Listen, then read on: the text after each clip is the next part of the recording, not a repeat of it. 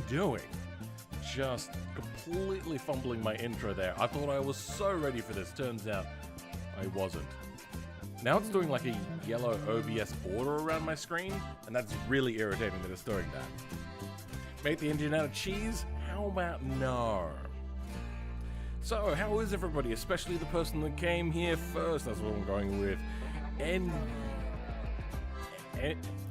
You. Enryu, I think is what your name is trying to be. How's that level of sound? Yeah, that's okay for sound, I think. Maybe the music is maybe a little bit too low. Audio low, voice up, please. How is my voice? Okay, you know what? Maybe I can turn my voice up just a smidge. And hopefully that's okay. Test, test? Okay, maybe I have to talk like right into the microphone. Does that make it clip at all? Yes, this is the third day in a row. I think I'm doing pretty well. I think I can do the 12 Days of Christmas like I was talking about. No clipping? Okay, good. Okay. Welcome, everybody. Let's lay out the game plan for today. Now, there's the one main mod that I'm going to make, which is going to be a lot of 3D modeling more than actually, you know, playing the game or anything. And that is going to be the dual... Sorry, not the dual overhead cam. The overhead valve setup. So, shouldn't actually be that hard. They look a little bit weird in real life, but it shouldn't be that hard to do. So, we'll take off this part of the mesh, which I believe is a separate part anyway. Then we will just make it bigger and put the bolts back in. These spark plugs will have to go in probably a different area. Maybe. And this exhaust will have to move up into the correct place. Same with the intake as well. Let's actually get a better look at these things, because I didn't really do the research I probably should have before this. Flathead OHV conversion. So, do they still use the normal intake manifold, or do they use a modified manifold? Nope, that manifold is clearly going into the head itself. As for the exhaust, so this is what a normal, oh, no, that is the modified head. And I'm seeing ports on the head. Okay, so we're going to have to move it up. That's not going to be the hardest thing in the world to do. I mean, this thing is modified to be able to fit the much newer, bigger Gavril V8s. But I think it's Gavril V8s, isn't it? Hold on, let me have a check. They still haven't fixed that bug. Let's go with something like this. Now, what engine is that? Yeah, it is Gavril. Which I find funny. Let me just bring something up. I think Gavril is meant to be analogous to Ford, right? If we have a look at the Gavril Grand Marshal, that looks like a Crown Vic. This, I don't actually know much about American cars, but I would say that that kind of looks like it could be reminiscent of an F-Series Ford. Then this one is meant to be something maybe more like a Mustang, but it kind of looks like other cars. I know it's a little bit hard to tell, because then trying to be very careful not to copy real-life things, because real-life car companies hate their cars being in BeamNG. They really, really hate it. Just have a look at, there was this whole controversy over Ford having cars crashing in BeamNG. Like, they had different vehicles crashing into it. And then people were going like, look how unsafe Ford is, not realizing that, one, it's a game, and two, it's whatever settings you set the car to be is how much it will or won't crumple. And Ford was like, you're ruining our brand with this video. Jesus Christ. How did the F1 go? The F1 went pretty well. I'll bring it out for you.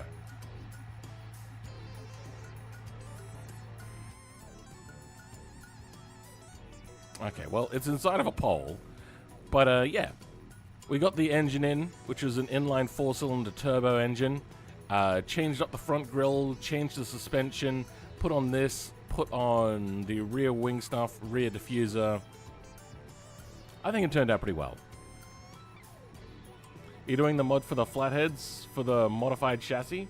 No. It is going to be for the, this version. So you can have the regular vehicle with the overhead valves. Now, I might cheat just a little bit. I'm thinking the engine block is going to be very similar to this engine block. I could just start by nabbing these cylinder heads, potentially. But then, when I look at it, they've got like a valley fill in here as well, so I'm not entirely sure if that will translate very well. And if anybody wasn't here for yesterday's stream, we went over and we had a look at the googly eyes and all of the secret hidden little details in there. Like the sleeping, the braking, the fact that the iris sizes change under different circumstances. It was really, really cool. Ford and Chevrolet, I would say, in my limited experience, it really feels only like Ford, to me. But then again, I don't really know much about old Chevrolet. Because Ford came to Australia, but Chevrolet came as Holden. Open the door on the F1. Let's have a look.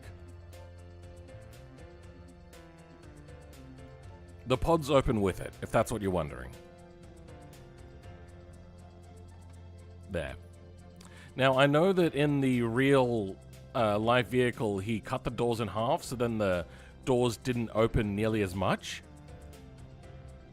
But I suppose there's a little bit of overstepping there.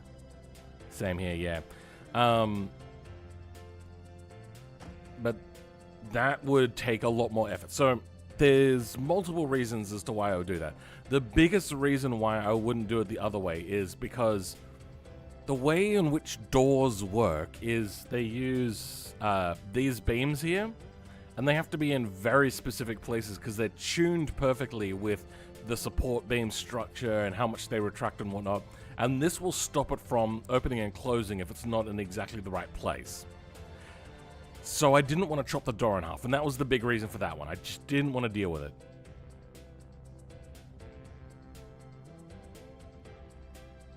Mate 18 ladder. I'm not sure what you're asking there. This is supposed to be a Model T, right? No, I believe this would be more closer to a Model A, right?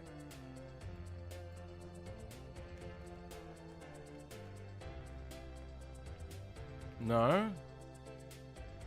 No, that's not right at all. Because this one's got like a flat vertical radiator and no grill. So what was the successor to the Model A? I actually don't know this one. I know that the A came after the T. There was a Model B. It looks like the B and the 18 are the same. This one went from 32 to 34. What a short run. Holy shit. And it's just called 1932 Ford. Okay, great. Okay, yeah, here's more what I would classify it like. The Model 40B.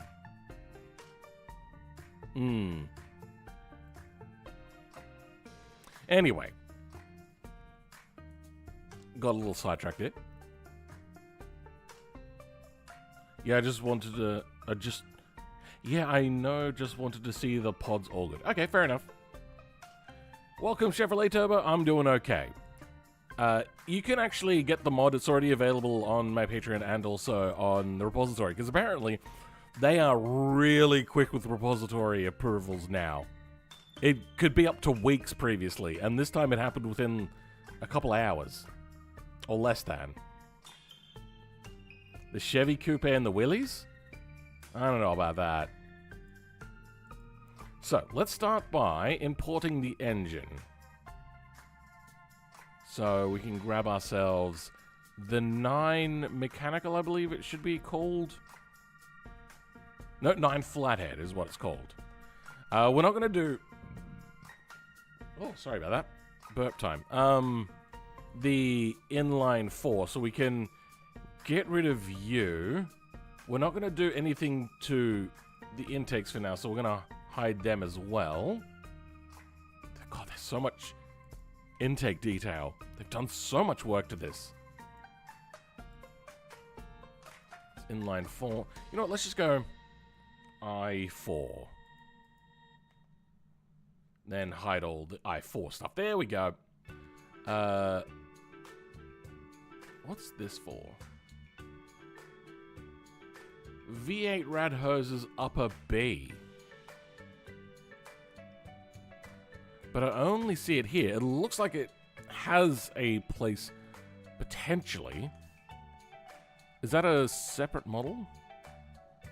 I see the little tongues. No, that is just the flathead.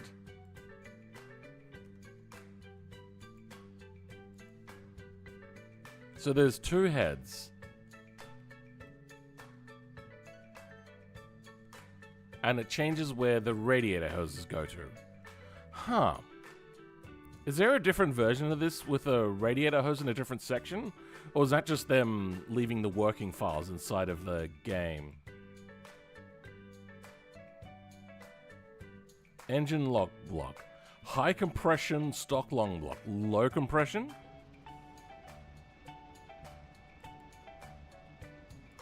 Performance? Okay. Performance moves it to the middle. Okay, nope. And then stage 2 performance is also here. Okay. Make a 12-liter inline 4 like the Renault 1906. I do plan to make something like that engine eventually. Not today, though.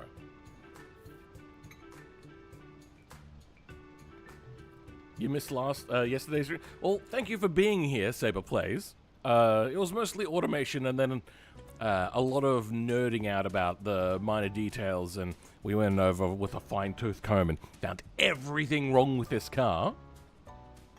Which, to be honest, there was only like a small handful of things.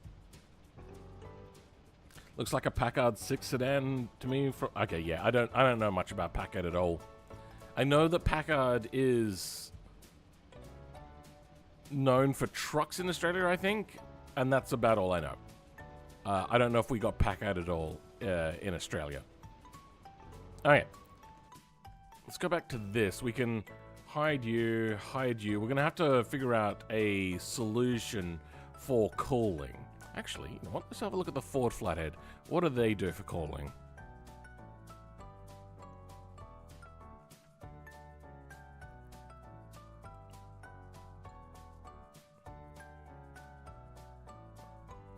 I'm not seeing any cooling coming out of the cylinder head by the looks of it. Could be very wrong though. Ford overhead valve conversion? That looks like a dual overhead cam conversion. Are they using a rod to go up and then to spin the camshafts? Because that has been done. The MG I'm working on, I'll just quickly do a little bit of a side note here again, talking about more of my things. If we have a look, I've animated it. This is how it connects the crankshaft to the camshaft. I thought that was really cool. That was their solution at the time. Oh, it's clipping. Okay, well that I'm going to have to fix. And that's what I think is happening here. And I think it goes into dual camshafts. So a dual overhead cam flathead? That'd be fucking cool. Don't ask me how, but this is the engine... Oh, sorry, the 8th time I've mistaken you for plain design channel. Maybe a similar...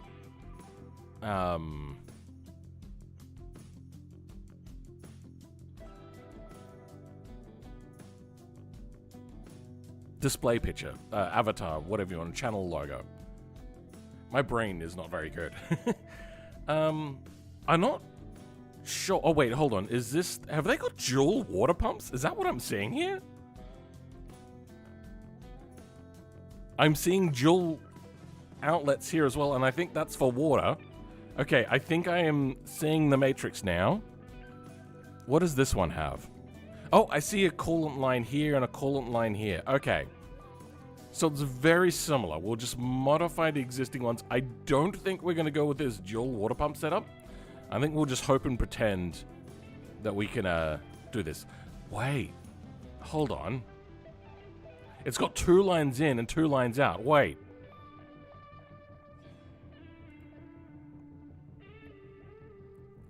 I see open holes here. I thought they were just tubes for whatever reason.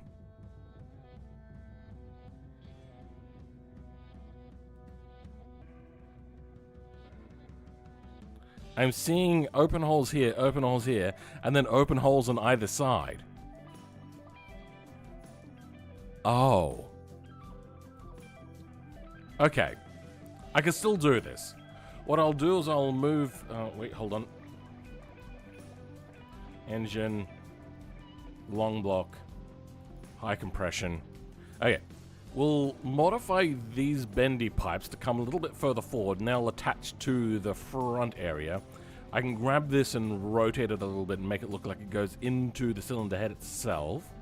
Let's go ahead and start working on the model, however. So, this I'm going to convert as well. I think I'm going to make a version of this where it will have a magneto instead of a modern style distributor. Let's also get rid of you.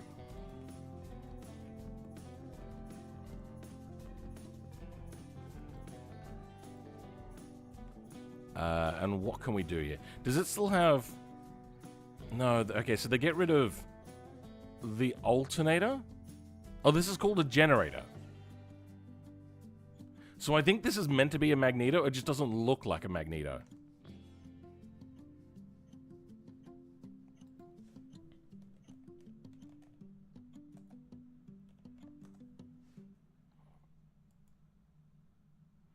What type of version are you doing now? I'm doing a thing. I'd love to see where these spark plugs go down to.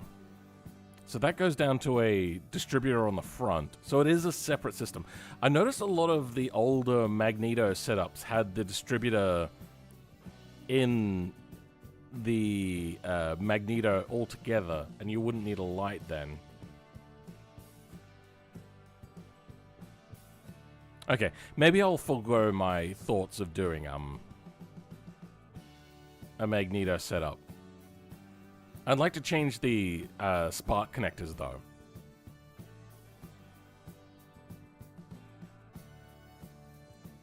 Hold on. Hold on. Hold the phone. Is that as high quality as it's gonna get? I'm trying to look at the connection type in this old picture, because that's going to give us a non-modified look at what it is.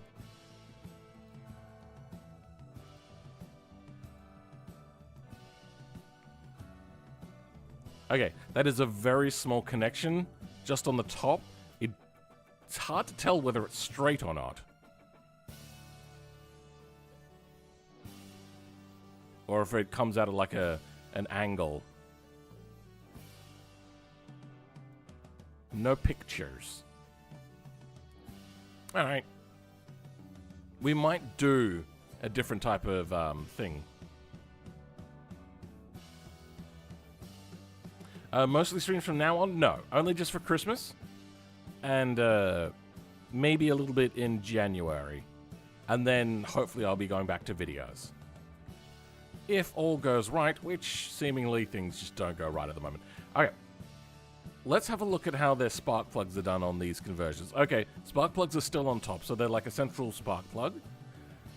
Let's go ahead, open up a new blender.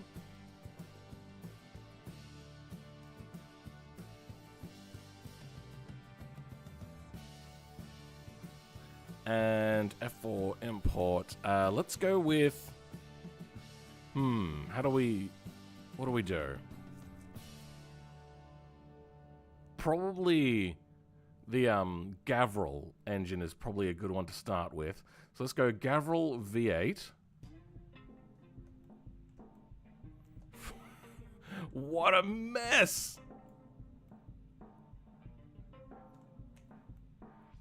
Oh my god, there's so much here.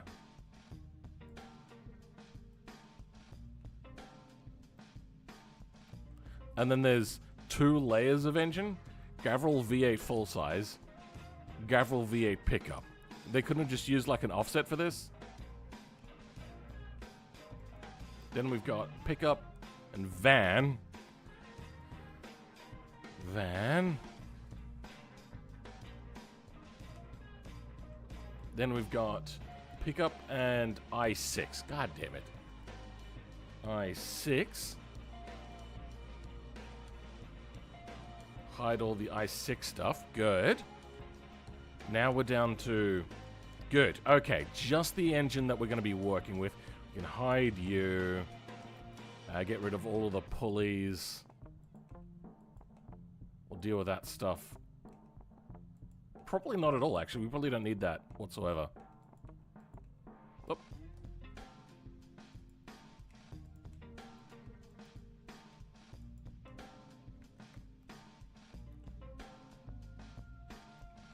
If we hide that, what else we got here? Okay, we got some pulleys.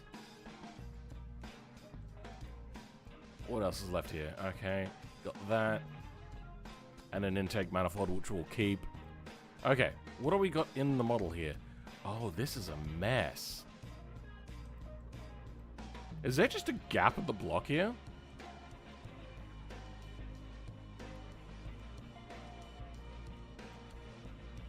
Well, that does give us easy access to just having a thing. I'm also noticing it's got a valve cover on the front, so that's not going to do what we want it to do.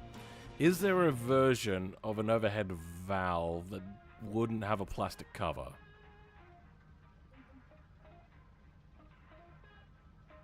Let's have a look at a Gavril Moon... a Bruckle Moonhawk, which is of the same branding and company and whatnot.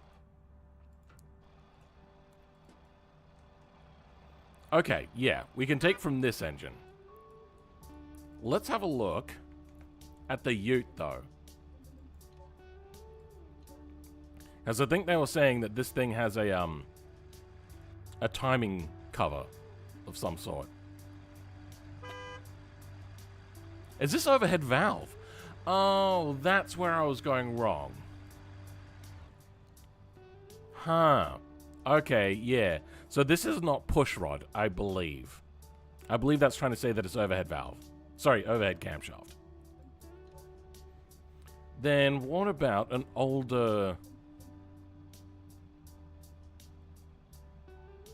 Gavril, like this one? This one probably wouldn't have overhead valve either. Oh, sorry, overhead cam either. Okay, yeah. Is that the same engine? Let's try to compare the pair. I do see that the line is very similar. Spark plug comes down here. Okay, that'll be a dead giveaway. Spark plug leads do not line up. Spark plug leads do line up.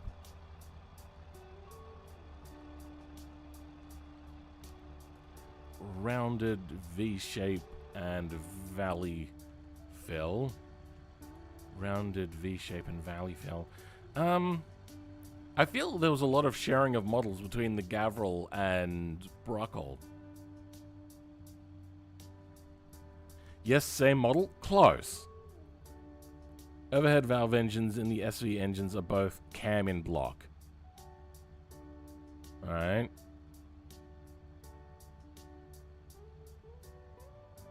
Welcome, cool guy. Overhead cams in the 90s pick up. They should have been sued into oblivion. Modular Ford engines, I rest my case. Fair enough. Just now I realize I don't really pay attention to the American V8s because they're not particularly great in this game.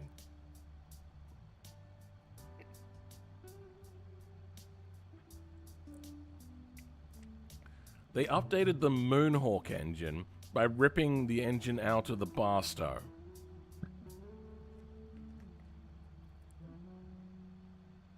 Moonhawk out of the Barstow. Okay. Because I thought I remember a long time ago having a look at how the engines were put together 3D model-wise, And I thought that there was a major difference. Am I misremembering that? Or maybe it was the type of supercharger I was looking at. I can't remember. What am I making? I'm making an overhead valve mod. I did a lot of modding to the Moonhawk. You may look into the Burnside if you want another option. I mean, I suppose we can have a look at the Burnside.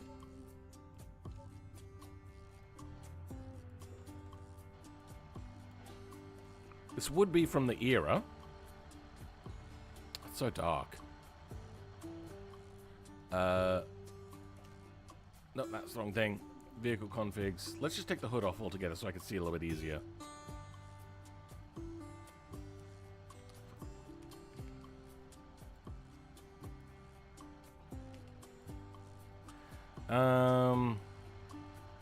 This is not going to be a good model to grab from. Because it's all kind of melded in together. It also looks like this might have been an overhead conversion from a flathead, with the way it almost looks like it's going into the block itself. I feel that this engine is, is out of date.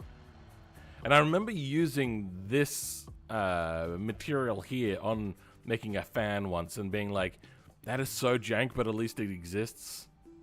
But now that I look at it again, years later, that's pretty bad. That's pretty horrible. I don't like that. So no Barster. Sorry. Burnside. We'll grab from one of these.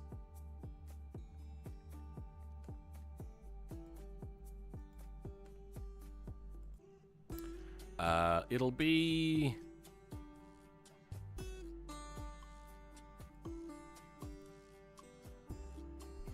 not Gavril V8. We'll go with the Barstow just because I was in the right area for it.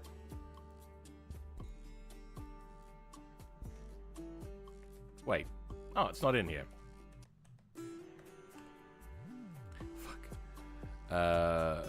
Not Bastion, Barstow engines. There we go. Okay.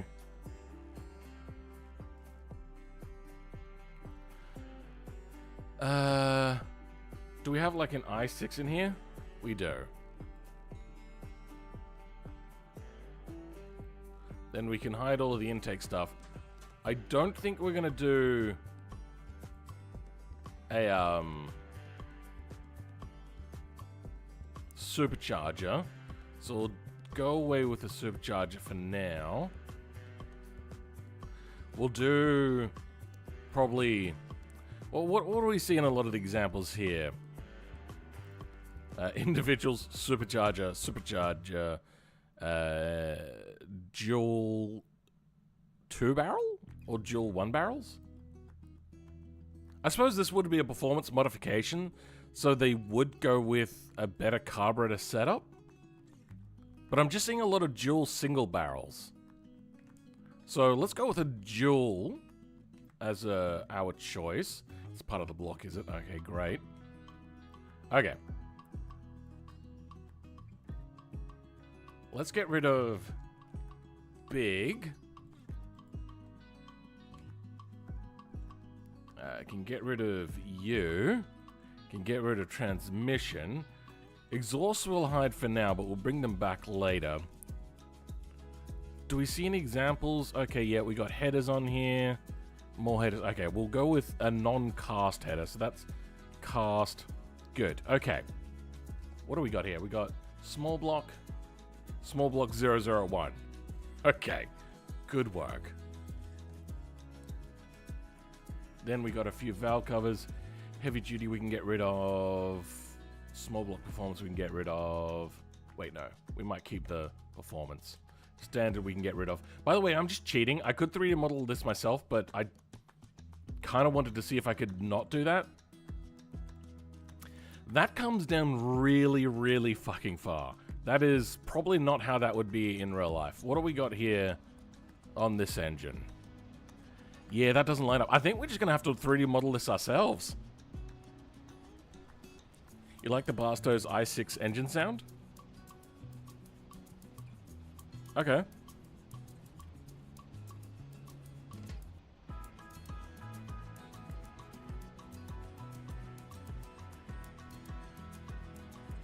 Made a monster truck mod? I think I did that a long time ago.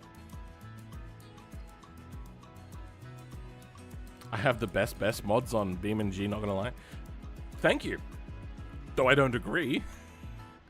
I think I've made some really cool mods and some cool ideas, but I don't know about that.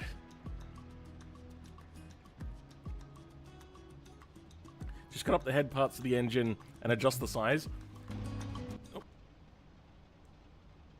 Unfortunately, it doesn't quite work like that. Oh, wait, no, there's the headline here. Hey, thank you for the $2, Cork. I don't lie for real, for real.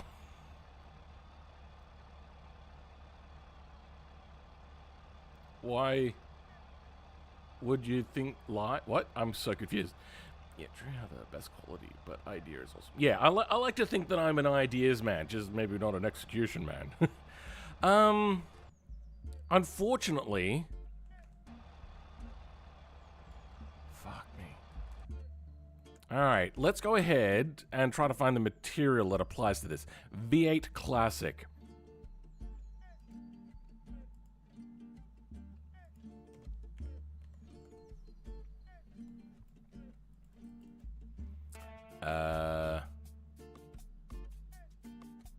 It'll be under here somewhere. I remember seeing this many a times. Not Gavril V8.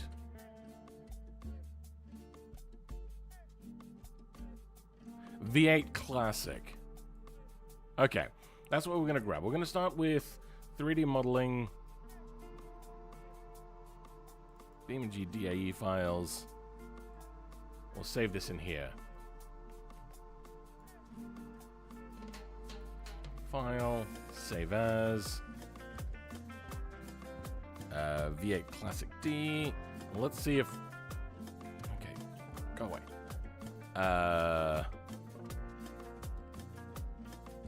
Image texture. Where do I find that?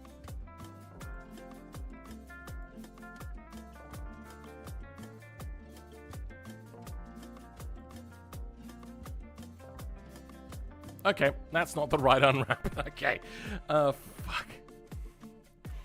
Damn it. They pulled a bait and switch with using old files still left in here.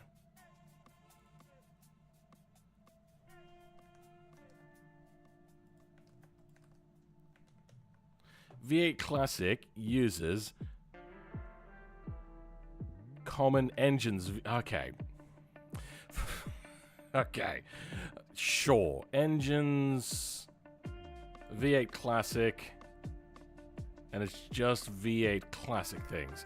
So grab those two.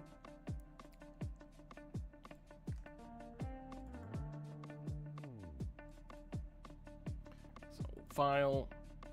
Save as. PNG. In here.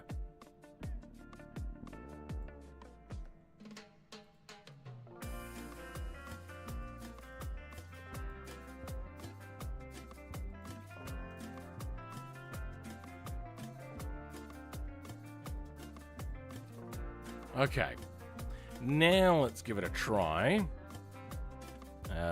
Open image.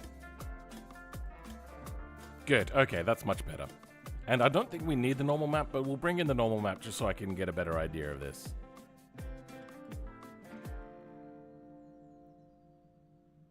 Where's image?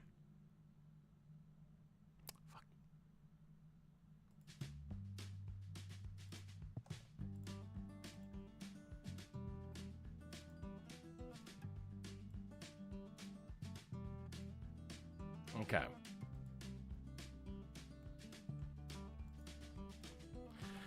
That's what we're looking at. So I can cut surgically a line through here.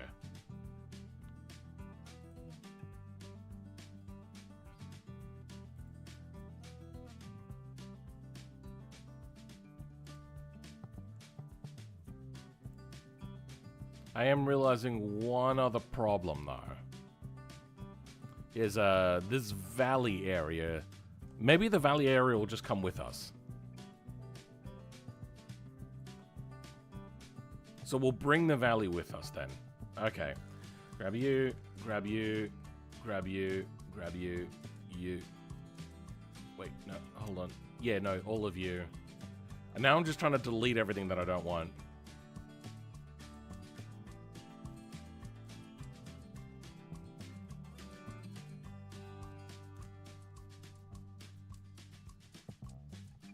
Don't want you either. Okay. Damn it, there's still more in here.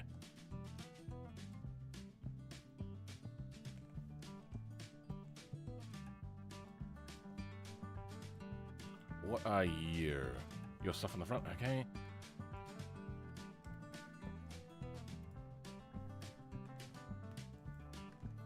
Okay. Is this a good enough of a life hack? Is this gonna work? If we go to here...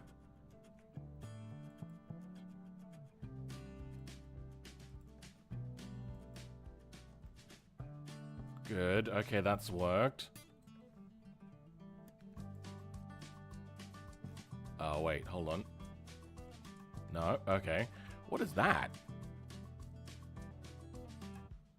Just a weird random face in here? Not sure what that's meant to be, but I don't want to disrupt anything, so we'll leave it for now. Oh.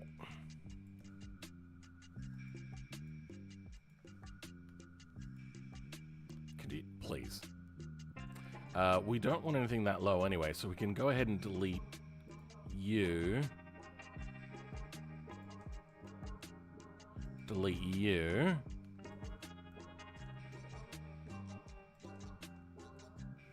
Do we want you at all? Oh no, we don't want you at all.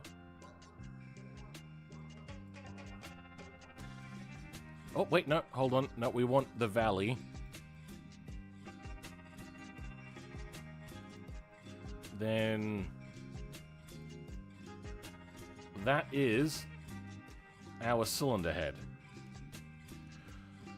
Okay, we'll also grab the valve cover, but we'll deal with that in a minute.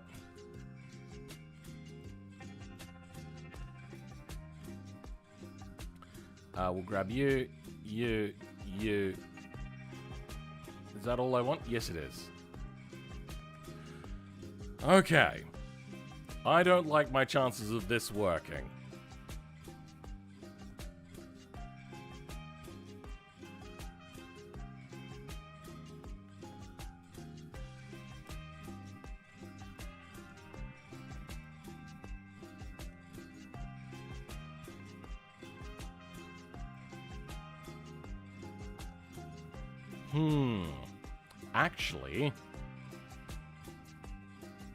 Actually.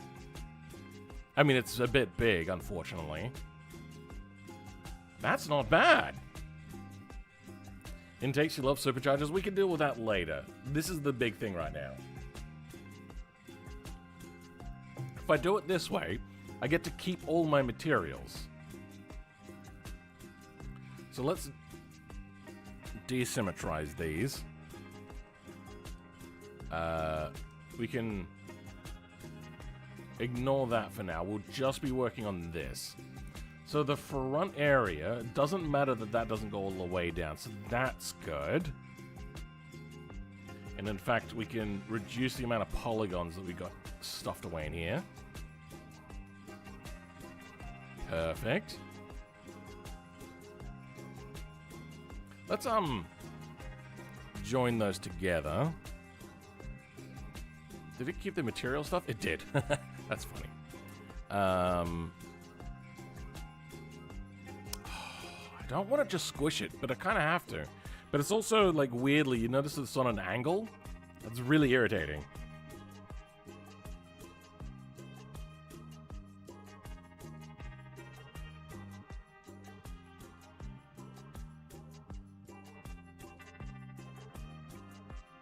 Fits better than you expected? Fits better than I expected as well.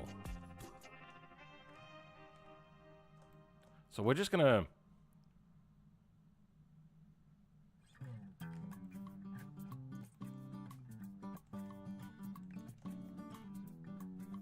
That's pretty good.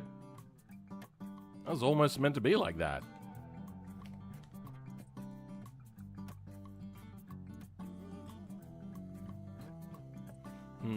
The back is where this is going to get a little tricky. So here's my dilemma with moving, or like squishing the head size. If we go to materials and we hide this quickly, these ports are going to become oddly shaped. But I suppose it doesn't matter, because we're going to change the headers as well.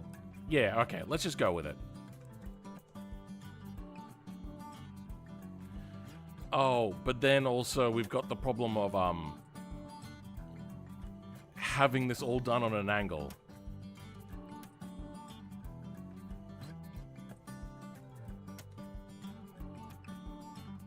Wait, we're getting UV mapping problems now. Damn it, I hate that it moves that. Wait, hold on, can I do that and then edge slide?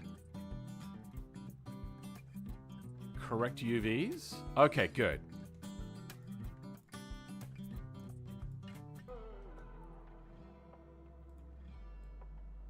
Now these I can't work like that. It just doesn't go. What do I want this to be? I want it to be like here.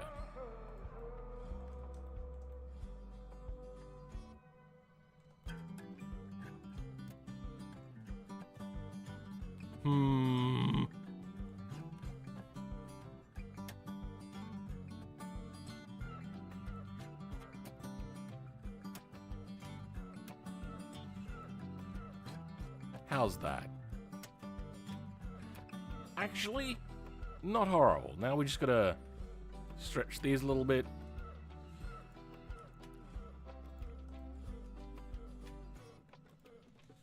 Try to make them even. There we go. I posted a picture that may help for modeling a flathead if that's what you're going for. Want that too. I-head overhead valves are still being made to this day. Are you talking about overhead valve conversions? Okay. Well, I'm not doing that today. That's a little bit extra work. Wait, I just realized I probably shouldn't have merged these together before doing the UV map stuff. God damn it!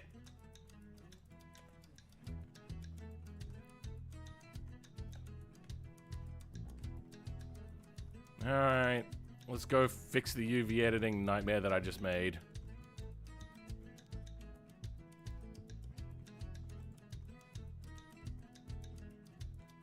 Yep, there we go.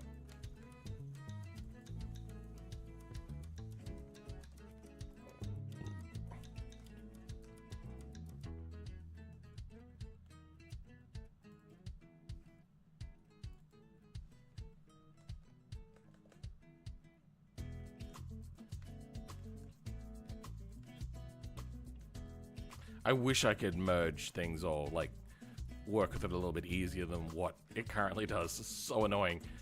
Okay, that is that. Next up is to move these into place.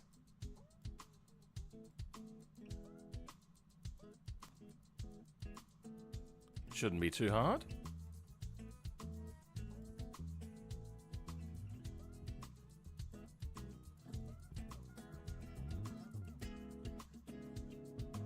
What was the alignment here? Okay, good. Where does it come out, though? It wants to come out much lower, huh? I suppose I could get this to come down and match up to this, but I'd have to, like, do some merging and stuff. Slept in this morning, so I missed an hour. That's fine, Axeman GT. I slept in as well. I've been sleeping in a lot recently, over the last 2 days now.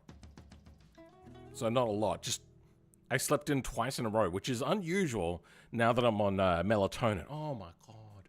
I have always struggled with sleeping. Now, I'm not saying rush out and get melatonin, because you do have to be a little bit cautious with it, because it's not fully tested yet, so talk to your doctor and whatnot. But I have always struggled with sleeping. But I found out that that's a thing that is very common amongst people with ADD. And I asked for and got melatonin. And oh my god, melatonin is so good. Flathead V10 would be sick.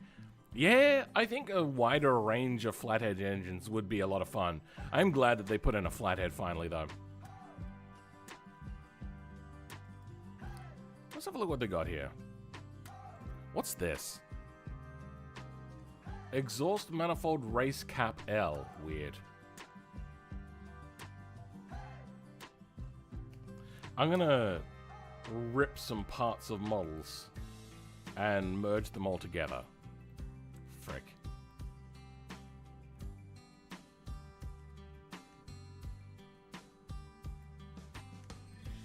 Damn it, they're all connected. You know what, we'll grab this one.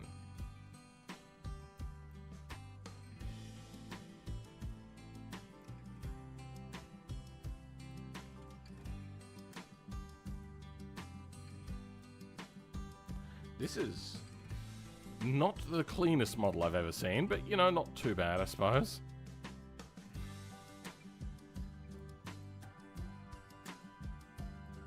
No, this is okay.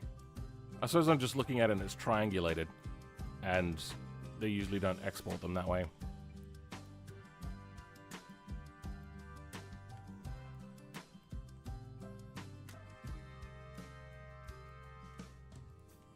Now, this one does not come with this sort of stuff, so we're going to put it in place.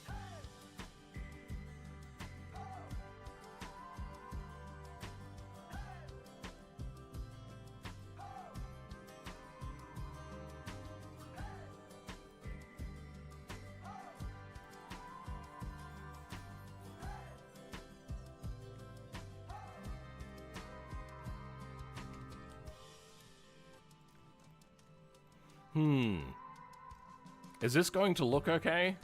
Probably not. Am I going to too much effort? Probably.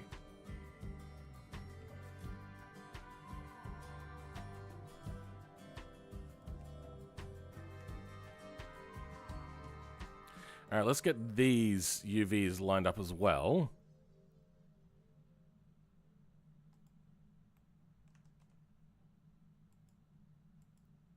It actually has 2 unique maps.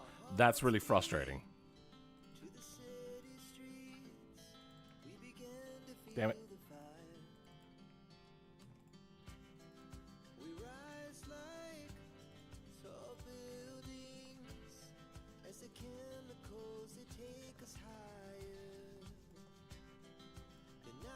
Okay.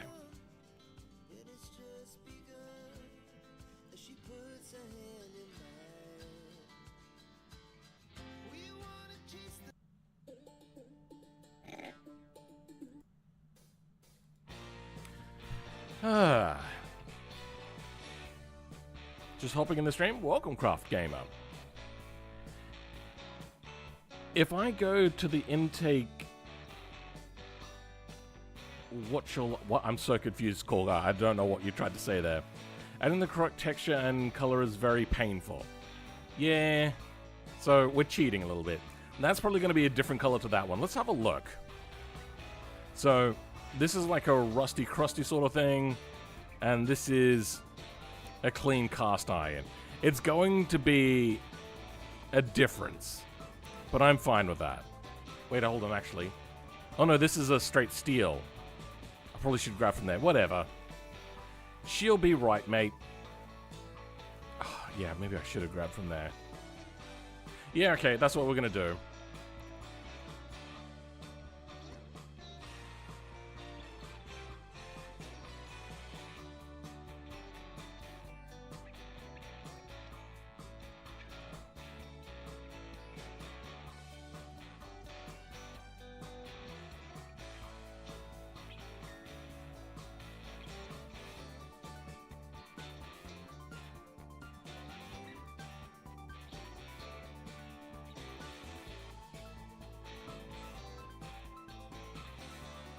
This has so many more polygons than the last one. Is that all good?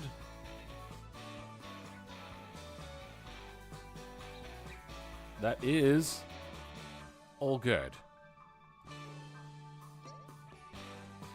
Okay, well, we are going to clean up the backside of this. I don't like the fact it has backside faces when it doesn't need it.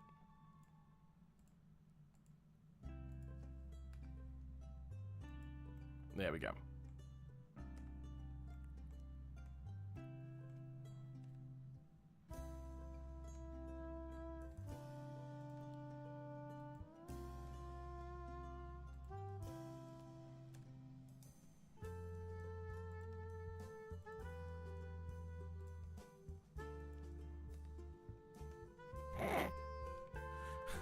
This has gone poorly. This has not gone the way I was hoping it would. There we go. Oh, this is atrocious. Oh, I've ruined everything. I fucked it.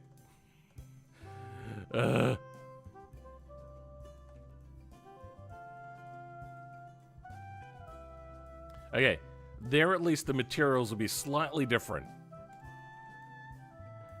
Now, there's a possibility you don't like what I've done, and you can go screw yourself.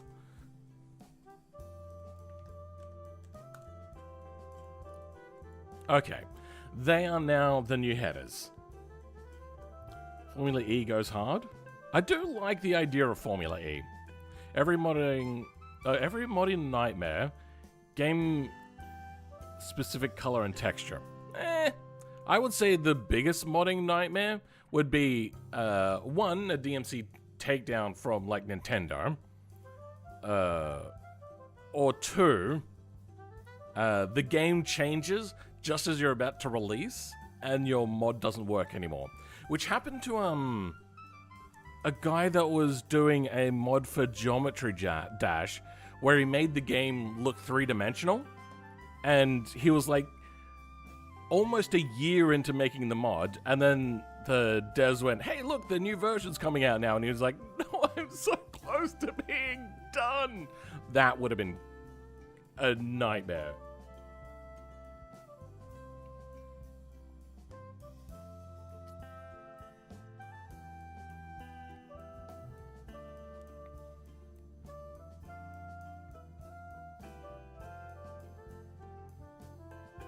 I'm not sure what you're saying, Call Guy. That is a hell of a message.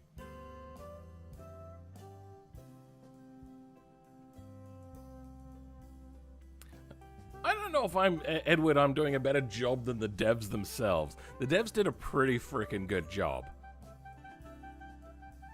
And I am lazily slapping something together. Now, I'm going to do what's really super dodge. And is a big misnomer. I'm just going to stretch everything out to get it to line up to here. The materials are going to look horrible. I'm about to do an atrocity. This is going to look so bad. Is this Nefix? It's Nefix.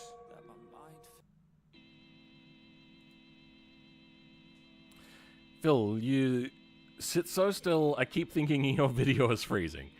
Yeah, I tend to not move a lot. Some may say that I'm getting fat because of it.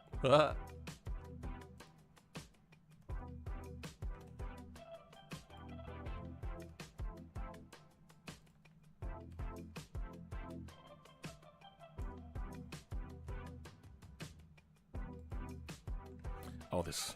Oh, no! Oh, no! What? Okay, there we go. Let's try that again.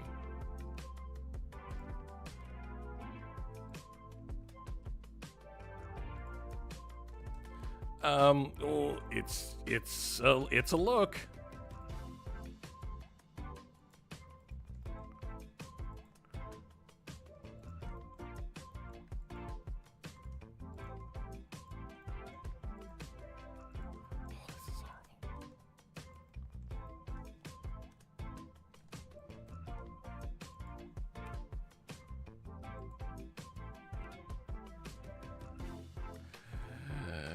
This is terrible. This material is gonna look so bad. I might have to redo this entirely. Just completely get rid of it and try again. But for now, it'll work.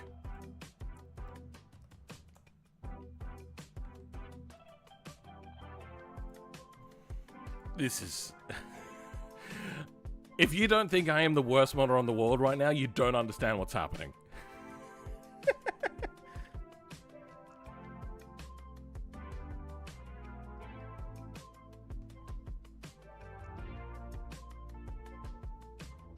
I don't think Mighty is in here, Tia Miller.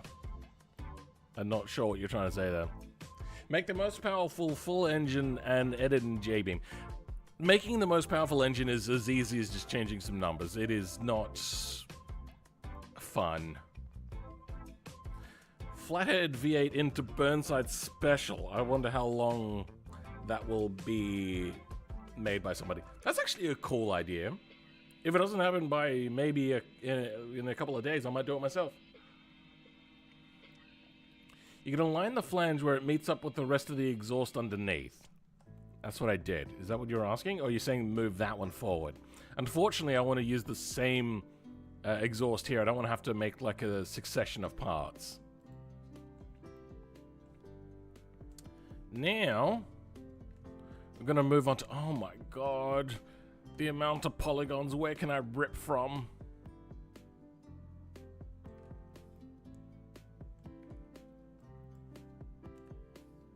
Okay, let's start around here. Start with, we're just going to move it into place.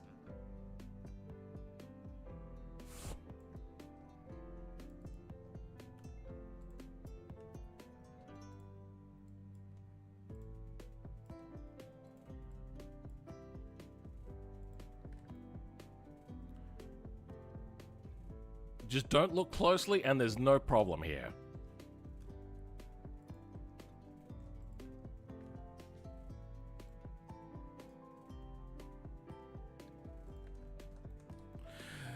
Okay.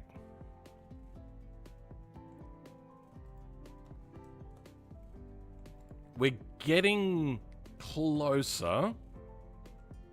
Now let's do this side, which is going to be a lot worse. It's going to be so much worse. I don't even want to do it. It's going to be so bad.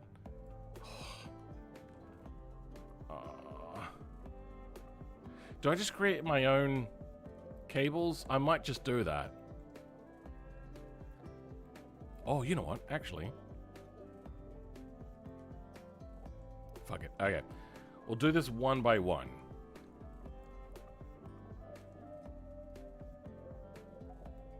How do I do this? Okay, we'll go from there.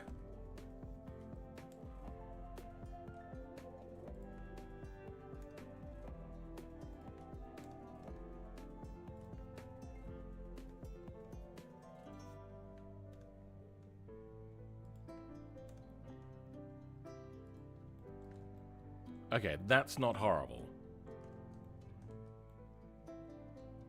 Next is you. And then that's a pretty big jump. Good. Okay. This one we could cheat a little bit easier.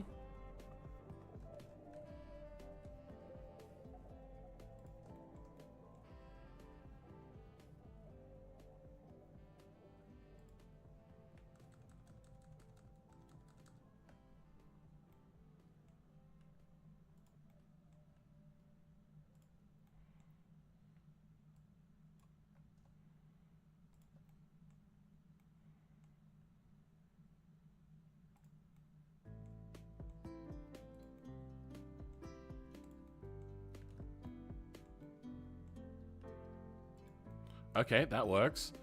Does clip into the manifold, but you know what? We'll be fine. Let's grab the next one.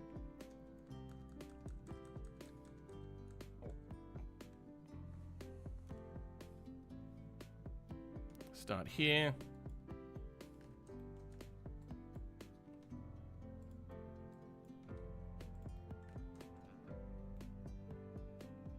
Oh.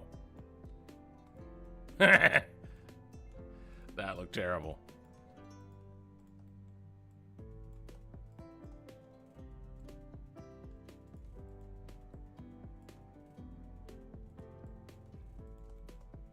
Now these are a fairly uniform color, so I'm not too concerned with them looking stretched like I was the exhaust.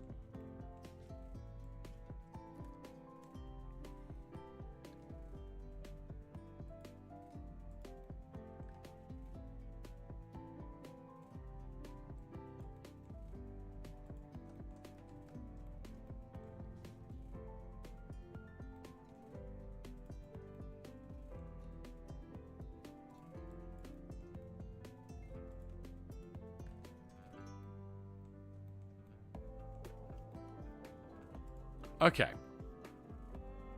We're happy with that. They kind of have a similar thing on these engines. You can see the spark plug tops are like way up there. They look like they plug into the valve cover and then go much deeper. But I'm lazy, so that's what we're doing. Tries modding for the first time. Also me does it on a game with crash physics and complex. This is fine. I think my first modding was like way back in the day, and they had modding tools for it. It was Red Alert. They had maps that you like a map making tool, and I used to do that and share that with my friends.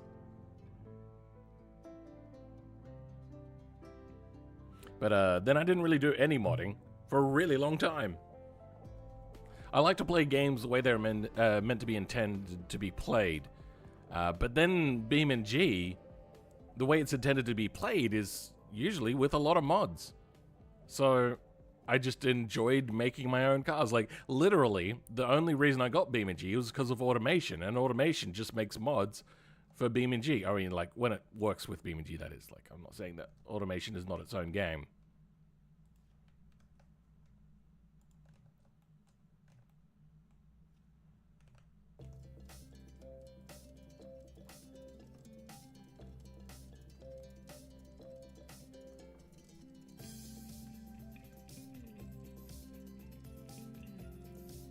Yeah, this one also doesn't line up.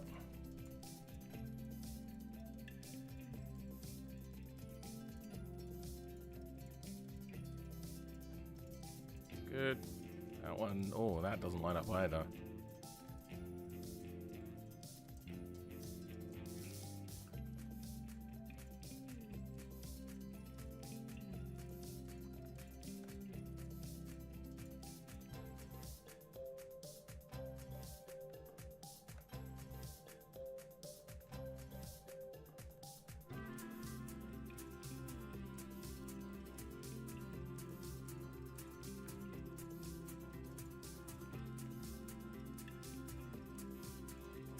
Everything else here looks fine enough.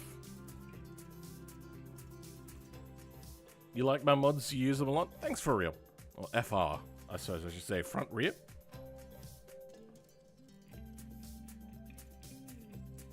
Tasty Cola? I haven't done a Tasty Cola mod. I don't know where that came from.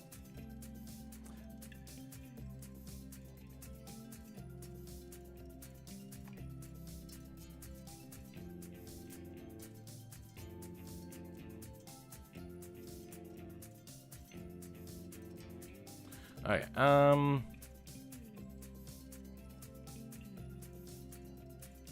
next is the intake. Let's just hide the intake for now. What do we got in here? No, we're not going to use their intakes.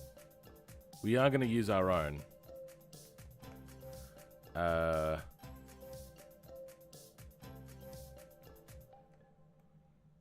This is going to be tricky, because I remember the model being particularly shit. Just gonna be honest here.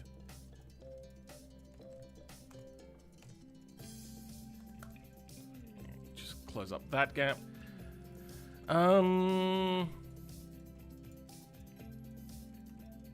Let's grab everything except the top, because the rest of the scale doesn't particularly matter.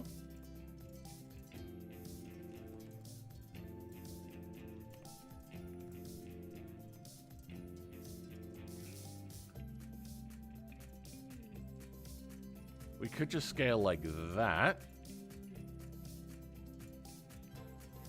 Actually, yeah, that's not so bad. We'll have to close up the bottom valley section there,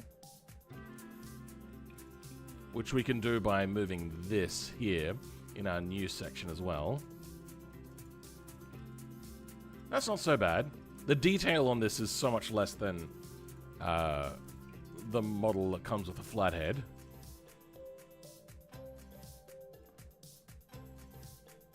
Okay, yep, that works. What we want to do now is move this.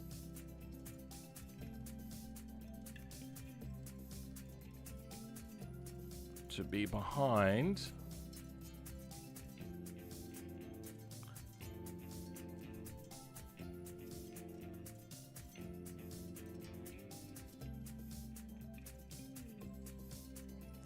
There's some noises happening outside. For a second there, I thought it was somebody at the front door. I was like, what? Shouldn't be anybody here. Okay, that's not so bad. Let's move this down. There we go. Oh. There. Alright, that is that filled in. This is all good. Unfortunately, the magneto gets in the way. How do we deal with that? Yeah, Santiago had the same idea as me. Does this JBeam Blender plugin still work in 4.3.1? As far as I'm aware, it works for me. It just, sometimes it's a bit tricky. We might have to go a different type of intake. I'm pressing all the wrong buttons.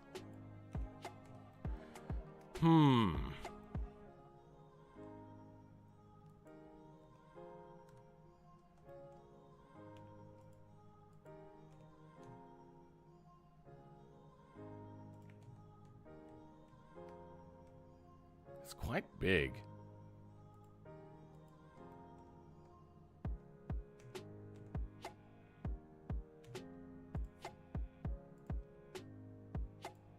There. Smaller carburetors. Fits just. Now this doesn't need to be quite so big.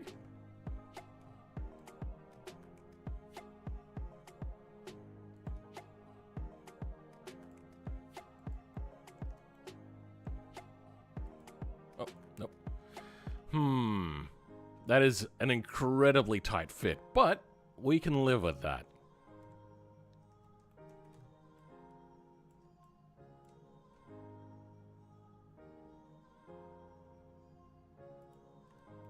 Okay, yep, that works. My favorite mod is the Hopper mod, aka Hot Toys. I did like that one a lot. That one was quite a fun one. Unfortunately, the suspension sucked, though. 78 minutes ago? What are we talking about? When I went live? Yeah, that's right. Are we done?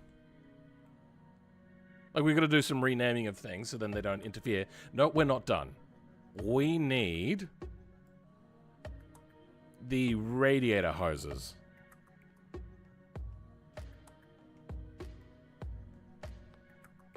Fuck, that's a lot.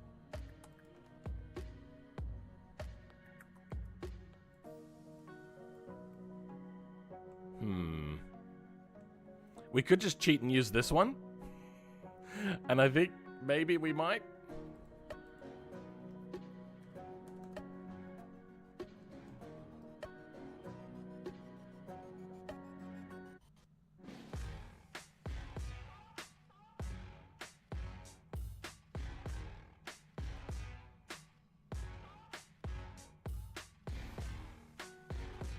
Fuck.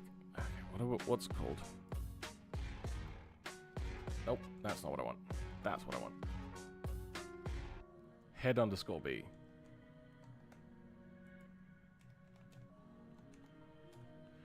There we go.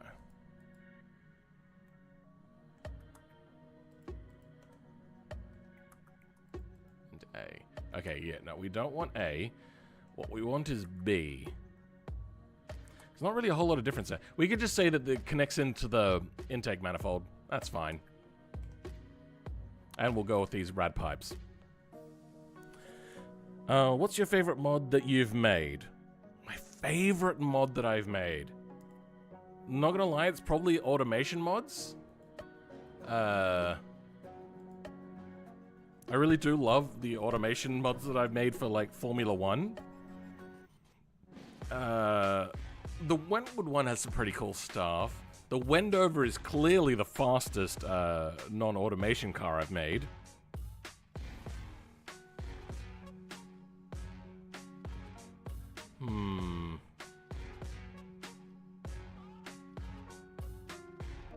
I thought that this one was really fun. The experimental fan car was a disappointment, but could have been so fucking cool if it had worked. You know what? The Scintilla transformation mod was pretty sick. That, and probably the convertible mod. Oh, I love the cycle carts, though. Out of the Group 5s, the Moonhawk is probably my favorite, by a long shot. Like, I like the other ones, but that one is just really cool. The Active Wing was a lot of fun to see that finally working for the first time.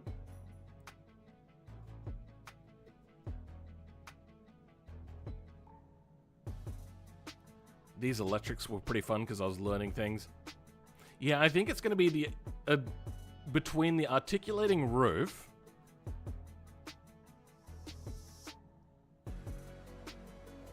and probably the active, even though I didn't get this to work quite the way that I wanted it to, but now I know how to do it better. The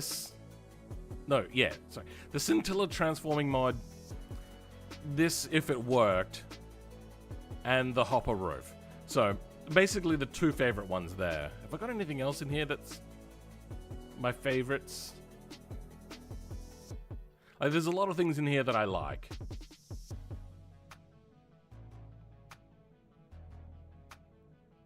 The Burnside were like some really big breakouts for me. Those ones did very well. The Napier Railton is really fucking cool. Not the automation one. Like, I like the automation one, but the real one was pretty cool. Piccolino V. Chaparral 1J was probably my favorite automation one because it was just weird. Inline 8 was so much fun. God, there's so many things in here that I just love. Like, I made these things because I loved the idea in my head. And then I made them. So, yeah, I love most of my mods. Because I thought of them and went, hey, that's the thing I want to see. Those DAO files, I never heard about them. Somewhat Blender modeling noob. Oh, okay. Probably look at Blender modeling if you're struggling with modeling. The DAE files are the 3D models for BeamNG. The Tyrell P34 was pretty awesome. It was so much harder than what it should have been for me because I didn't really fully know what I was doing at the time, and I learned a lot while doing the dual axle front wheels.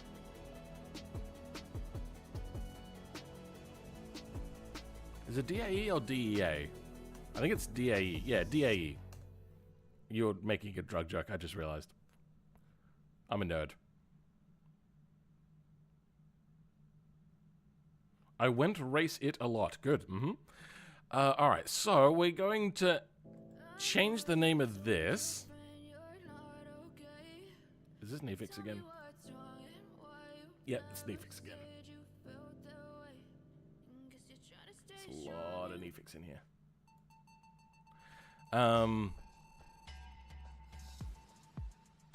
Let's move this into its own thing.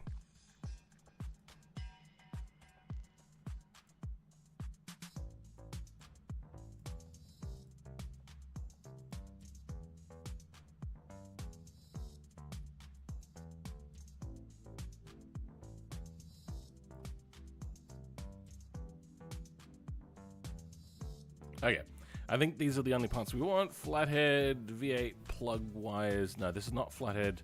This is HV plug wires. Just to make sure, I'm going to put an F on the end there for Filament 86 because I get the feeling that they might make an overhead valve thing themselves at some point. I'll probably do a better job than me. What's this? Flathead V8 generator B pulley. What?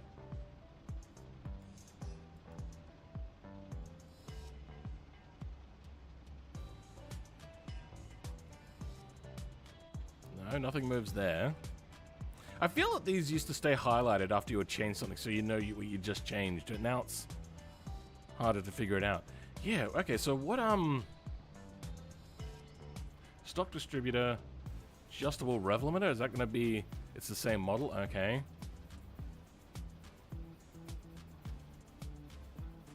Okay, so it's for, oh, okay, you know what, it's probably that. Unfortunately, that just gets in the way, though.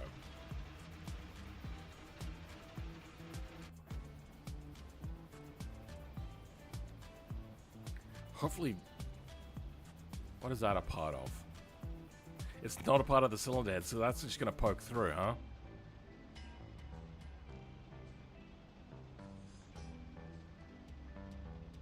Damn it. This model is going to be in our cylinder head, I think. Fuck. Whatever. Alright, let's go through Control F2.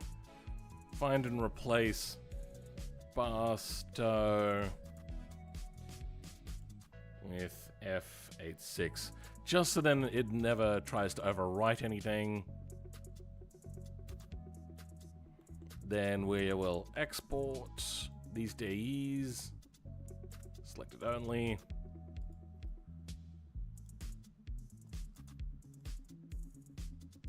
New mod. Wait, no, what? We're not actually going to make a new mod. We're going to put it in the same mod as last time, and then we'll update the mod.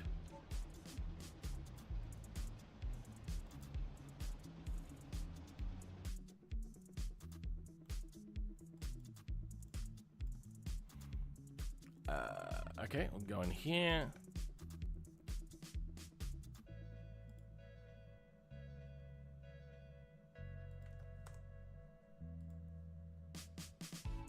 No, that's not what we want to do. Overhead valve parts. Selected only. Good. Wait, I didn't apply the mirrors. Look at those material stretches. Oh, it's so bad.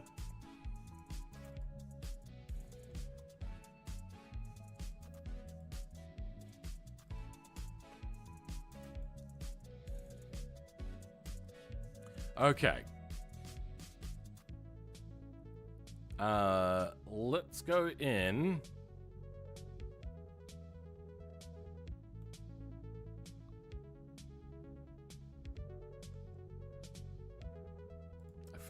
I fucked everything. There we go. Okay. File. Open recent. Perfect. Still there. Let's grab the 9 engine.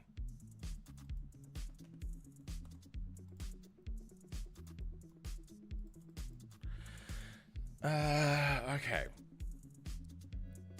Engine. Flathead.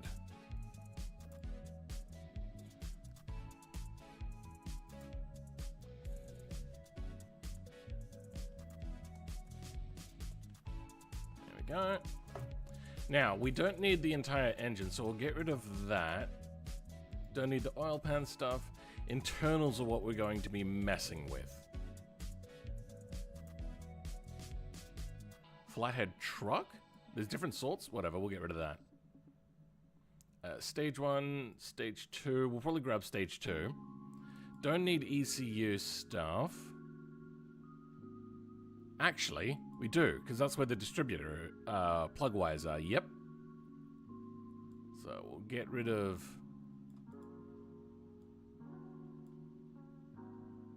We'll get rid of the stock one. Intake. Flathead, we're going to want that. Oh my god, there's so many subcategories here.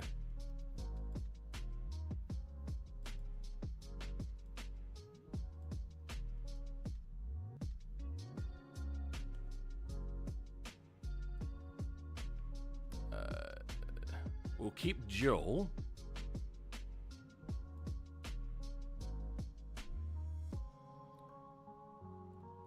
Don't need air filter. Triple. Don't need triple.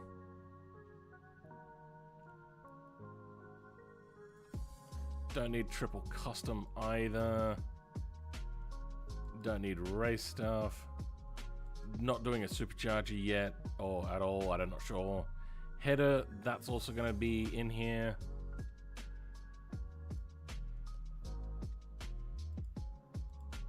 Let's just shrink everything. There's so much here, oh my god. Okay, radiator fan, don't need. Radiator, don't need. Race caps? What are race caps? Header caps.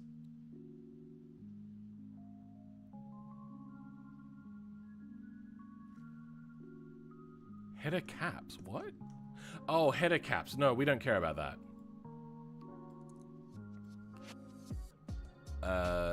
Tubular is what we're going to go with. Okay, so is this...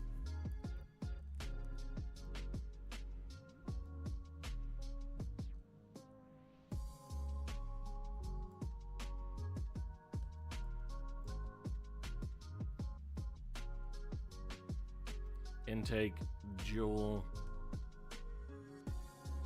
header, flathead, header, tubular. Okay. These are the things we want, right?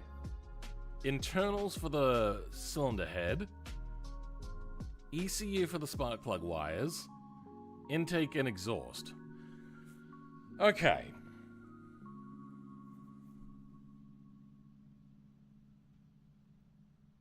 What? I'm not sure what you're pasting in there. Two favorite cars in BeamNG. Yes, I could go play BP Sunburst and the D series. You like the Sunburst and the D series? If we're talking about base game favorite cars, this thing by far is out there. Then probably the Miramar feels very good in this game to control. And maybe the ETK I series. BeamNG doesn't feel really good with newer cars, so we're just going to ignore those, in my opinion. And I love the Autobello, and how just a terrible the Autobello is. It just feels so good. Yours is the Legrand D-Series? Pessima? Wow, there's a lot of hot takes in there. Like the D-Series? How is the D-Series anybody's favorite? Okay, so we're going to change this to OHV conversion.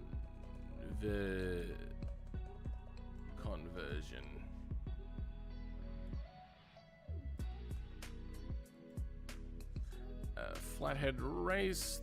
This is the ECU. Going to go to the conversion.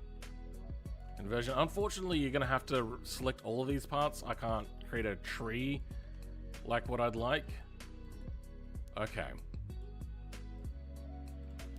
And just so they know who to blame for this, we're going to remove their name off of this so they don't get in trouble.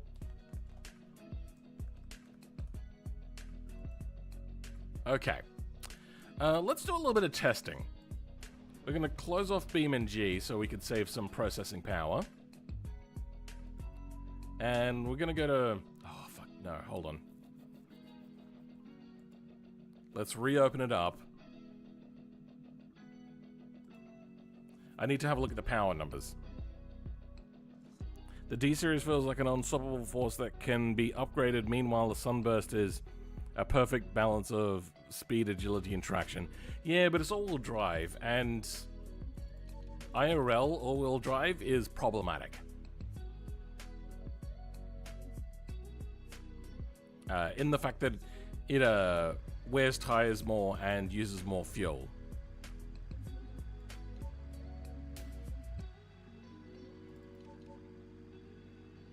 Alright, let's grab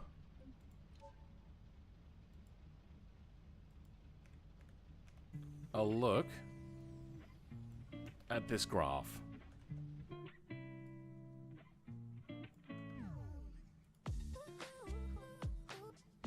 Okay, that should be all we need. And low compression for these would be like a 5.5 to 1, and a high compression would probably be like a 6.5 to 1. Let's check that out. Nope, that's not what I wanted.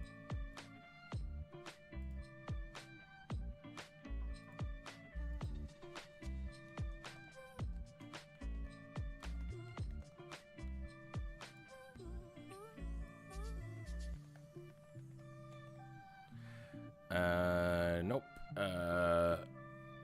5.5 to 1 is a low compression. 6.2, 7.5.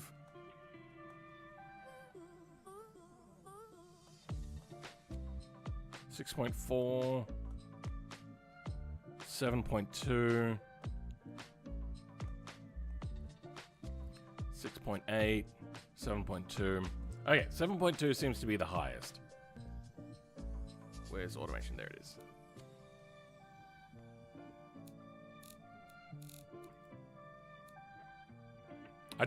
I want to gauge an idea of what to expect here. I suppose we could actually just have a look at their details, like what the power changes are. Power up to 125 horsepower. From 110. Okay, yeah, we don't actually need to do automation, but I want to do it anyway. V8. What is the size of the engine again? 232 cubic inch.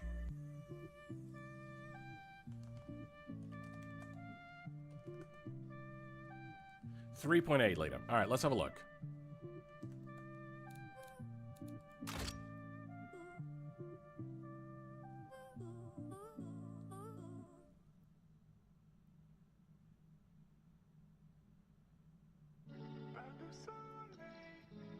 Okay, there we go. Push rod, cast iron. We're just going to do a very basic.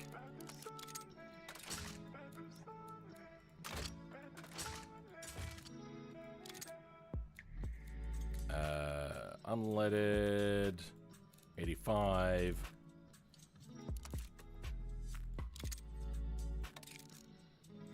Something like that. Okay.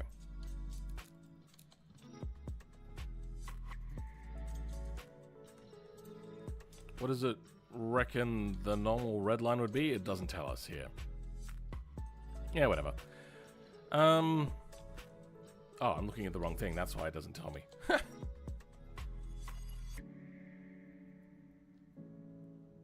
Max RPM, 4,500. Okay. Down to 6.5.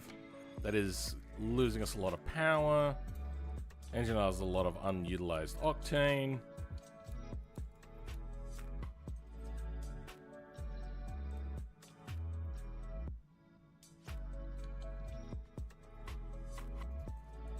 That's a lot of torque. Okay, no, the torque goes up to about 230. So it's not a lot of torque, it's just an okay amount of torque.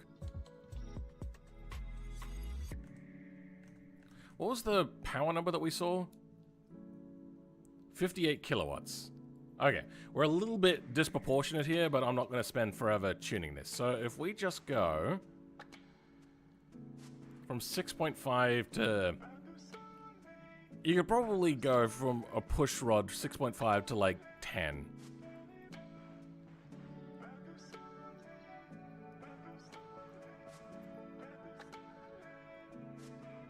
Then we'll put in a higher octane fuel, like a 91.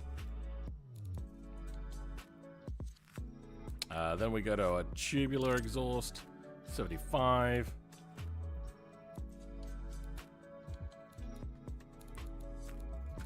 Twin 4-barrel, 108. Okay. We're going to add about 50 kilowatts to this thing in total. That sound good? That's about 1.3 times that. About 65 horsepower. Yay. Okay, we're only pixel fucking right now. Okay, bigger exhaust get us a little bit more. And we did go a smaller carburetor, so that tracks. And we went to like a performance intake as well. 136, oh god.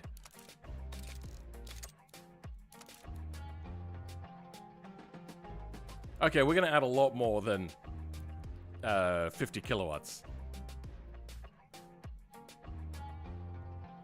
My brain isn't working with math right now. So we went from what, about 60?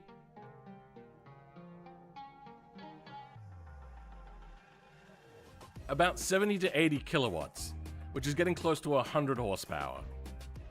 Which is about 100 horsepower. American lawn power motor? Bet that engine can run on vegetable oil? Isn't it diesels that do that? I don't think you would be able to get that out of this engine. RPM limit is 12,000. What? Okay, so... that's a lot of power we're giving this thing. Performance internals. You know, that actually does feel about right. If we go from 60 to 130.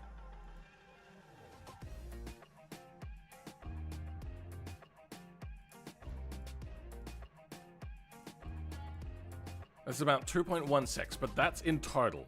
We're at 1.4 now.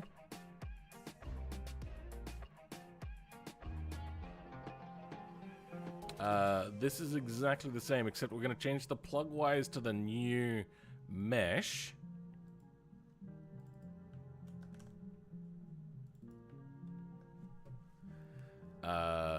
This will be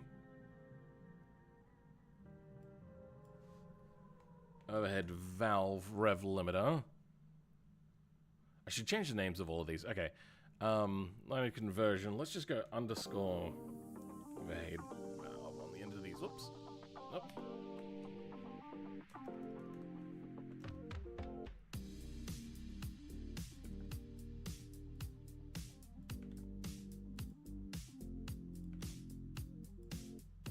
Okay, then we'll change all of the names here to overhead valve, long block, race cam, high compression heads, big valves. Sure. Overhead valve rev limiter, twin stage barrel, twin single barrel. So this is going to be twin 4-barrel carburetors.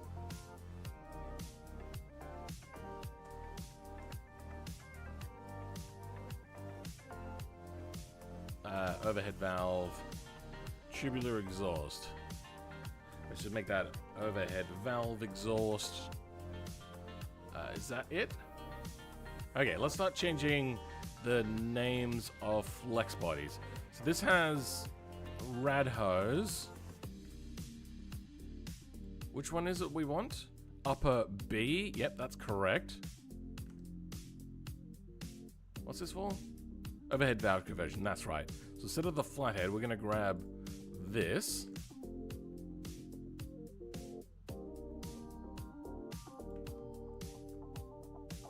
Then with the ECU, we did that flex body change already. Intake is now U. Don't need slots here for that. Flex bodies.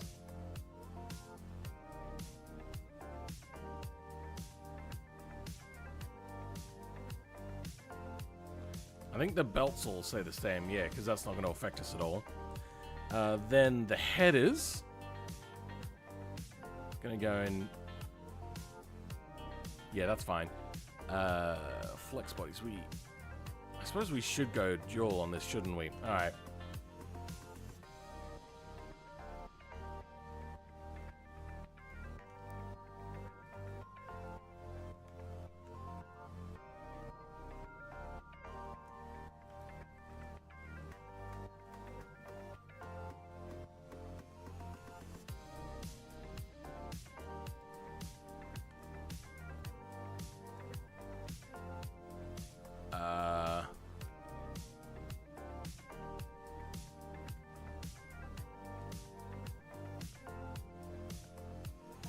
There we go.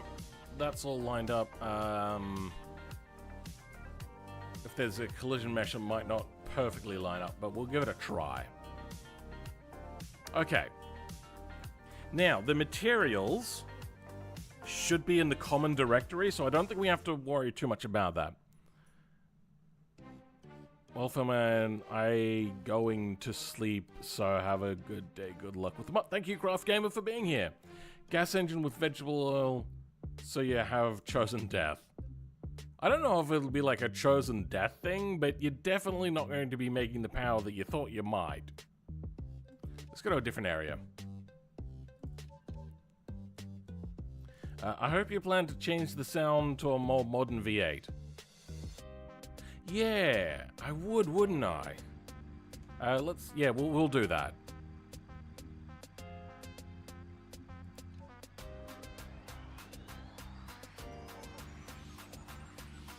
Okay. Ah!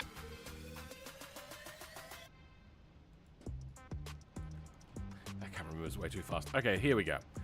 Let's start the conversion now. Engine, engine management, overhead valve, rev limiter. Good. High compression heads now becomes overhead valve long block. And moment of truth? I didn't realize this clipped here, so we'll have to fix that. Now, I suppose you could still use these, but it's not really going to do anything. Cast becomes overhead valve exhaust manifold. It looks terrible, but you know what? It's fine. And then intake, we could leave it as is, but we're not going to. Intake is now twin overhead valve, 4-barrel carburetors. What's this extra stuff? Oh. Where's the intake? Belt carb A and B and fuel pump? What's the fuel pump? Is that the fuel? That is the fuel pump. You know what? The fuel pump can stay.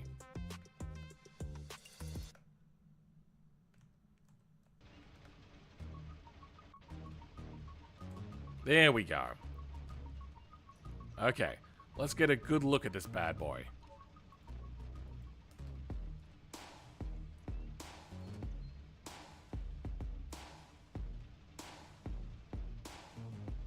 Nice. That, not as bad as I thought it was going to be. That was actually relatively easy. I mean, we got some of the old, like, shitty, janky material. This material is stretched. You can look away if you don't like the look of it. The fuel pump is standing up. Oh, that is a problem, isn't it? Okay, you know what? We can fix this.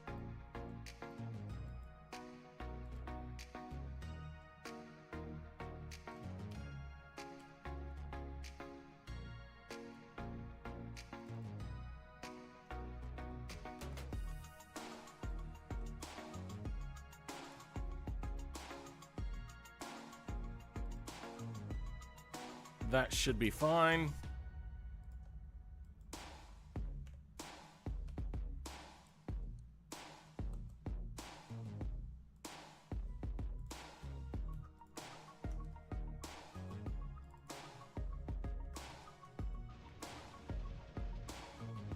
There we go. Not perfect.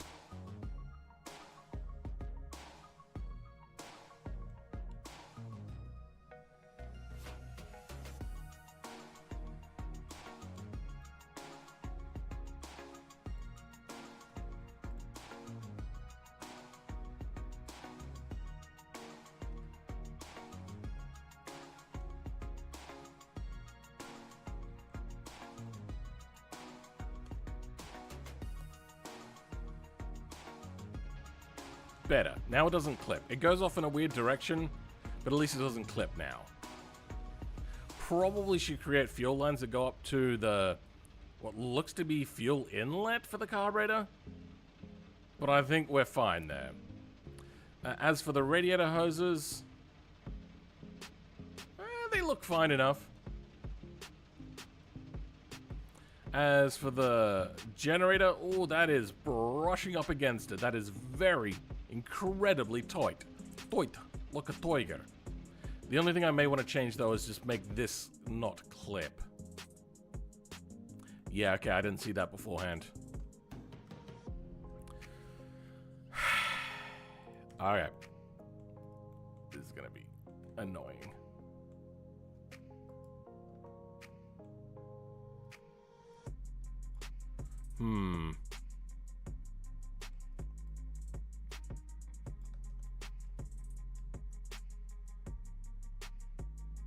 Hey, there we go. We can just cheat. Nope. Just squish it up a little bit.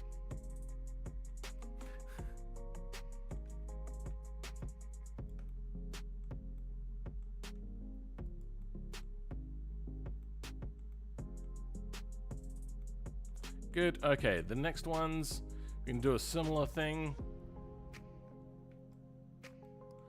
Do you have... Oh my god, that is so high poly. Why is it so high poly? Let's have a look at the statistics on this. In just the spark plug leads, 4,500 polygons. Damn it. That's annoying.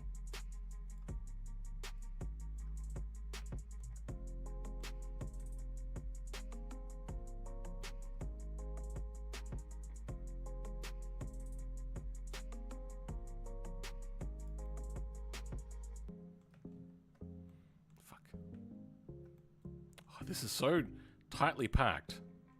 Oh.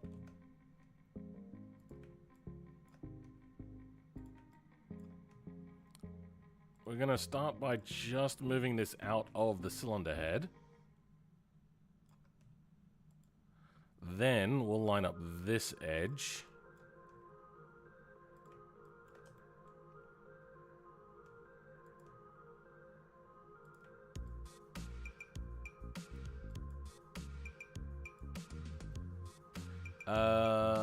And I feel that is an acceptable amount. Like rubbing up against the thing, not going to be great for long-term durability, but much better. Let's clip in there. There's just so many polygons though, I just don't want to deal with it. Such a nightmare. Hello, Mr. Philman, how you doing? I am doing pretty good. Why is there two coolant hoses on top? It seems that it's like a dual system, and that is not just in the game. Apparently, it looks like this is the way it was in real life as well, because there's two coolant pipes down the bottom, and it looks like there's two water pumps. So I think that's what they were doing there.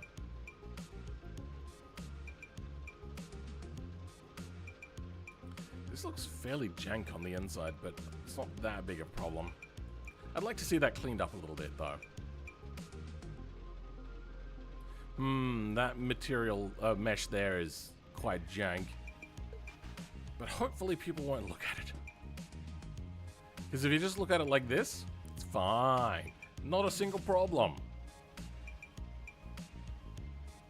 Cute Tetris theme with moving the things around. Okay, so, what do we have for power?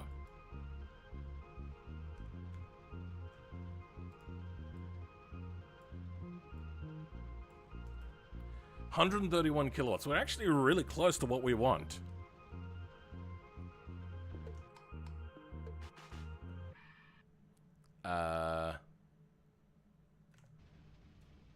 What'll we do?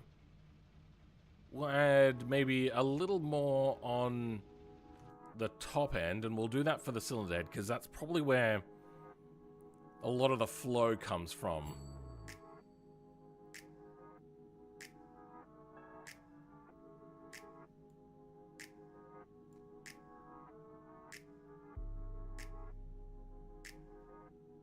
Weird.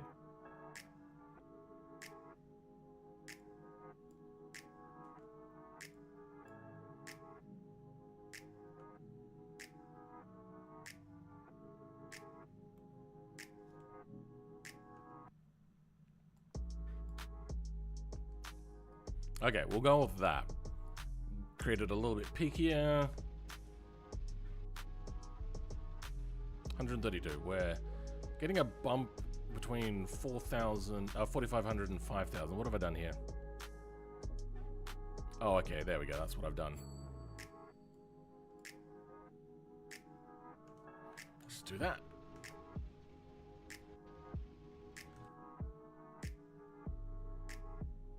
And get rid of that.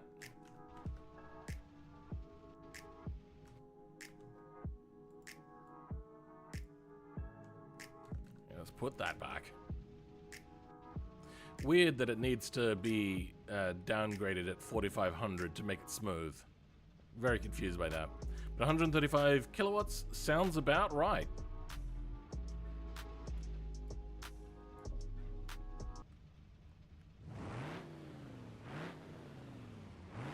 So, somebody was saying that they wanted to change the sounds of it, which we can do now. How do I change the sounds? I remember I did it with, the...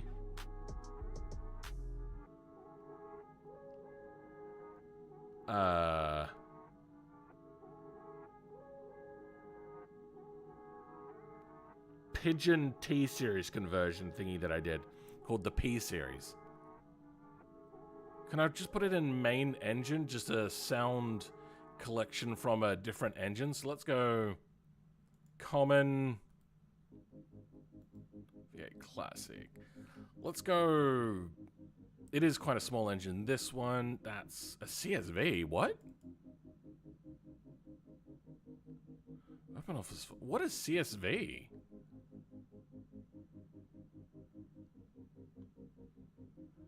Huh. I have... What did I just close? Oh, I closed off Visual Studio. I've never seen a CSV before. I've just never noticed it. It must pull from here somehow. Huh.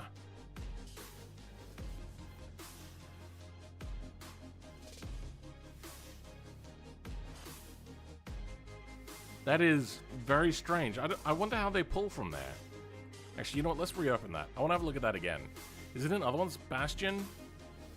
Bastion doesn't have it. But V8 Classic does for Gavril.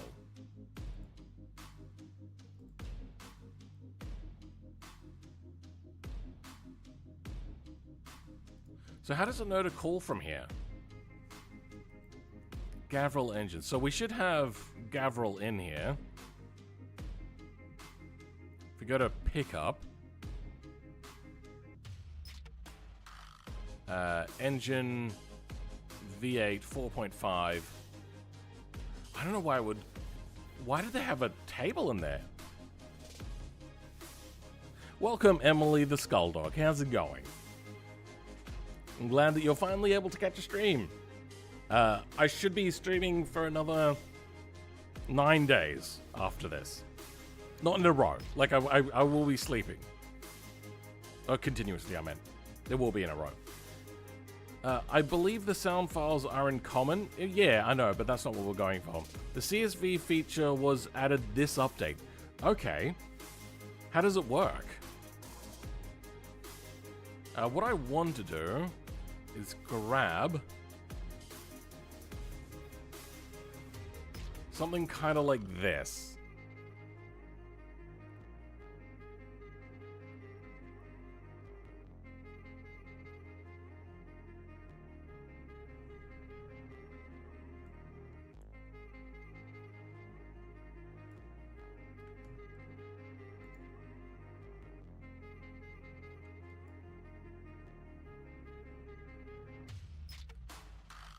Is that gonna work?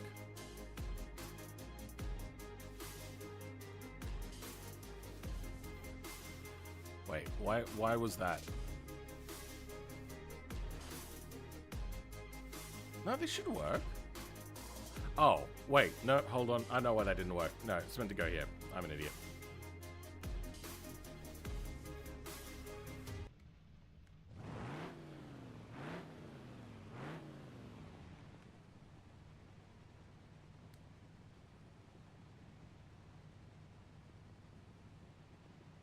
I think I broke it. Hey! Thank you, Team Silly Gaming, for the $2 Canadian. Seems that this is not the way I was meant to do it. How did I do it previously? I did it in the pigeon. Happy you're streaming again, and I love your videos. Thank you very much. The videos will be coming back eventually. Hopefully, if all goes right, in February.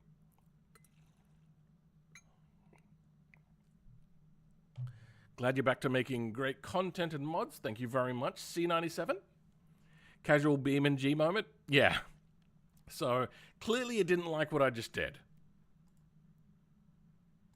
Let's relaunch, and then I'm going to have a look at my P-Series mod.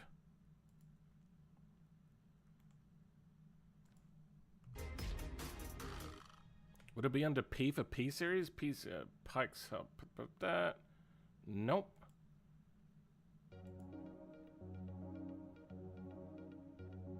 Probably 2 versions ago, I think.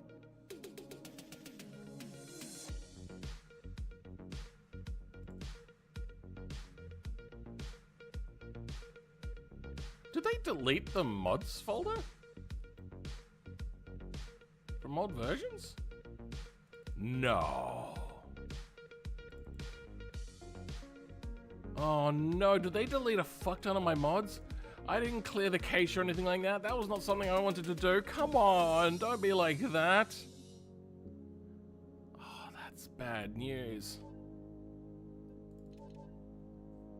Oh. At least it didn't crash the whole game. It did. You mean crash the whole computer? I know, because I made an inline 6 sound like an inline 4. The engine J-beams of the Barstow engine has the same name and sound of engine file. Yeah, that's true, but it modifies it. Beam and G has generic sounds, and what you do is you mess with the other things here. Because the firing order is the same, that is the crux of it, and then the rest of it is modified through these settings here, and then on the exhaust end, because that's the intake, on the exhaust end, you modify these files. That's kind of what we're doing here. And I wouldn't be surprised if this has a... Let's have a quick look.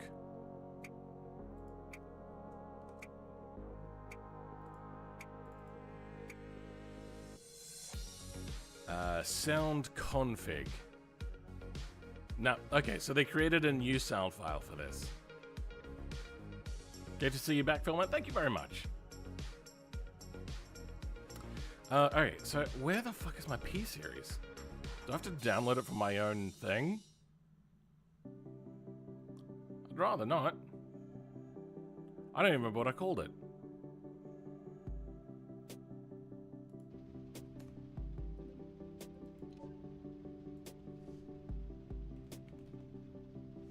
Nope. Fuck. Alright, let's go find my mod then. I hate the fact that this has got a notification here, so let's just go have a look at this. Alex Meller. We're going to do this live on stream. Need for Speed Nostalgia. It seems that 2 people have just gone Need for Speed. I didn't realize that it's from a real vehicle. Now, I want the P-Series. I updated it with a trailer, so it'll be relatively towards the front, I think.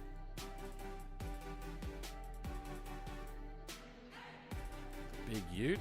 I thought it would have been further ahead than this.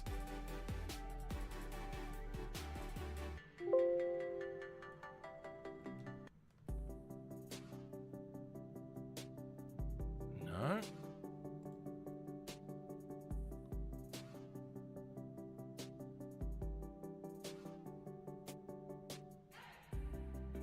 Up P-Series. download. Let's have a look to see what I did, because I know that I've done it. When you realize it would have been easier to come and swap it. Save. Done.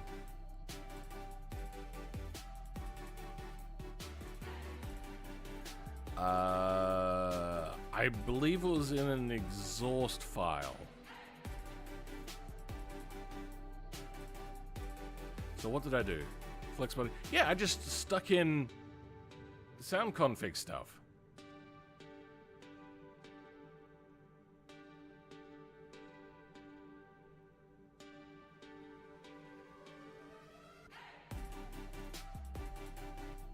Oh, it was after main engine. Wait, is that how it goes? What are you? It's after main engine. That was my mistake. Okay. Yep. My bad. I remember figuring that out as well last time. Like, vaguely, but still I remember it. So.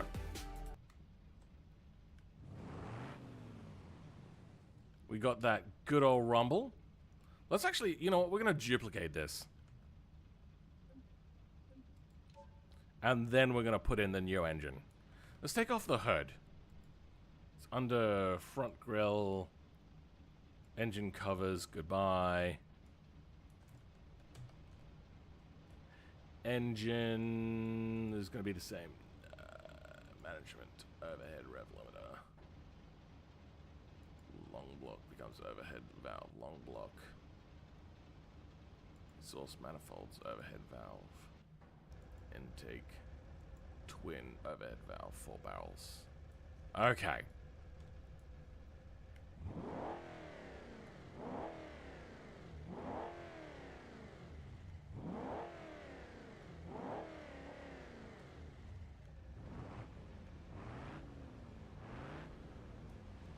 Oop. Oh dear, oh dear.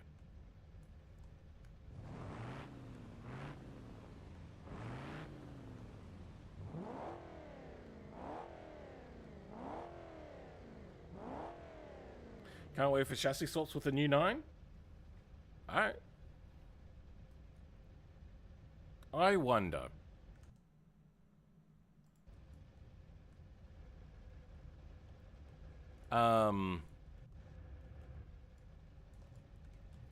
Okay, there we go. I want to grab the sound config parameters.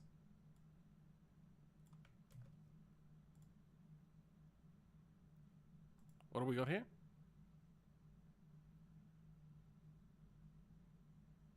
This is the intake side. Then the exhaust side parameters. Now this may mess it up a little bit because it's for different sound files.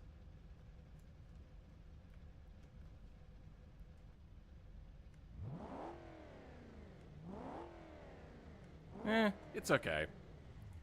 What's this?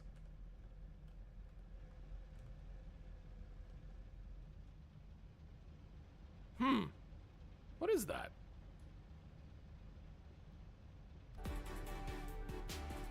Shouldn't the engine sound be rough the same since the firing order doesn't change? It's more the way the exhaust will flow through. I suppose the exhaust could actually stay the same and it would just be the intake that would change. Maybe? Because definitely the intake would change.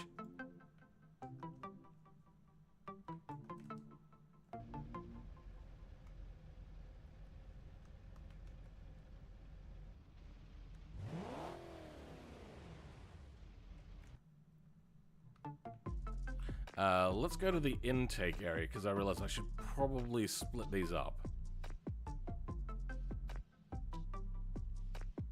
You know what? I've grabbed the wrong things anyway.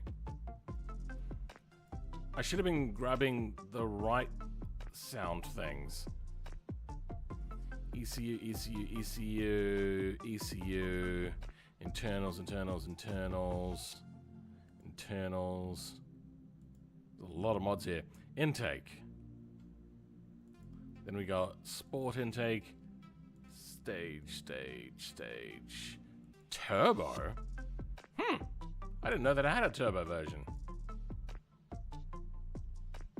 Do they have a sound config? Okay, they do have a sound config, but it just changes things up a little bit. No, that's fine.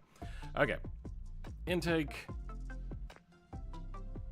Sound config.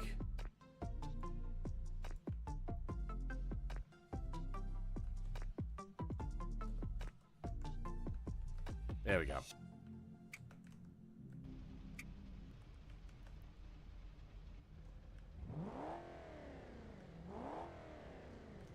Okay, now for the exhaust again. Let's try just commenting this out for a second. What do we think? With or without the sound? I'm going to open this up to a poll in a second.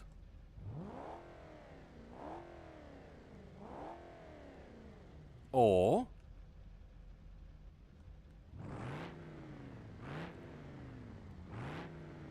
that.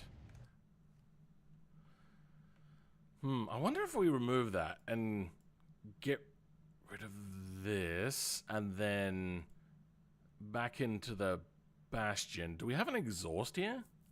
No, I suppose we don't. We'd have to grab the exhaust here. Grab the parameters from the exhaust files here.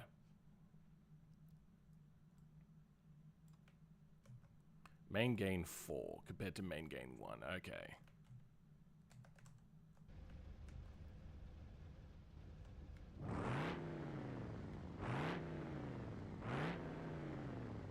Okay. I do like that a little bit more. Okay. Exhaust sound. All Barstow sounds or flat head sounds. All right. Let's see what you prefer. I mean, it sounds a little too clean with the newer stuff. In my opinion, I do like the old school sound, but we'll leave it up to you. It needs that throaty rumble.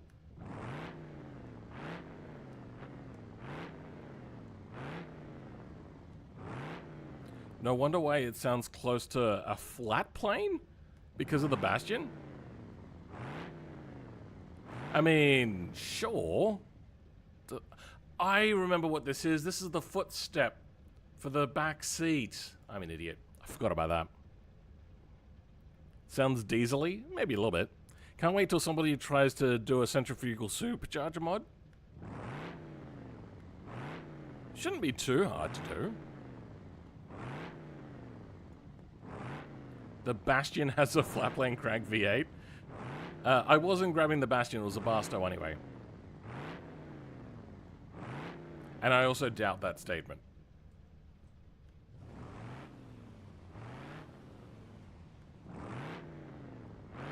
This is much throatier and louder. Louder! Exhaust manifold, we got dual exhaust. Do we have any no, nothing race choice. Alright.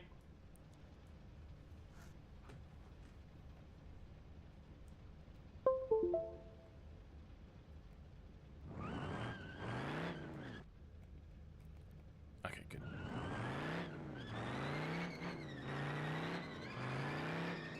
We'll make a config for this as well. Oh dear. This thing's pretty friggin' wild.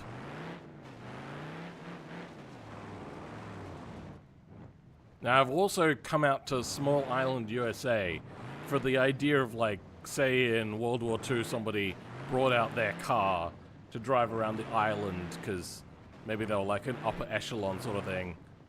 And then somebody bought it more recently, did an overhead valve conversion, and the thing was probably rusted to bits, so they did like a body fix-up and everything.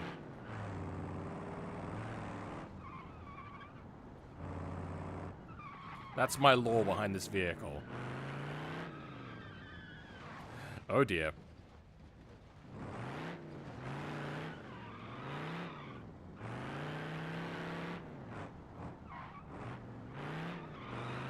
Should I do,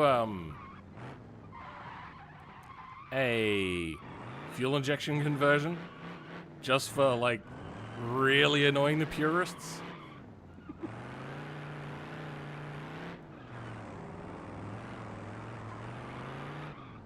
It looks like most people are agreeing with the flathead sounds, so we'll go home. We'll end that poll 65% to 35%. Will the diff better burnout? Sure, but also maybe a little bit out of control. Now we need big boy engines in this sense.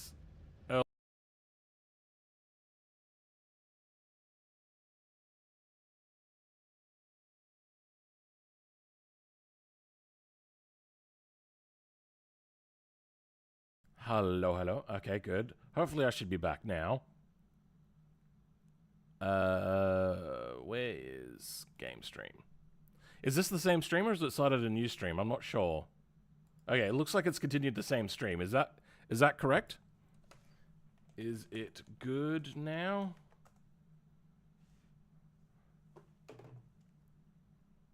Okay, good. Okay.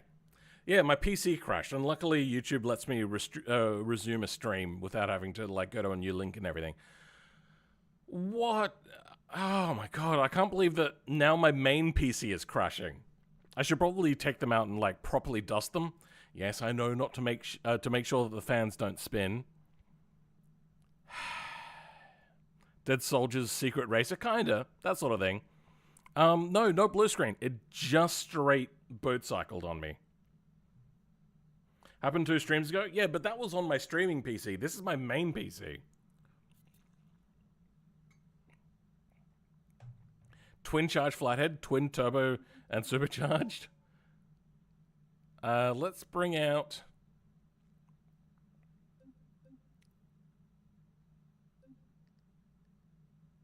Where haven't I been today so far? I've been to a lot of places.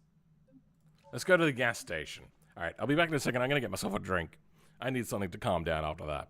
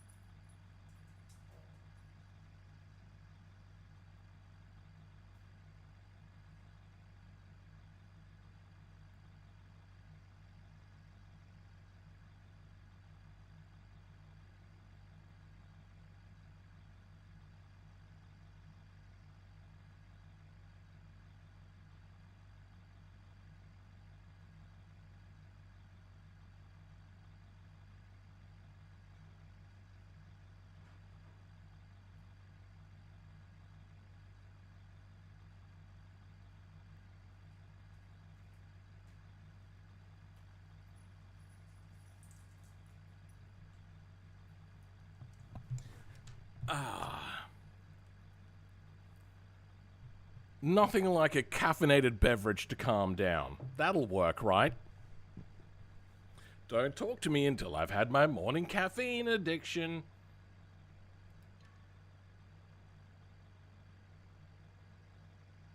How do I turn off?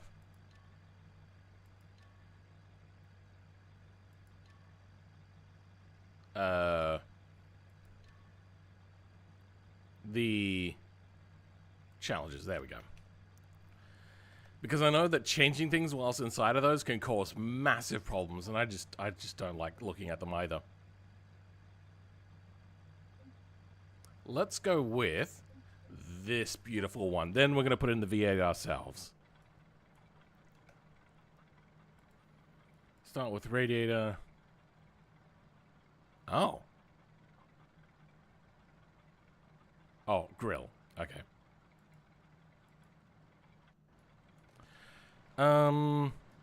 Engine. V8. Perfect. Everything switches. Switch here. Switch here. Switch here. And here.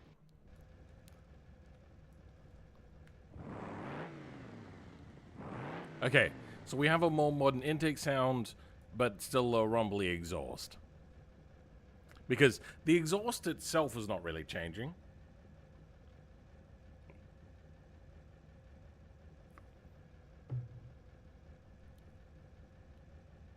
Mono leaf spring works on the rear of other cars. I suppose it's how it's set up as to how a transversely mounted leaf spring would work. Don't forget to put the fan back on the overhead valve. I didn't remove it. Where did it go? What? You're right. Where did that go?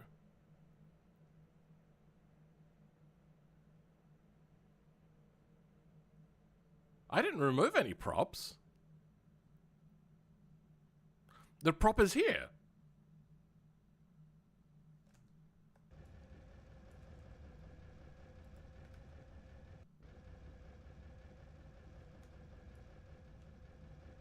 What the fuck? Wait. Street OS. Do you know something I don't? Why is this not working?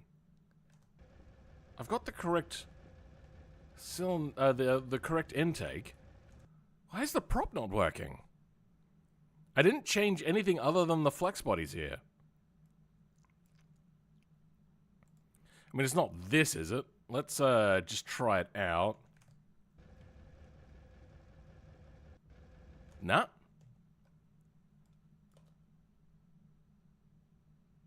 What? 700 to 800 horsepower? What's this? Is that cat or a pillow on the couch? That is my dog Pippa.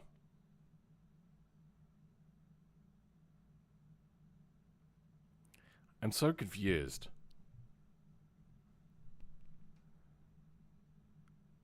Why is this not working? Hello? Why you no worky do? Do you hate me? Is that what it is? Reloading? Control R. Nah, nothing.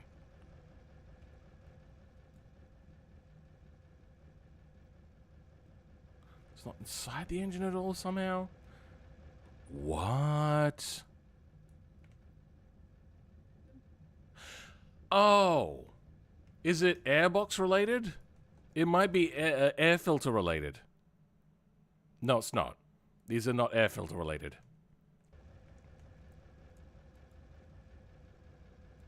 Engine intake is where it should be. Single barrel carburetor. It's there. Intake.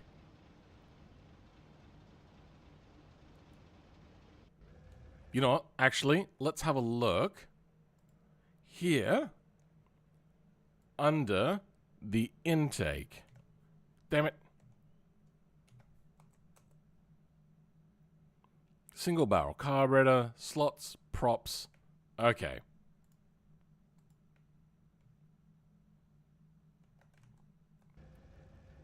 I don't know why that... What is happening?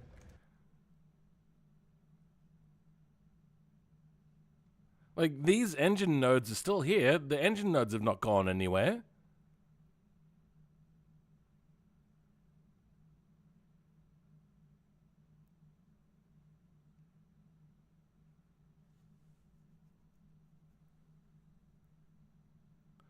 Forgot something to import? No, this is straight up a copy. Derby style open headers? No, I'm good. Let the dog do the rest of the stream. Maybe he wasn't a fan of the engine. Ha ha ha! It's not with other intakes because it's tied to the vanilla intakes.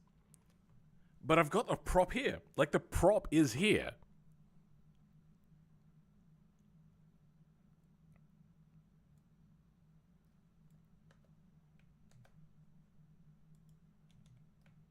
Let's just, like, fuck it up. Go in here. Delete it. Refresh. Is it reading the prop stuff at all? Yeah, no, it doesn't. So it is actually reading it. It knows it's there.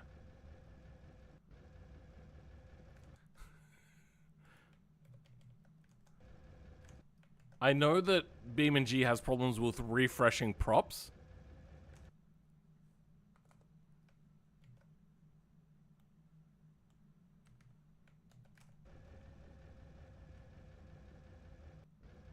Nah.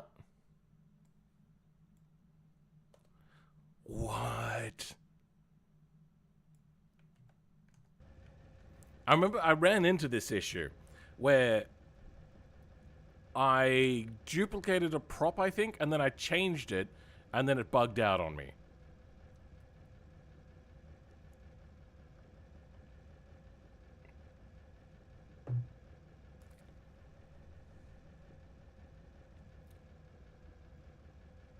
That's nothing to do with us.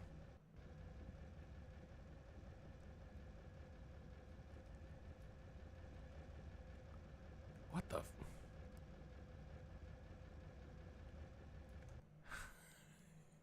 How is this not working? What did I grab from? This was... Intake overhead valve... I don't remember. It was a twin barrel carburetor setup thingy. Engine, intake. Let's go twin single barrel carburetors. Yeah, no, that has the same thing on it.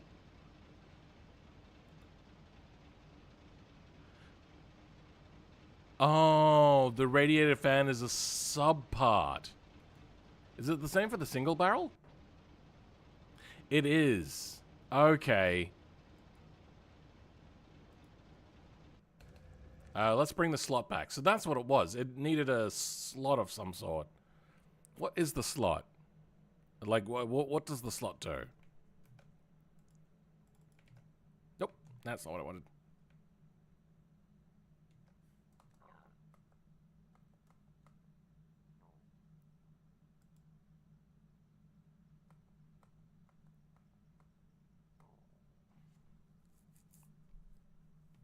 You can have two slot types?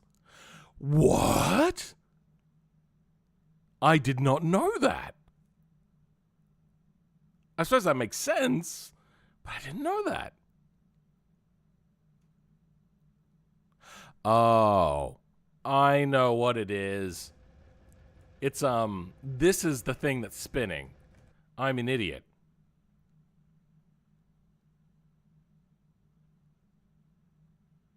So what actually is... Okay, yeah, no, I see what this is.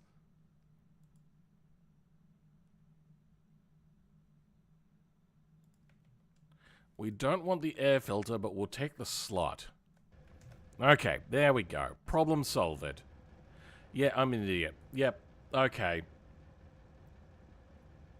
I didn't realize that the fan was a separate entity.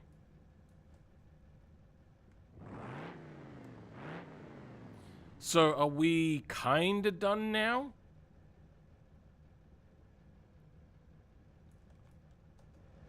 With... Oh, wait, yeah, no, this boy. Ooh.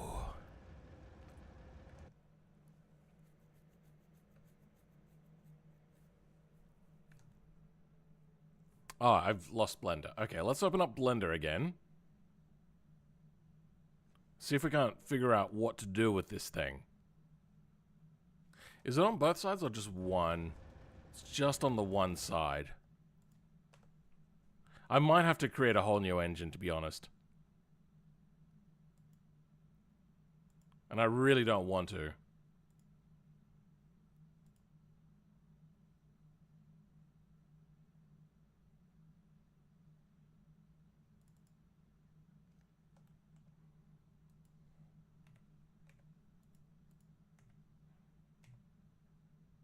Really? It's gonna hide all the V8 stuff?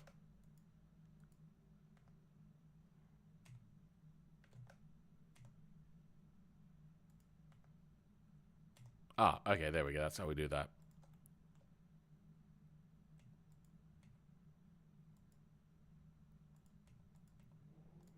Okay, so it is just oil filter.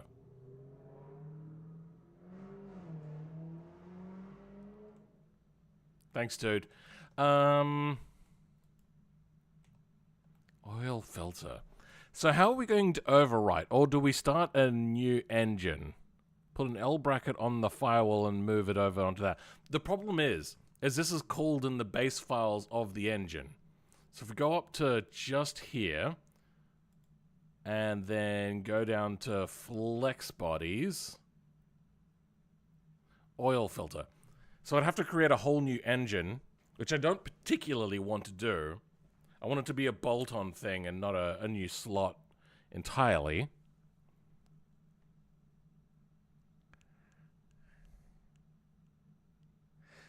See, what I'm thinking, and this is a terrible idea, is I could try live on stream to try to figure out how components work. Flex bodies, mesh.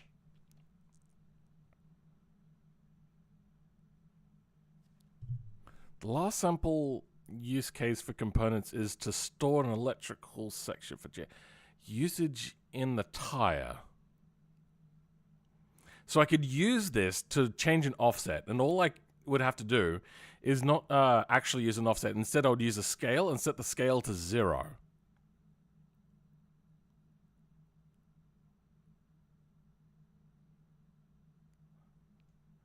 Do we try that? I realize I don't have music up and going. Let's get that going.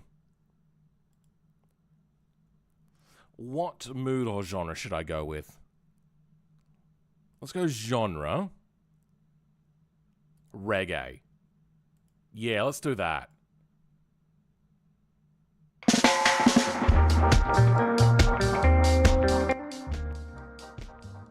It almost feels like it fits the car even.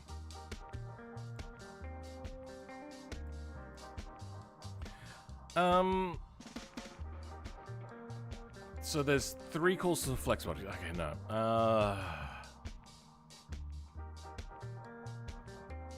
Components can also be used to offset the location of a part based on another part.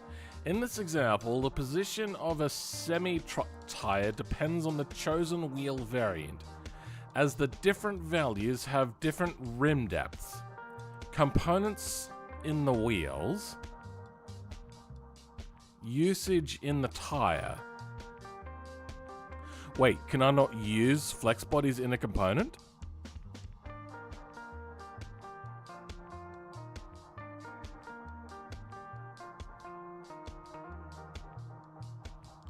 Delta Blues? I don't know what that means.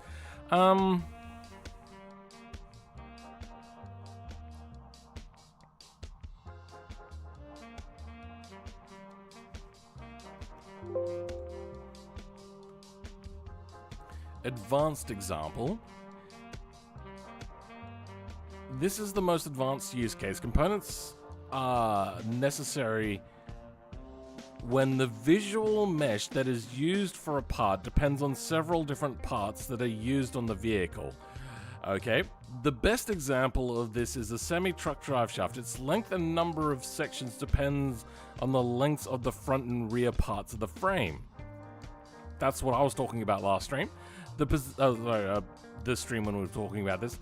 The position of the frontmost rear drive axle and the position of the transmission, which can be influenced by the engine size used, in this case the drive shaft part itself, defines many different variants, and the disable modifier, picks out the variants which will not be used based on the components defined in the appropriate parts. The names of the meshes themselves can also be a variable and stored in the components, similarly to the first example.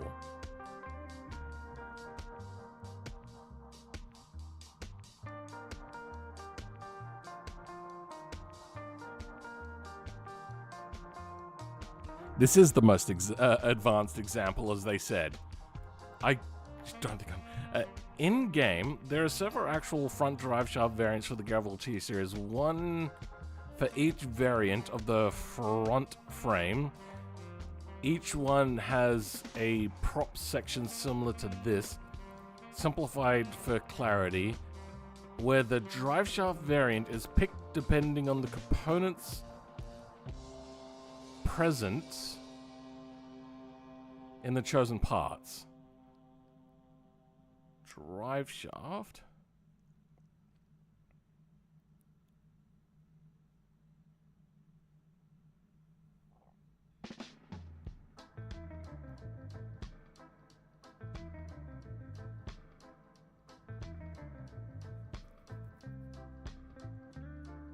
I actually asked them to put this in. I don't know whether this was because I asked for it. But I'm glad that they have. I just need to figure it the fuck out.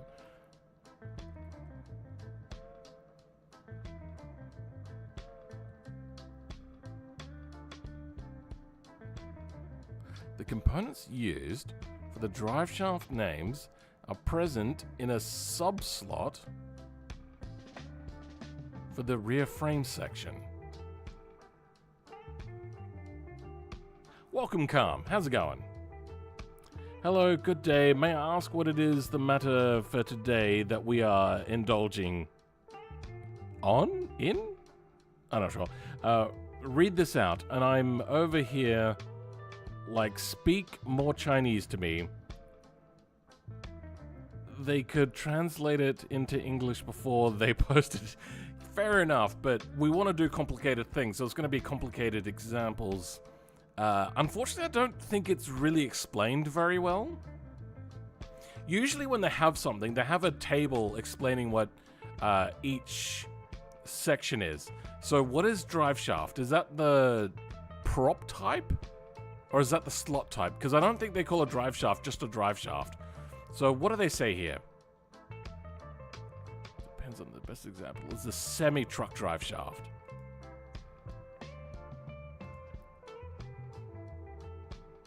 US semi.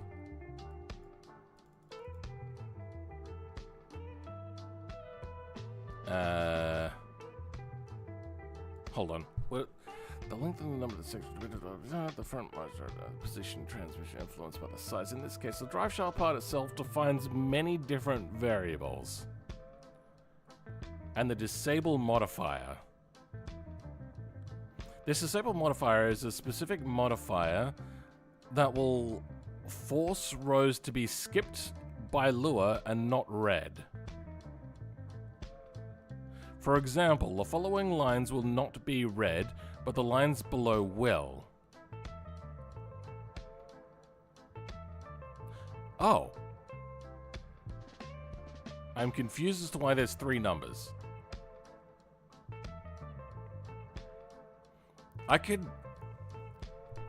Does it skip parts in a J-beam or parts in a Lua? The disable modifier is a specific modifier that will force rows to be skipped by Lua and not read. For example, the following lines will not be read, but the lines below will.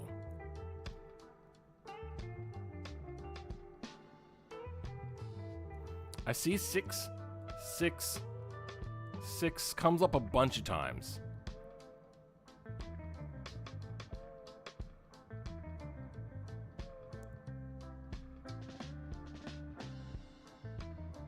Oh, this is kind of what I was looking for.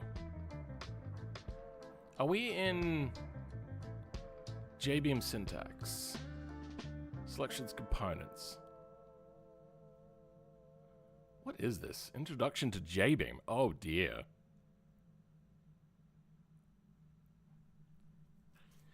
It is used when combining slot variables which pass a Boolean value. That means you can merge multiple variants of a J-beam part with small changes, which have separate slot types into one part, which the sections that contain changes being surrounded with disabled modifiers with Boolean. I'm so confused. All right, give me a bit. I need to go toilet.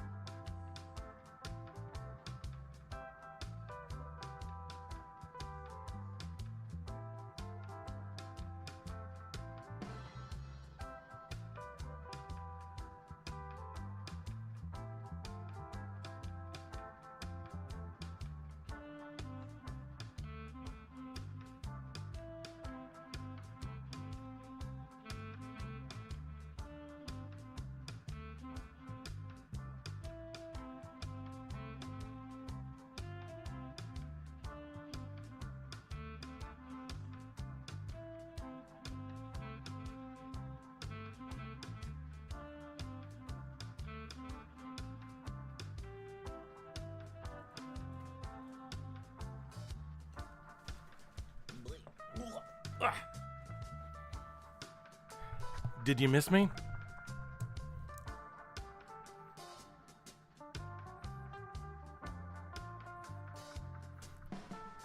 Searching for J-beam connections.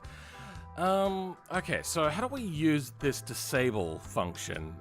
Use the combined slot variables that allows you to merge multiple variables or variants of J-beam parts with small changes which have separate slot types into one part, with the section that contains changes being surrounded.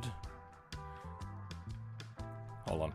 With the sections that contain changes being surrounded with disable modifiers, which use Boolean slot types. What?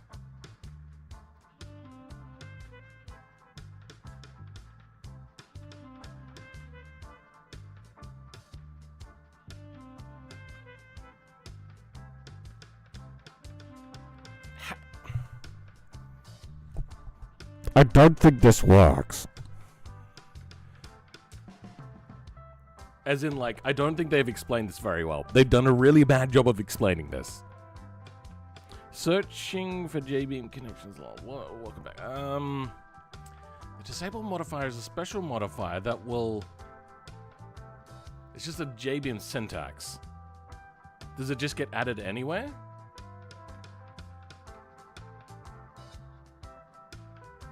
Let's see if we can find an example of this. I am quite frustrated at how badly this is explained.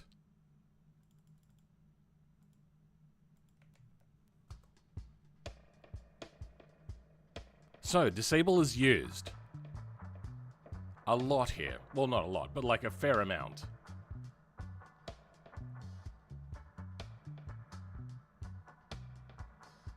Let's have a look at nitrous first, because that'll probably be the most simple. So, NO2 system.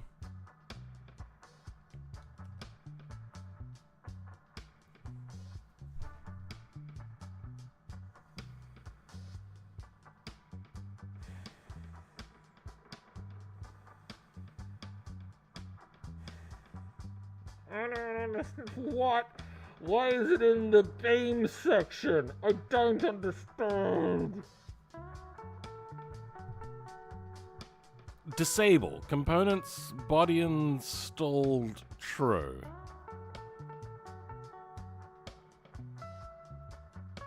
So there will be no beams if the body is not installed.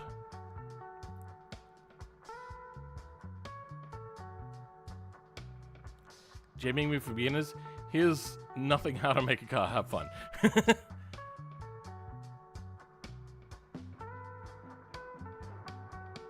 What is this part? A 10-pound bottle and a 50-pound bottle. Wait, what?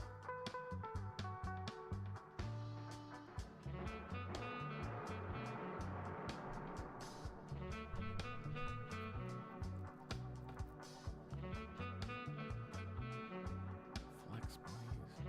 Props, slot, NO2 bottle. NO2 shot. Oh, okay, so I'm starting to understand that a little bit. Is there only a 10-pound bottle?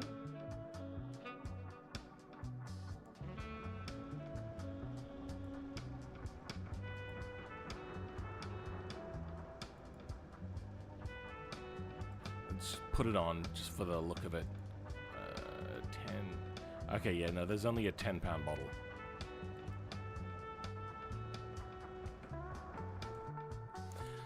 So, okay, flex body. Okay, so it looks like instead of just writing optional here, which would be the proper way to do it, would be you disable it if body installed is approximately equal to true. So that's where it's used in beams. I don't understand that. That doesn't make sense to me. This is more what I was looking for, but it didn't give me that. So let's have a look at where else it's used. We got interior. Let's have a look at interior before we have a look at the body. Also in the beam section for shifter. Body installed true. Body installed has got to be some sort of variable that I'm unaware of that's hidden in Lua. If S steering equal...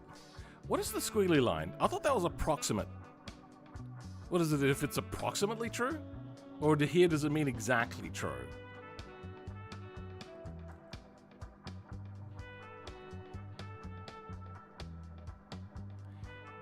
If steering. So if it has steering, do that then. Let's have a look at doors. Probably be the same thing. This is under flex bodies.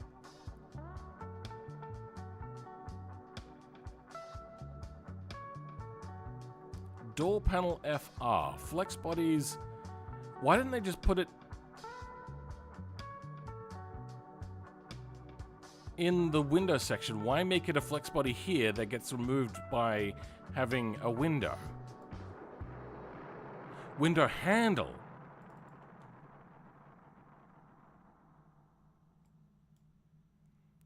Components. Window handle FR true. Okay. This unfortunately works the wrong way. I can't go in and disable this using this function.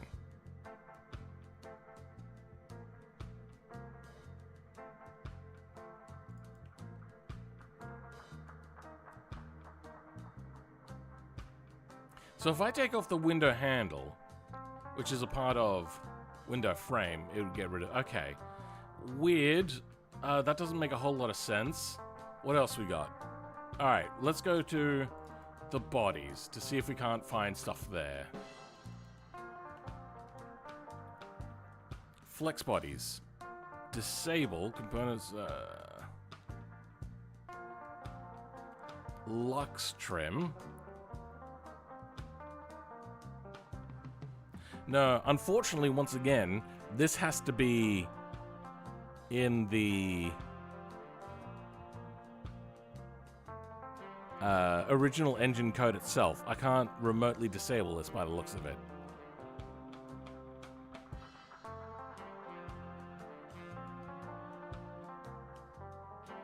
The F1 version of the Bruckle 9 good? The one that I made? I think it's good. You've not watched me in a year, Grey Wolf Gaming? Yeah, I stopped for about a half a year of doing anything. So, it looks like all of the examples here are not going to help us. That's the wrong thing. Let's see if we can find disable in here. Under the semi, because they were talking about the semi having disable. Were they? No. They're talking about having something.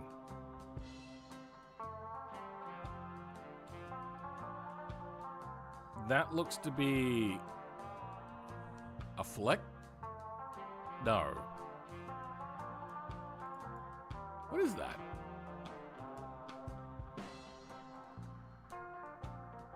A node. If the tandem enable is nil. Okay, so if there's no part in, it disables the node? What's it under air filter? Flex bodies, once again, it has to be there to be disabled. I can't retroactively add it here. I don't want to create a new body. So I want to go to the disable lines thing. The disable modifier is a specific modifier that will force rows to be skipped by Lua and not read. For example, the following lines will not be read, but the lines will. For example, the following lines will not be read, but the lines below will. What? The following lines will be read, but the lines below... Oh! So these will be read, but these won't? Wait, I'm so confused.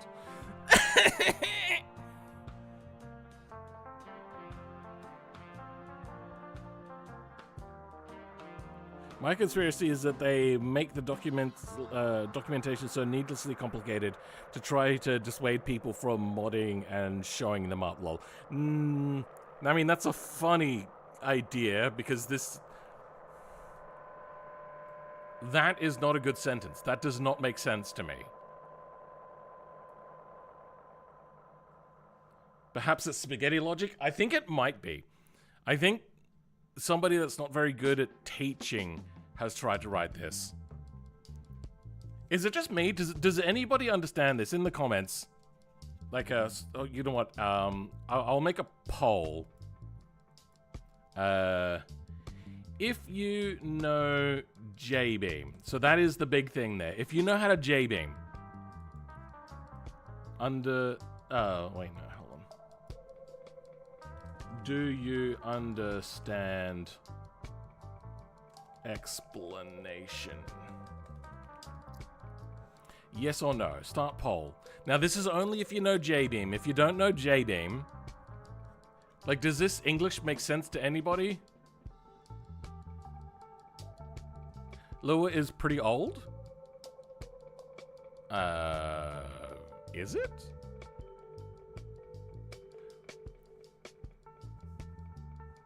Welcome, Max Sampler. Oh, sorry. No, you've been here for a while. My bad. You're trying? Their own little comment out feature, maybe. And I'm not just talking about Beams. Lots of other games do it too. I mean, yeah, but how does... Is this saying that that's red, that's not, that is? Like, why is there 3 numbers here? Is it... And where is it removing the lines from? Is it removing it from the current J-beam file, or is it removing it from a different J-beam file?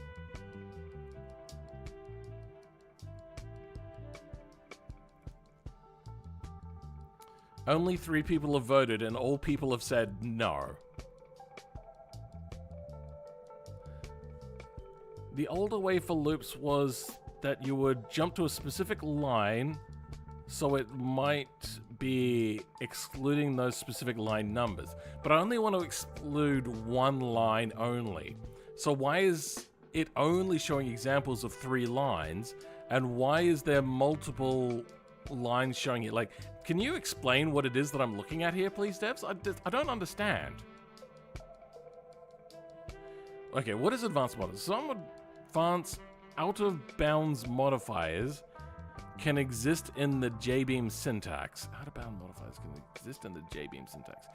They are only used in very specific circumstances. Scaling modifiers. So, yeah, this is only just in its own thing.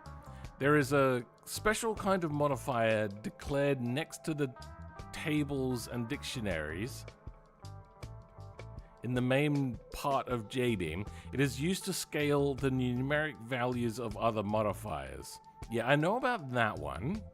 The modifier works by searching for a string scale in the keys inside of J-beam structure next to the tables and dictionaries, and then multiplying all modifiers with the same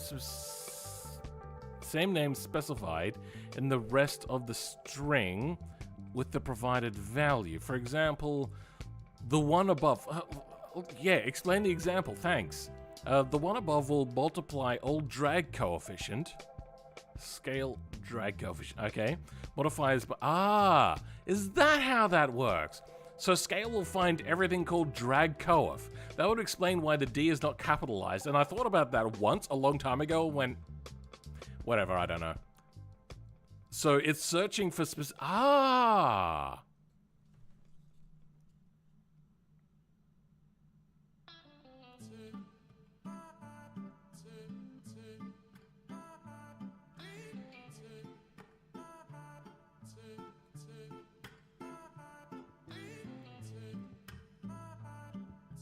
I know how to use the scale modifier so much better.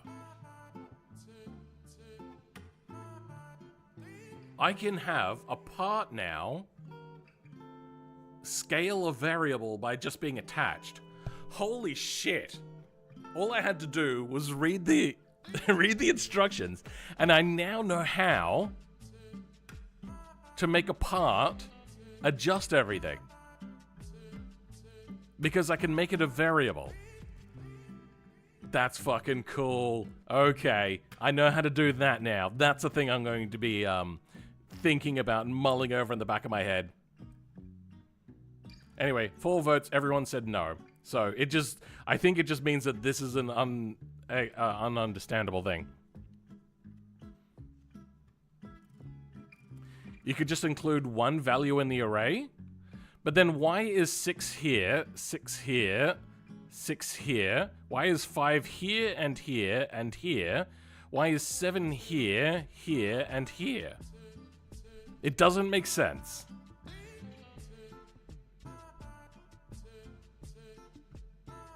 This is why I never really attempted modding a J-beam. A lot of modding is really simple, but this is a new concept that they have failed to explain properly. It is most often used to fine-tune overall drag coefficients of the vehicle, but I've also seen it used by the automation devs to affect weight and stuff. Coefficient of the vehicle, but it's also possible to scale other modifiers with it too. Keep in mind, though, that it makes reading the JBeam file confusing later on, as you are no longer working with real values, should only be used in specific cases. Fair enough. But now I know how that works. That makes so much sense. Disable modifier. The disable modifier is a specific modifier that will force rows to be skipped by Lua and not read. For example, the following lines will not be read, but the lines below will. Oh. So this is not any code that you'll ever see in Beam and G anywhere. It's saying disable true, and then disable blank, I'm assuming is false. So what it's saying is these lines will not be read, not the parts inside of here will be read. Okay. That's fucking stupid. That would explain why when we were looking at the beam, so let's go back to 9 NOS. What it's saying is if this value comes back to disable true, it'll disable all of these until it reads a disabled false. Okay, so I could potentially, I think, by that logic, disable beams entirely if it returns a true or false value. So unfortunately, I can't use the disable function to disable something else. At least here. Let's have a look at the next part. It is used... this would have made so much more sense if they had more lines written under the disabled section where it had disabled false. Like, that would have made sense. Kind of like this, almost. It is useful when combining with slot variants which pass a Boolean value, which would be true or false, that allows you to merge multiple variants of a JBM part with small changes.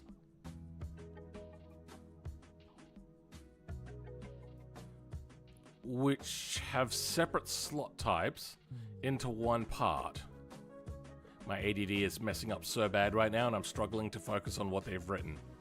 It feels like this is written in such an abstract form of English that my brain is just like, you want to go pet your dog or something like that. Like, my brain is just, this is my ADD now hitting a wall and being like, yeah, you're not going to understand that, bruv.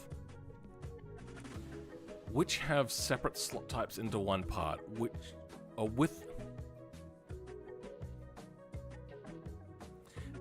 That allows you to merge multiple variants of a JBeam part with small changes, which have separate slot types. Oh, okay, into one part. Okay, so I can make separate, or would normally be separate parts into one part, with the sections that contain changes being surrounded by disable modifiers, which use Boolean slot variables. And then we've got an include modifier. Available in BeamNG version 3.4 and up. Include modifier replaces the unused and depreciated include CSV modifier. Never seen that before in my entire life. Its purpose is to store contents of a J-beam table in a CSV file. Oh, I think that's... Is that what we were looking at in the common directory?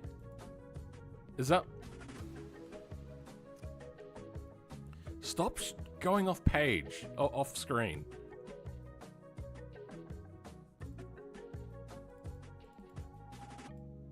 CSV, okay. 291 Gavril.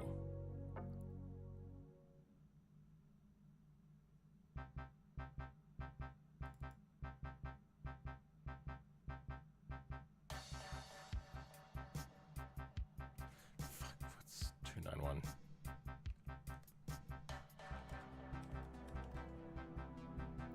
.7. Not here. So what is a Gavril?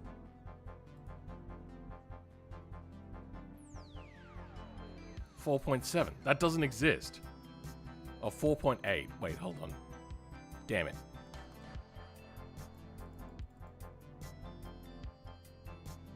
Because they round off sometimes.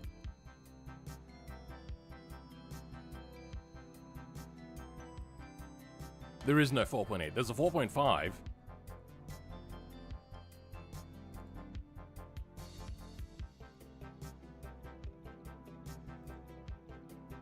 Okay, anyway, this is getting a little off track. Let's just finish off reading this part. Talk, and then it has an include value. Its purpose is to store comments of a JBeam table in a CSV file, provided the file relative to the game's folder. It uses the expression syntax similar to variables. Okay, so I can just refer to some information and not actually have to write it down multiple times. Sure, okay.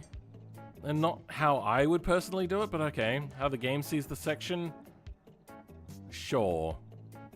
This modifier is useful for storing common JBeam data, especially powertrain components shared between vehicles. For example, two vehicles might use the same engine but cannot use the same JBeam for it due to slightly different flex bodies, adjustable for clearance, intake position, etc. Okay. So I'm guessing it's grabbing like you could use a flex body part. Aside from CSV files, it also supports XLSX files. Keep in mind that the XLS processor is slow and should only be used for prototyping and debugging purposes. The final product should be a CSV file instead. Example, okay, good. One of XLS contains multiple sheets. You can also be specify which one you want to take data from. The second argument of the modifier. Sheet 2, okay.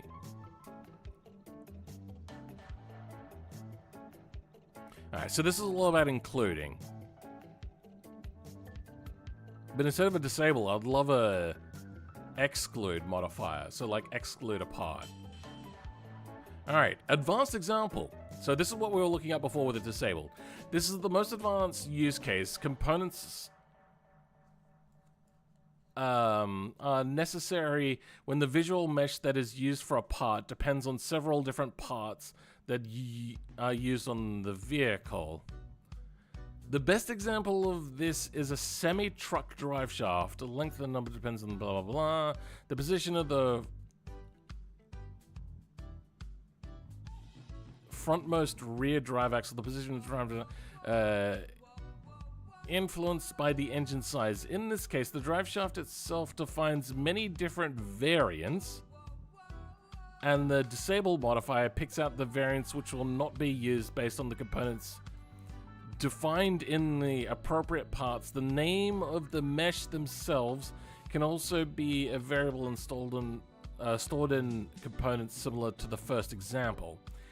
In-game, there are 7 actual front drive shaft variants for the Gavril T-Series, 1 for each variant of the front frame. Each one has a prop section similar to this, simplified for clarity, where the drive shaft variant is picked depending on the component's preset and chosen parts. So drive shaft is dependent on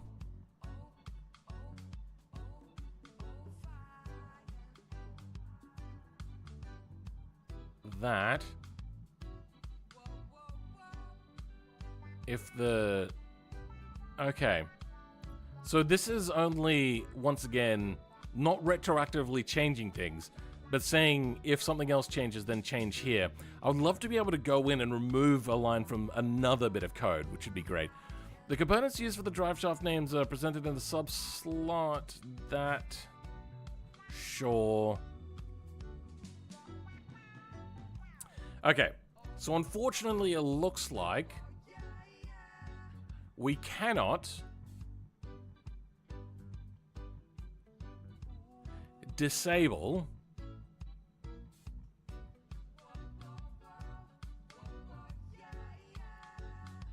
a flex body in another section. I think that's what we're learning here. We can have things disabled in our current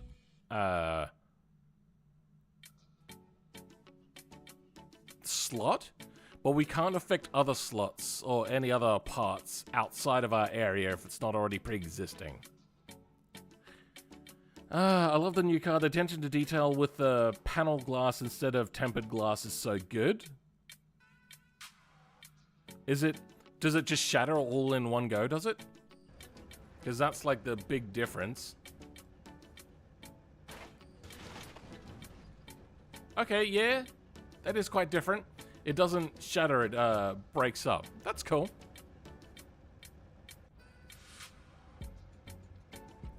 Gotta love how they say simplified for clarity and then make it so it would be legit easier to learn Mandarin. Lula Shahao. Ni hao ma. What up, son? Welcome, Foxy the Pirate Plush. How's it going again? Welcome back. Anyway. It doesn't look like I can remotely change another part. So I'm going to have to create a new engine to get rid of that fucking oil filter. That is so disappointing.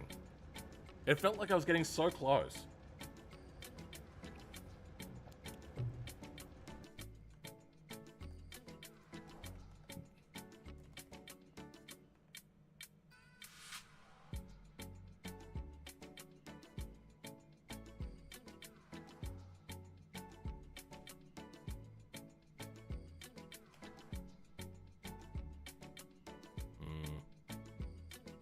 It's not written here what it does.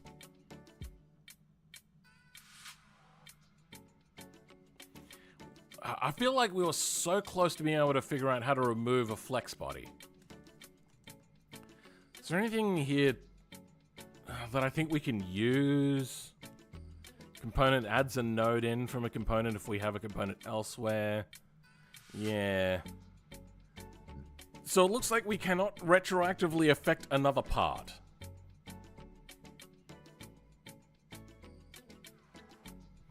I might be able to do it through Lua, because what I want to do is make it simpler for users to use.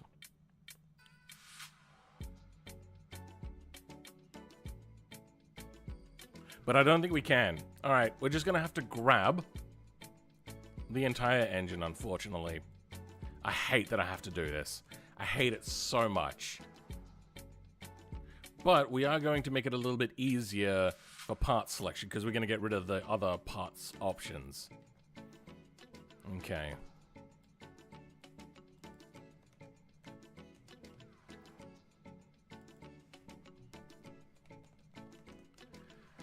Bruckle32i,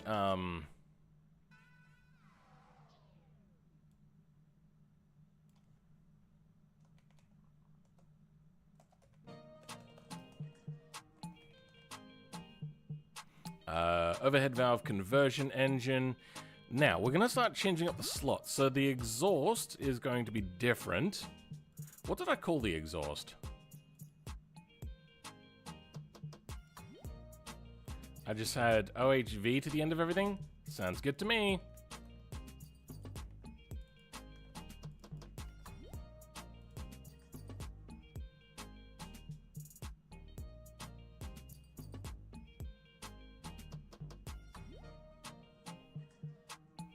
Oh, there we go.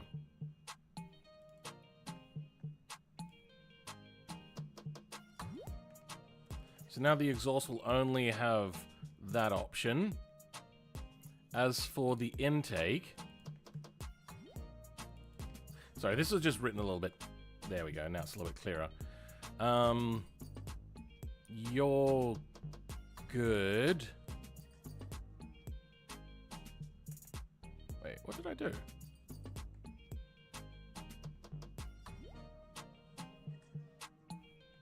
Oh, I did the wrong thing.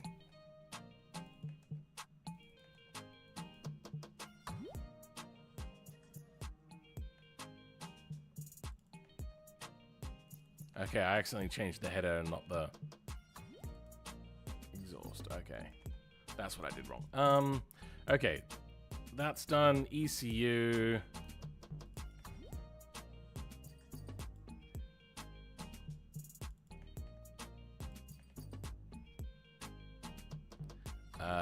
Internals. Only has the flathead option.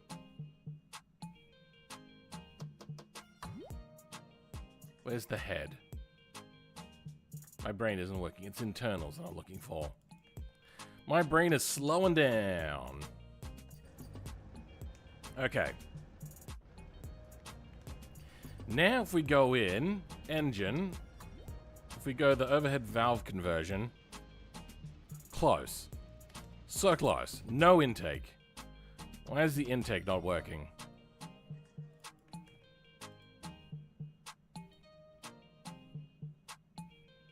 It's for the ECU intake. Ah, okay. There we go. Okay. Now it's very simple. You won't have any of the mistakes. Now let's remove that flex body that we don't want. Which will be oil something or other. Oil filter. Let's double check. Will this go away? Yes, it goes away. Okay.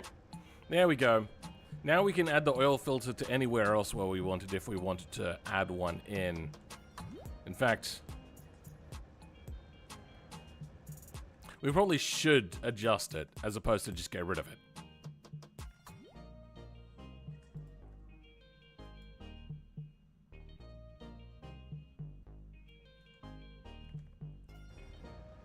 Damn it. That's not what I wanted to do.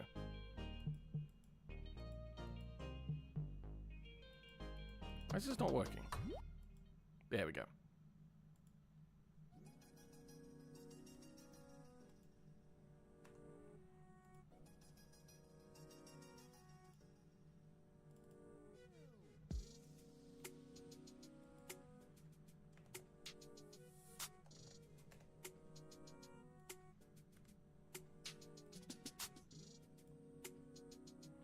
Okay.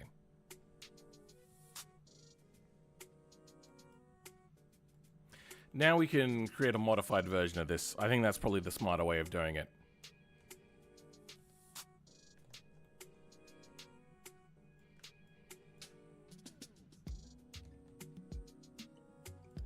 I don't think that's the smarter way of doing it.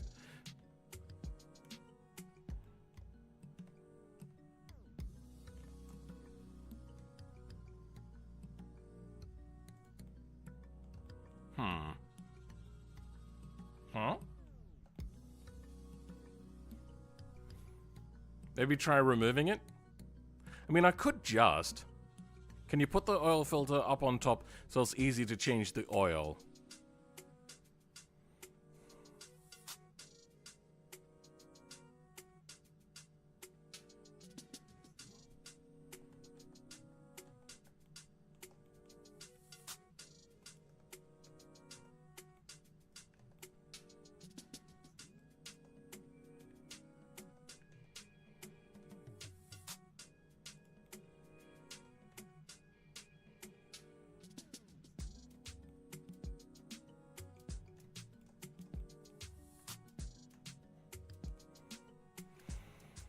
I kind of want to leave as much as their model as possible because it's so well made.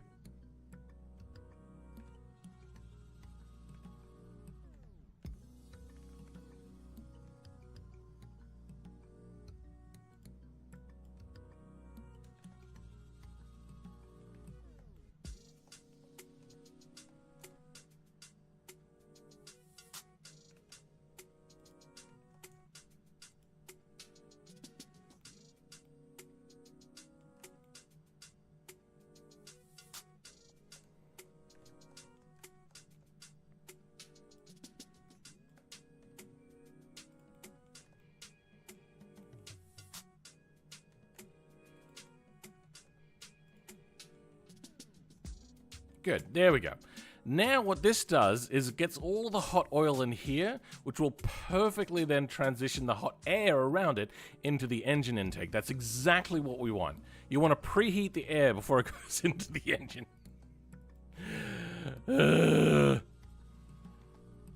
We shouldn't go without an oil filter. I feel that would just be complete hackery. Like, I've done some pretty shit stuff here today, but that would be pretty bad.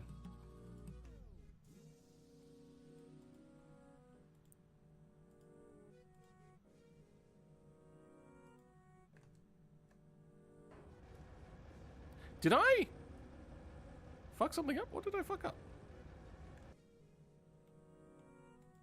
How did I duplicate? Oh, weird.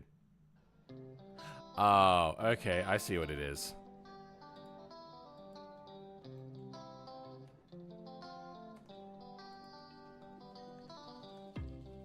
Yeah, there we go. Okay. Oh, fuck. It's here as well.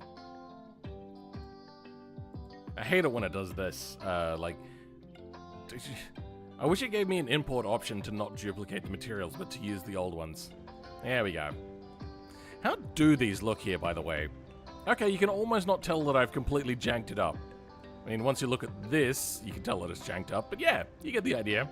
Woo! Don't you love it when your oil turns into chocolate milk? Yeah, quality. Pour the oil onto the intake. So here's the thing. Sorry about that. It checks out, just don't look at it. Yeah. There are oil-covered filters.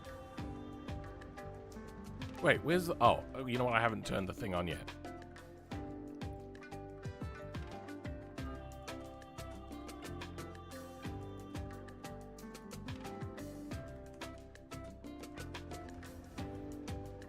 There we go. Okay, we got it back. Maybe I should change that a little bit. Yeah, okay.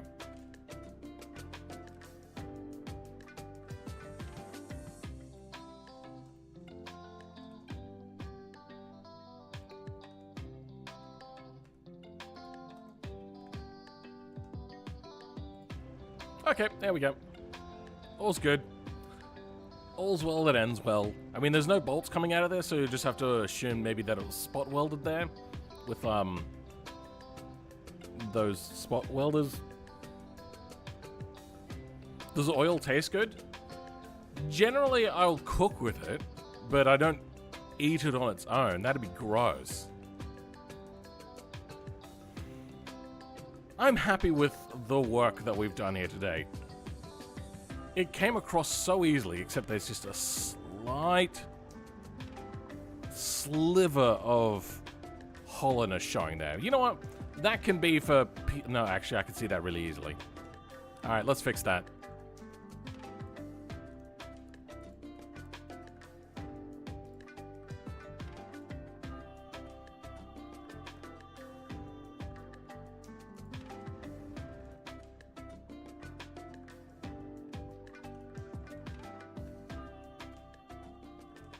I was going to leave it as an Easter egg of, like, just the shitness of me.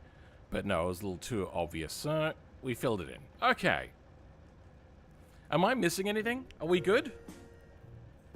Just use the radiator for oil. It all goes the same place. Yeah, it goes through a cooler and then it goes into the engine. I don't see the problem here of not just combining the two. And, as we've discussed, everyone loves milkshakes. You wish your truck ran? I feel that would be incredibly hard to set up. Because you'd have to put, like, feet on the truck.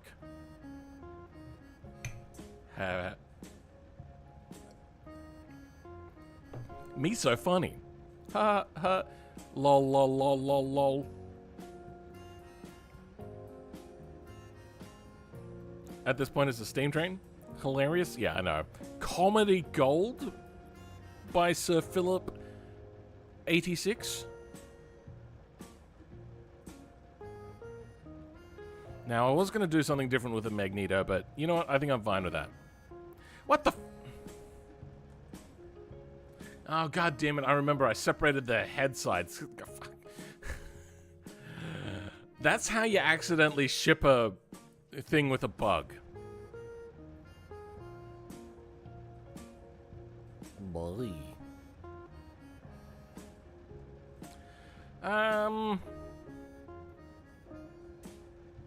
We good.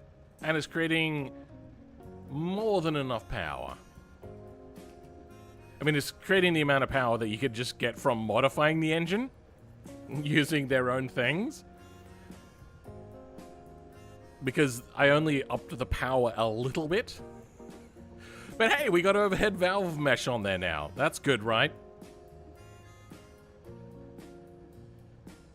Make one of the exhaust manifolds aligned slightly? You mean misaligned slightly, so then there's actual offset? Have they done that themselves? I don't think they have.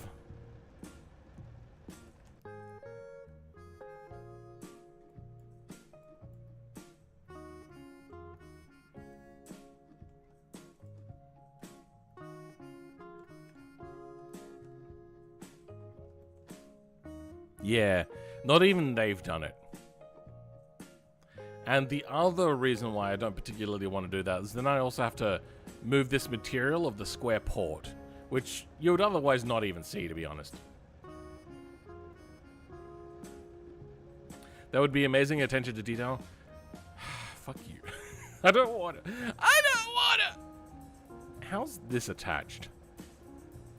Magically? Perfect. Love it. So good. So goi desione. Do you like my Japanese? Oh, the distributor's not part of it. Anyway. Methinks we be done. How about the back here? Did I leave any holes in here? You know what? That can be left for jankery. Alright, time to make our config. Which apparently they fixed the fact that the config generator was broken. Well, not... More that they changed the config generator, but didn't tell anybody.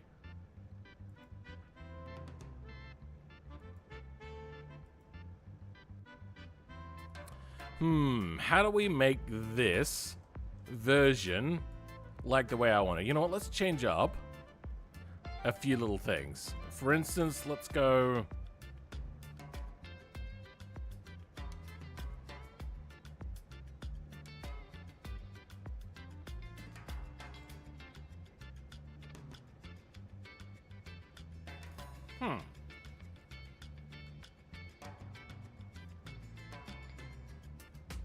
Hold the phone.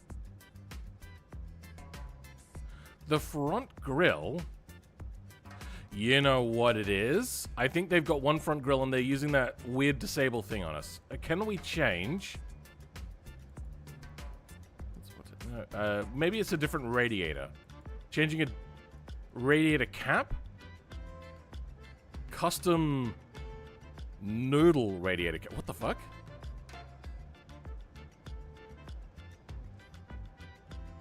So that's meant to be pasta, is it? Okay. If I turn... Oh, I can't turn it off. Lux radiator cap? If I take out the radiator, it leaves all... There's a mesh, I know, in the DAE where it has... Alright, let's go find that.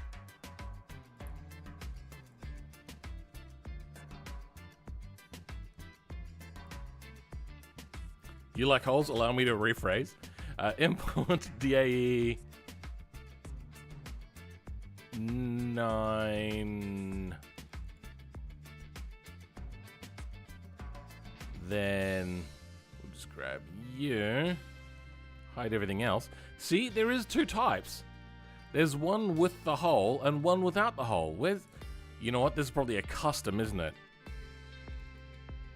Capless. No cap, apparently, with this one. I'm so funny.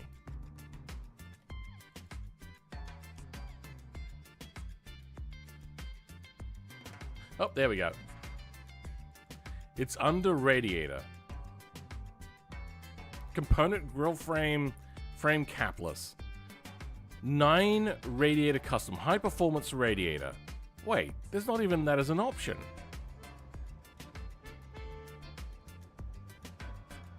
Wait, I'm looking under fuel tank? Why am I looking under fuel tank? Where's the radiator? Radiator empty. Radiator? Where's the radiator gone? I've lost the radiator. Oh, no, radiator's still there. Radiator, okay. Maybe it's under engine for performance radiator. Nitrous oxide system, engine management.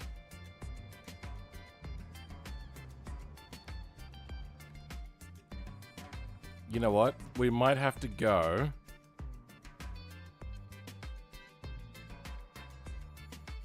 Nine radiator custom.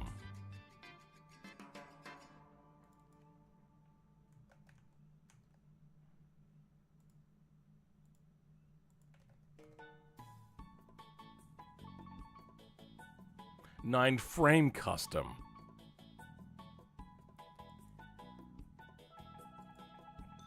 Okay, yeah.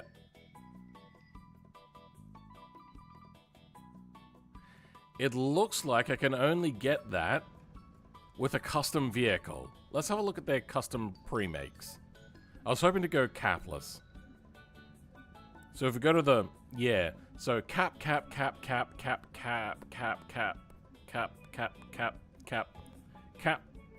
Even that one has a cap. We're getting into the, like, the more modern stuff. Cap. No cap. No front grille at all. Then cap.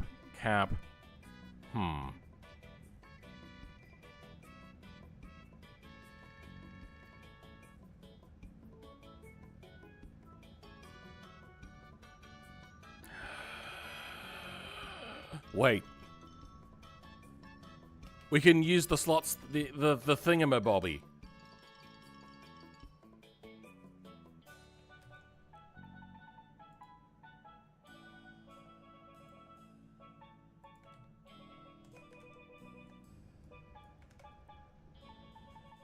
Fuck. It didn't work. Why didn't it work? Okay, let's have a look at the example. It's just under flex body, so it's outside. Wait, is it? Oh, there's another components.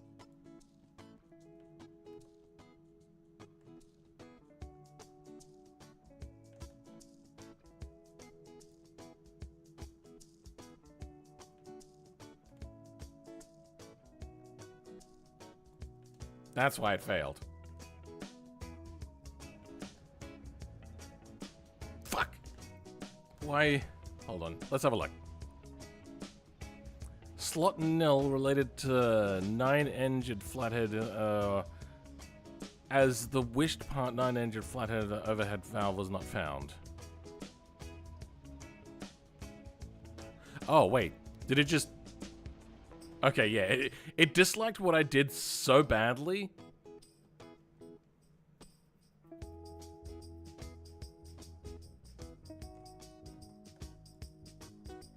Okay, there we go. That's where I did it.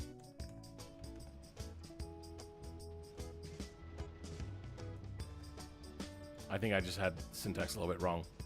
Nope, it doesn't. It doesn't like having this in. Wait, have I done it wrong again? Oh, I don't have this. There we go. Okay, yep. There we go. That'll fix the issue. I didn't copy everything I needed to. Engine. Oh, overhead valve conversion. Good. That worked. Everything there is all hunky-dory. But we still have this. Oh, because we still have the radiator cap. And we can't take the radiator cap off. Oh, that's irritating. So do we have to go into the custom radiator to get rid of the cap?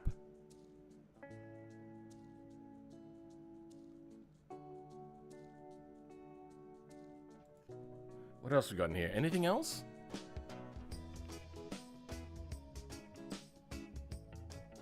How do we get rid of the cap?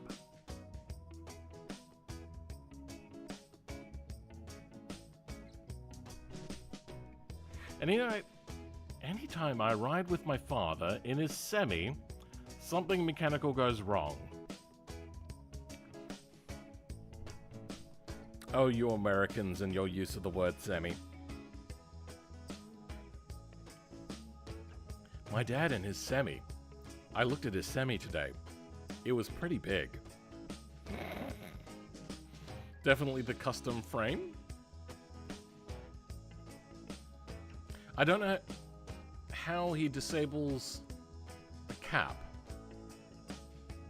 Are you able to change the cross member? Maybe.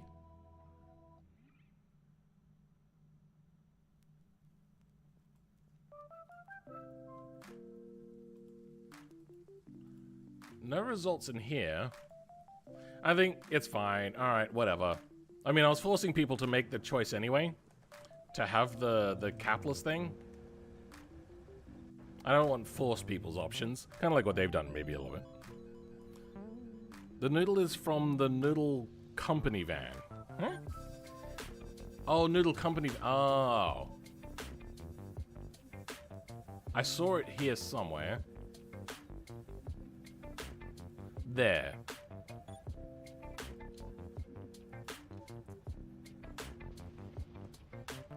Golden macaroni. Okay, yes. Okay. Now I understand what you mean by that.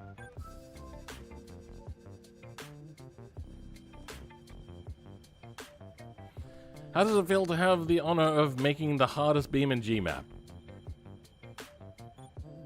you talking maybe my, like, quarry escape? Is that what you're talking about? Okay. This is... How do I personalize this? Let's go bumperless. Let's see if bumperless looks good. Front bumper empty. Does that look any better? Looks a little bit weird. Can we go fenders? Front left fender. Cut front left fender? Oh, okay, that's what that is? Nah, I don't need that. Left hot rod fender? No, we don't want that. Spare wheel wide front left fender. Nah, that's not doing what I want either.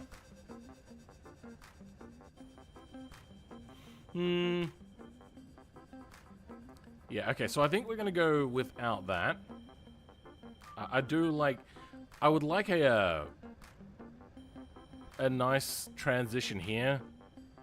But I think I'm just gonna go bumperless.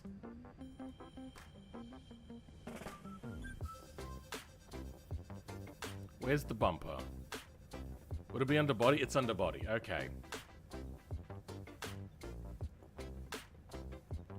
Curved rear bumper? Huh.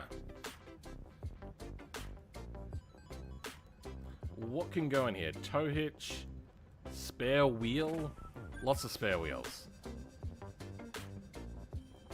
I hate that I can open up multiple tabs, lists at the same time. That sucks.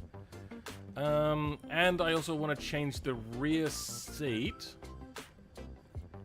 Trunk to a rear seat.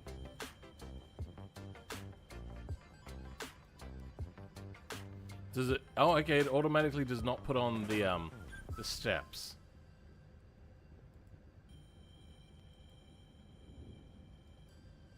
And go a rumbler trunk, but not a rumbler seat. Huh. That's interesting. Have I ever? Never will I ever. The quarry escape. The quarry escape is pretty hard. You do have to run at a pretty slow speed. We might have a look at the crank start.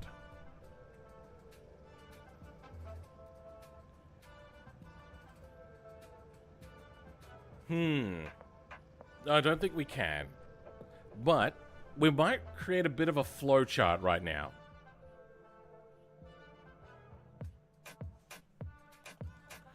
Let's try to visualize a bit of a flow chart here.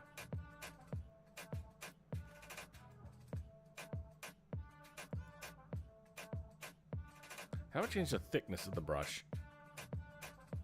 That's very small. Is there a way to... Oh, there we go. Size. That'll do. Okay, so... we have the crank that's coming out of the engine through the front bumper sort of area, and then it goes like this. What I would do, and this is the engine back here, is I can measure the distance between this and a node up top, and a node to the side. So then that way I could tell if it's being changed. And we would have to do a coordinates thing. So like this one would have to be under a certain distance. So if you're pulling it up on this side, it'll know whether it's going in the right direction. So that's not too hard. We can read beam length.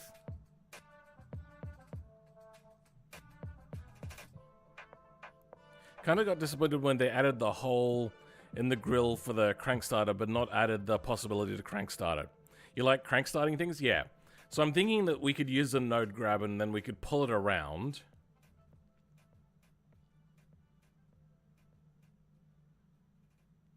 And if I read that, can I set engine RPM? The other thing I'd have to do is find out whether the beams are under stress.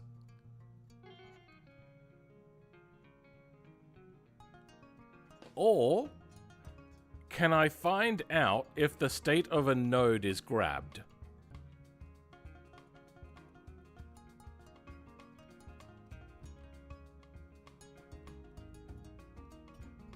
I like cranking things. I should think more before I say things. Fair enough. By the way, the perspective I'm thinking of is in this perspective here.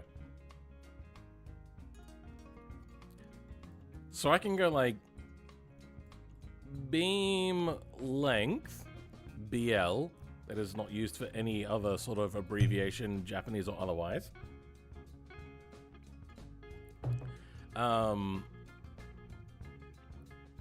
We'll then go and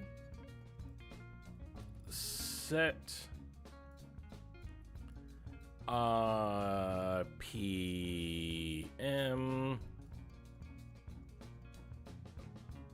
But it also has to have like an and, if, or statement.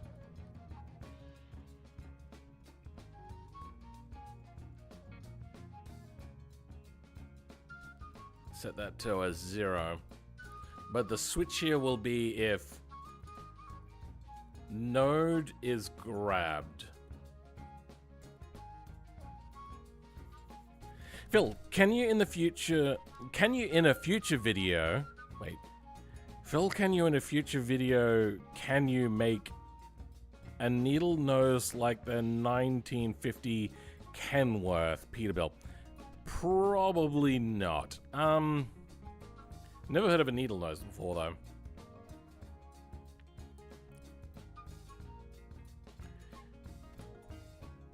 Beam and G, lure. Tell if node is grabbed. Grab nodes from lure. That's probably not what I want.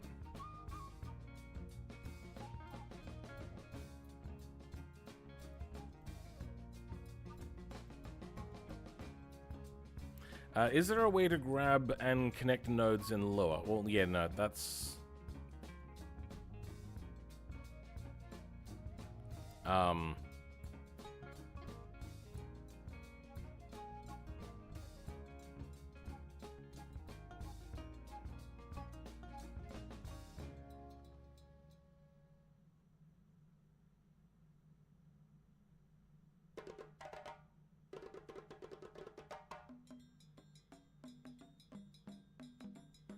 This is all possible already, it's just I think he's thinking about it the wrong way.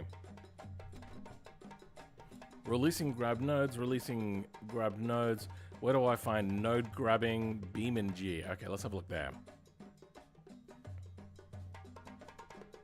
Making a crank start, that's awesome. I'm trying. On the new update, this is made in 2016, I saw that one of the features was node grabbing, and it looks really cool.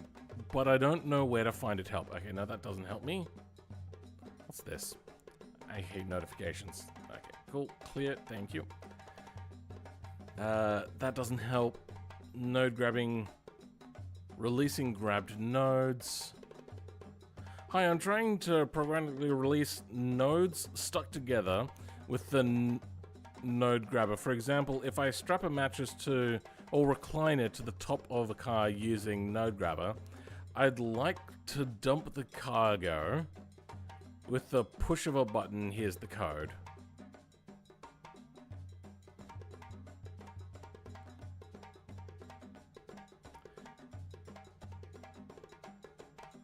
Oh, wrong section. Thanks. Great. Releasing grabbed nodes.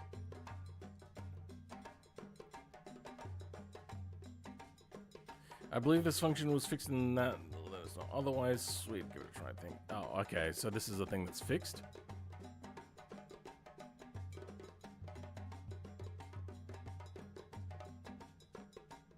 I don't think I know how to find out if a node is grabbed.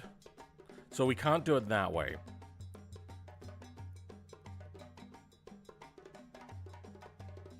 It's a very old style of truck design. If node is broken, then start vehicle. The thing is you would grab the crank. I also don't even know why they included it, because this would have been a full new grille for this car. So why didn't they just remove that? 11 p.m. here in Kansas. It is 3:40 here.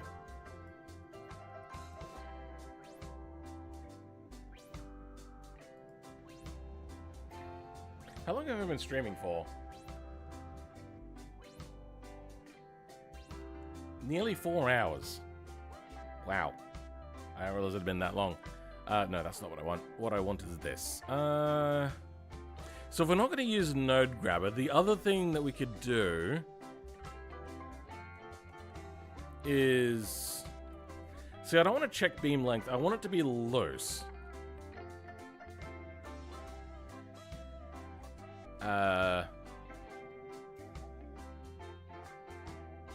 Engine crank start.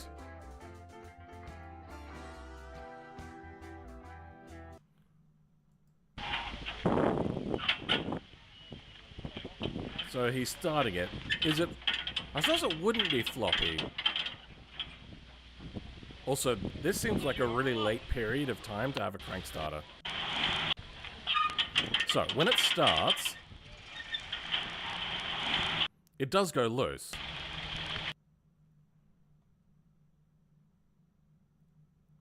Thank you, hand crank start. Lada, Norway. Much appreciated. Wait. You can crank start a Volkswagen Beetle? I never knew that. Ready? Let me see. Ready. So he cranks it. you know. Oh, look at that. So what I think is happening there is it's kicking out to disengage it. I suppose I could move a beam length to shift it out after it's already started and go loose. Does anybody ever leave the cranker in on older cars? You know what? I could probably set it up to ignition on would enable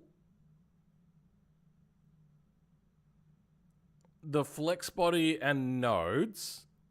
I do think I know how to enable and disable nodes. Or I could just leave the nodes there and just turn the flex body on and off. They eject when the engine starts? That sounds like a great idea. Holding onto this really hard thing to start up and then kick it out, that sounds like fun. Ladders have hand cranks to just when your battery dies in the cold. Really? Like the sort of ladder that we're all envisioning from the Soviet bloc? I think the Model T has a hand crank stay in. That's what I was envisioning. I thought that the Model T...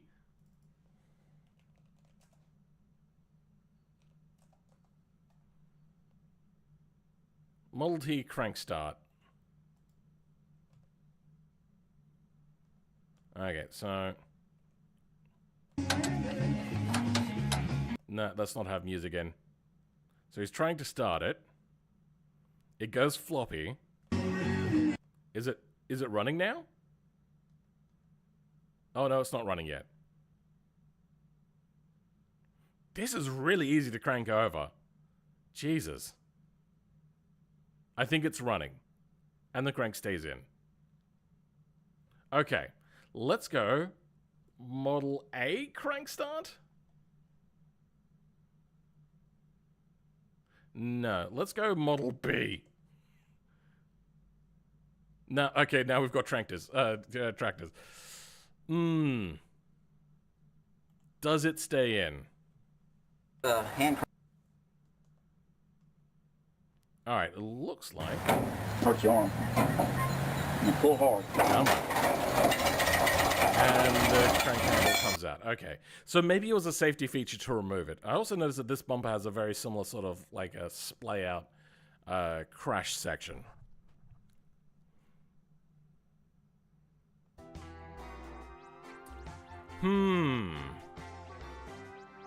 So we would have to disable the flex body, which is not something I'm not used to. I do know how to do that. I have done that with my MG. I'm not going to show you again. I've showed you guys 100 times unless you want me to. I was able to disable and re-enable flex bodies using glow map. So that wouldn't be too hard. I do know how to get the engine's ignition state. I have done that before.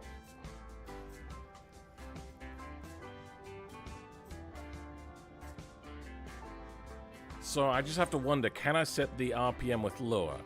I probably should be able to, since you can do it with the cruise control app.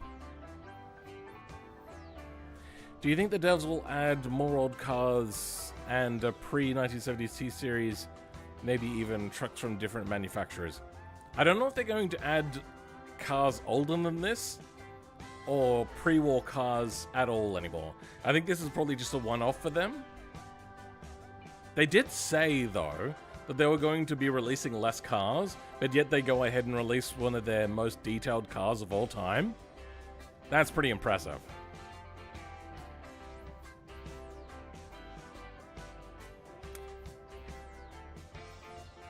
Show? Show what? Oh, show the car. Alright, I'll quickly show you what I was talking about. So, this would be much in the similar sort of vein. So when the engine is turned on, the thing, I'd probably just have it disappear. And when the ignition is completely off, it'd be disappeared. But when the engine is on and accessories, and ignition on, but engine not start, is when I would show the thing. Similar to when I have this. So this is based upon the hydro length of the bonnet going up. So if the bonnet goes anything other than 0, it turns to technically what's on, called on in a Boolean. And when it's turned on, I have the flex body set to be off. So I do that, and the straps disappear. So it'd be very similar to this. It's a bit jarring. It just kind of disappears and reappears. I don't have any animation to do with it. But that's what I would do. Old cars are so lacking in the game as is. Who will release less but more developed cars?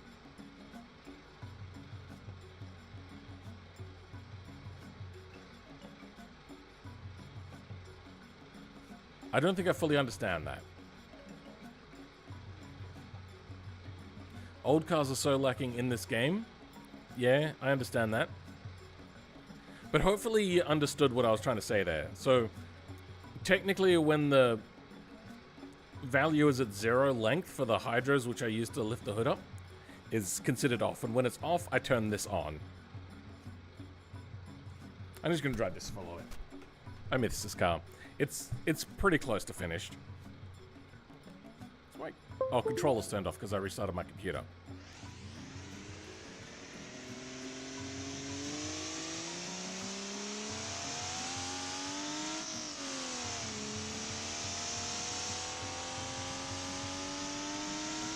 I also gotta change the sounds up entirely as well, because the sounds at the moment are not accurate.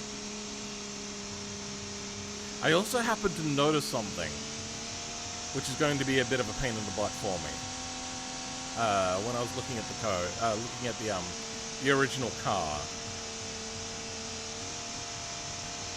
I'll talk about that in a second with this. I also have to put the exhaust strap on, so I have to do a little bit of extra 3D modeling and stuff for that. This is also not the most powerful iteration of the car. It also becomes really hard to control at high speeds because I gave it a whole bunch of lift, especially in the rear. Especially on the undercarriage. The engine came with a supercharger. Wait. Oh. I can now activate... Wait, no, it should have been activated. That is the supercharger intake. Where's the pipe going?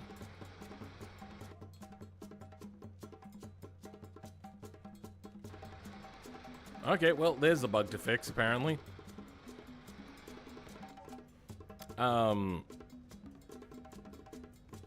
I had the axle go like this, so then the wheels would be cambered. That way when they turn, they keep on that axis. But I had a look at the pictures. So let's see if we can see the front suspension.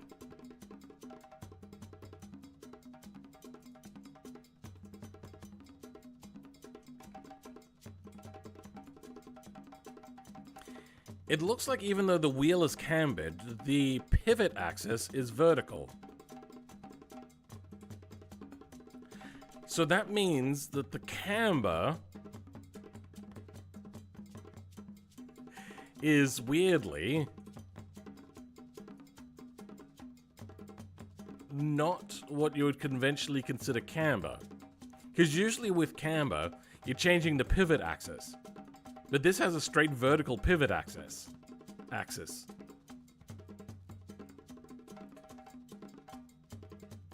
This addresses scared the living crap out of me. What? You'd love to see some 50s and 60s British cars? I would love to see British cars. Oh my god. Australian cars as well, but you know, the Brits do have like a long history of creating really soul-filled cars. But I don't think there's any British cars here. Let's get rid of that country. There is UK. Hold on. What's from the UK? Let's have a quick look. No, that's me. Australia? Oh, okay. I made those myself. Italy, Germany, United States, Poland, France, England.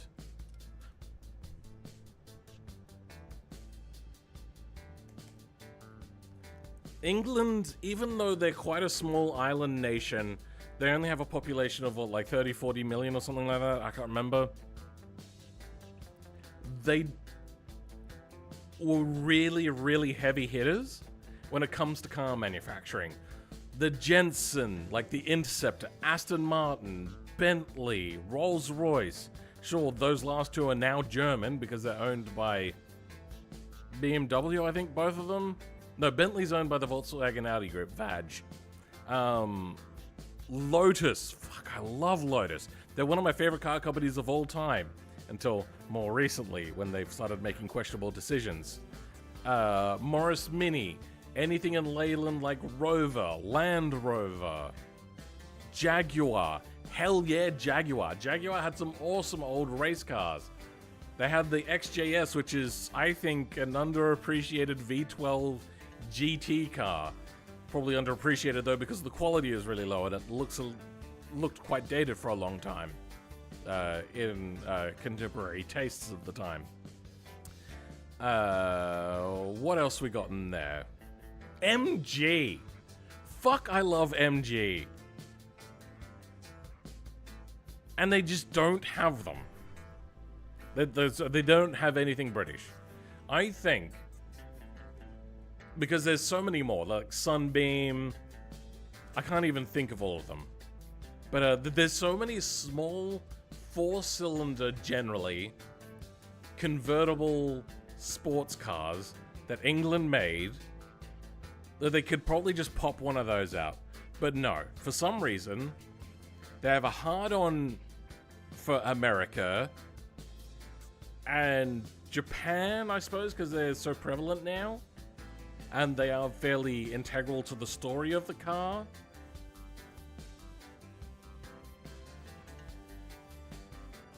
But no British. Just a little British roadster would be fantastic. Don't mean modern MG? Yeah, no, modern MG is a different company. Same badge, different company. Somebody is working on a British Leyland Maestro for the 80s. Yeah, sure, there's mods. Ford Cortina, sure, yeah. There's those sorts of things. That's a little less British and more like American British. I know that it was like made and designed in England, but you get the idea. I want something that's only British. Triumphs. Also, I give 2 words, British Leyland. Yeah, British Leyland was a big mistake. Cook Roadster, yes, I did make that. I'm surprised you remember that one. That one's quite old. I think, didn't they make a straight flathead 8 engine for that? A straight 8 flathead for that? And that was like my big thing. Hey, look, I made this really cool mod. Austin Allegro would be fun. Wait. There is a car called Sunbeam. That's the name of a loaf of bread over here. Really? Actually, yeah, I think we have a similar thing as well. But yeah, no, there was the Sunbeam car. It was a very small car.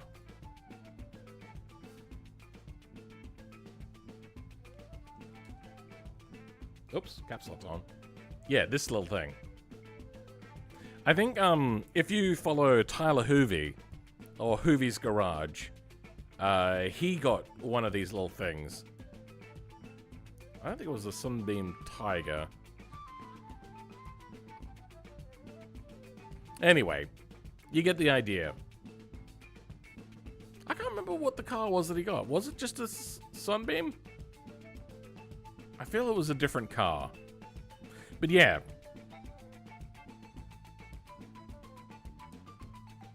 Sunbeam sounds like a subjective reference? Subnautica? What? I'm so confused. Oh, there's also Austin Healey. My brother had an Austin Healey for a little while. He restored it, owned it for a couple of years, and then sold it.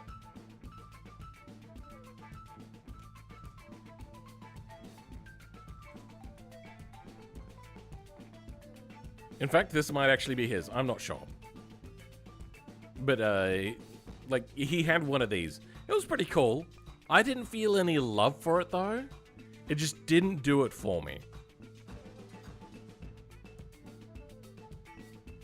But it was still pretty cool. I think he updated the brakes and the carburetors, and then that was about it. Izetta? No, I'm not gonna... I don't generally make copies of cars. Ford Falcon is an Australian car? Yeah, there was a lot of Ford Falcons here. I own one.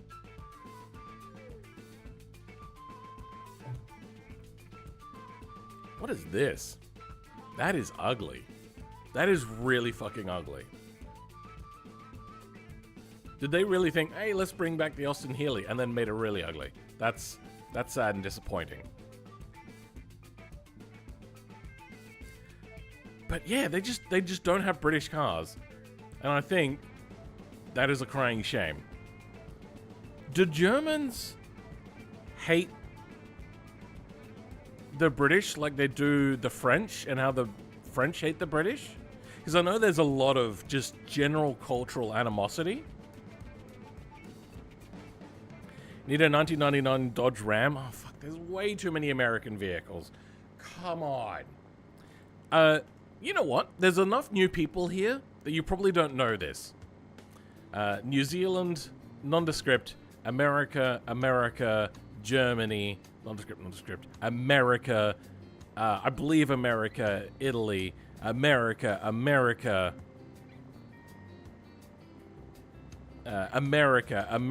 America. They love America way too much. What are like the biggest races in the world? Le Mans in France, but Germany hates France, so I doubt that the devs are going to do that. And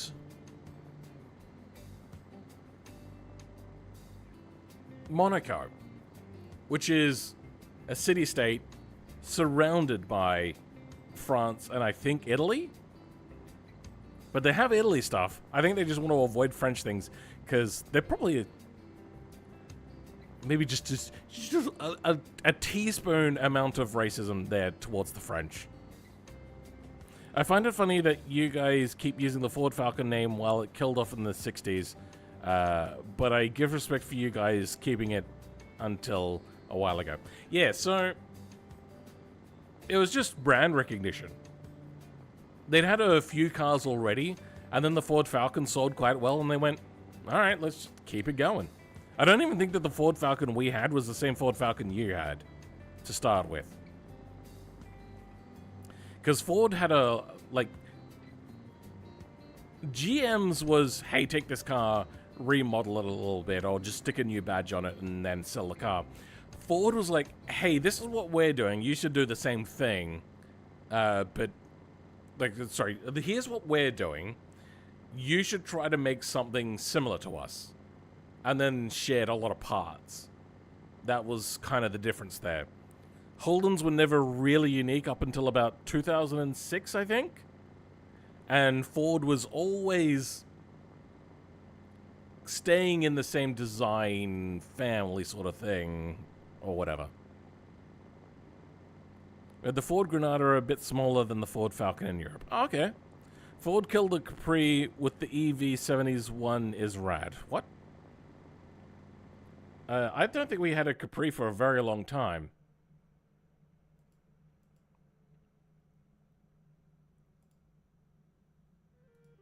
I think we had the Capri in the 60s or 70s, and then it was like a one-shot done.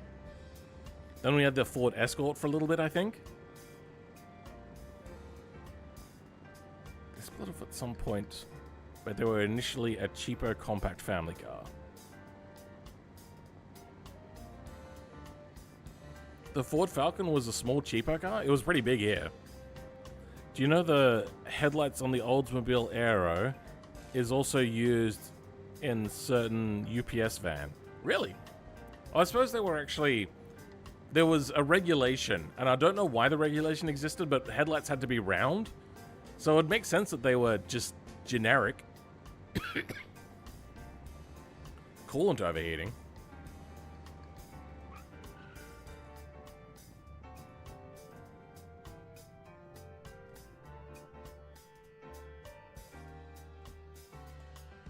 Oh, that's what's happening. Why is the engine overheating? So I've got my thing in here. I've got... Huh. It just overheats, huh? That's funny. That's really funny. I like that. Will it overheat if I rev it a lot and not move anywhere? A little bit. It looks like it takes a really long time.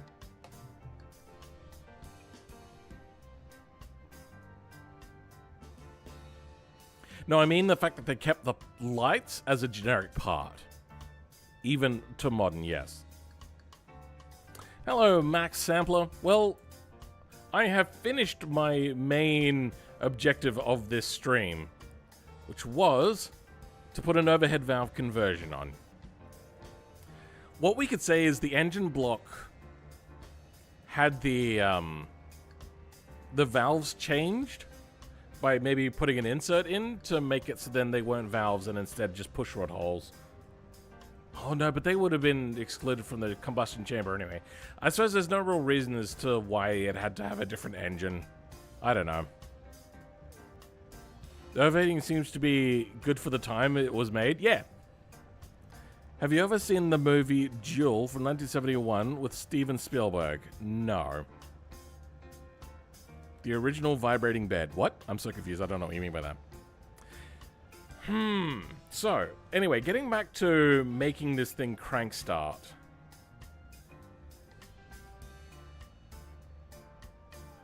It would have to be lock the nodes in place, because I can break and unbreak beams. That is something that I've done myself. I can't remember where I did it, but I can set the state of a beam.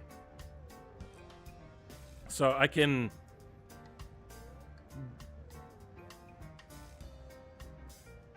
I suppose that doesn't really matter. I could just have the beams on all the time as well. I just have to measure if the node is being moved. So in the lure, I would have beam change. That's terrible. Anyway, you get the idea. If I change the length of the beam, but then if we go over like a really hard bump or a crash, then it's going to try to kick in. I suppose we would have to also have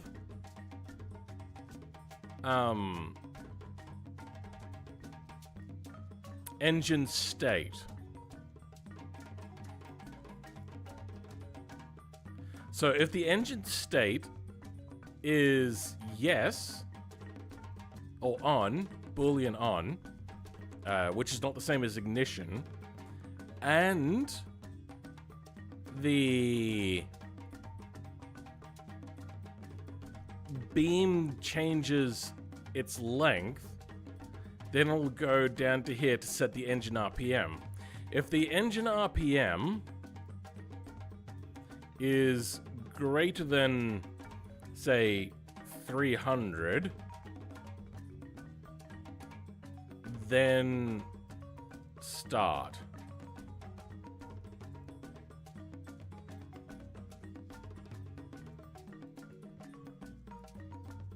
I'm terrible at using paint, but you get the idea. We've created a bit of a flowchart here.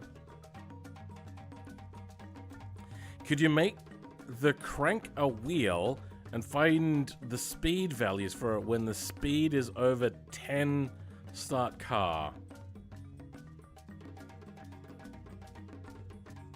I could make it a rotator, yes. And I could probably grab wheel speed from it.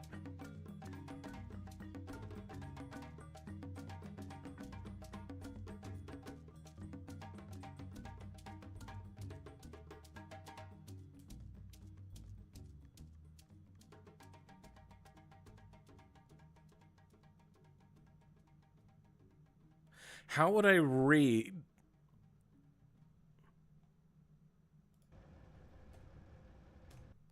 Okay, the best use of a rotator I've seen so far is on... Is it the ATV? Yeah, it is. Okay.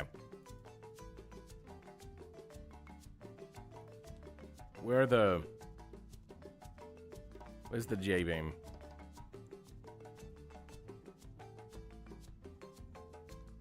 Common J-beam.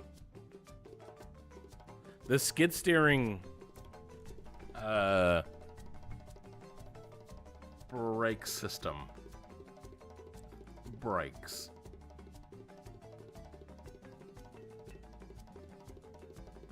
Rotators. Brake L and R. Speedo false.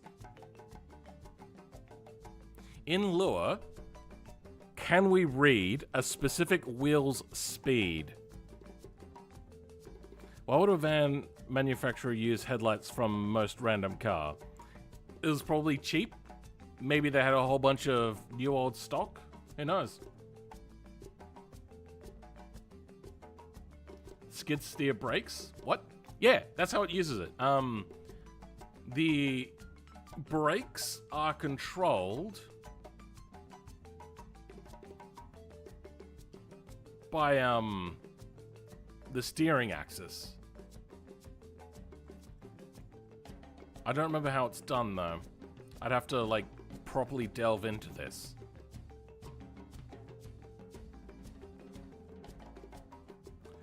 Brake differential steering. Okay, yeah, I think that's where it kind of inputs for the controller. I don't remember it being like that. I remember it being slightly different. Anyway. What did I used this for something.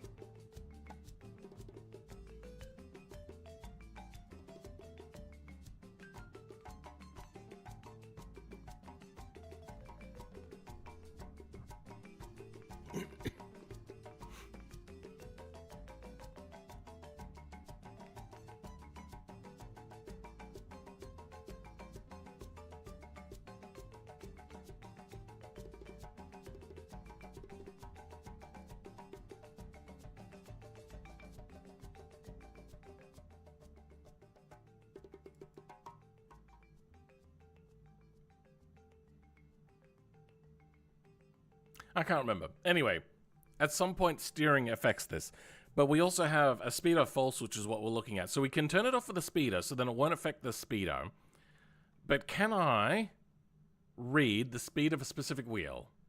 So, BeamNG, lure, read specific wheel speed.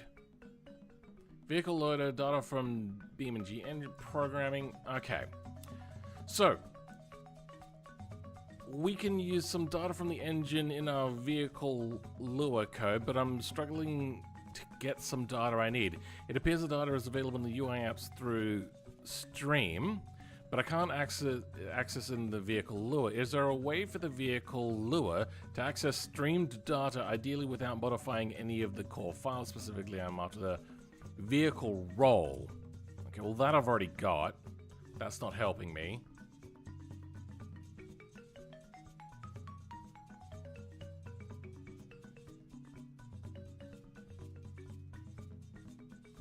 Speed of, I see it written speed of one wheel.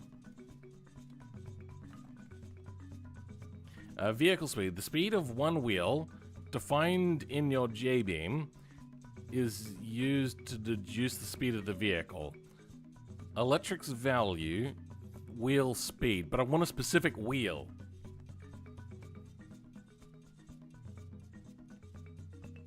The devs are not going to add a real car. Would it be possible to make a crank UI app? I have never tried to make a UI app, but it would be, I just don't know how to, and I've never tried.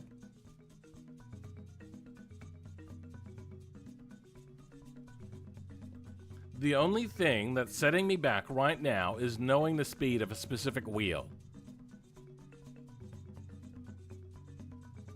Want to learn how to tune a BeamNG, vehicle lure, HTML. Well, that's not going to help me. Streams BeamNG wiki. Lure can read vehicle data such as wheel speed and engine RPM. That's the only reference to wheel.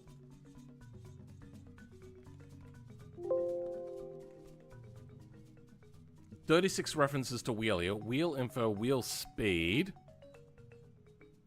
This is a stream though, but we can figure it out from there. This is an array of wheels.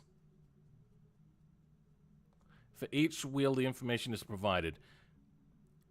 WD name. Name of the wheel, e.g. Okay.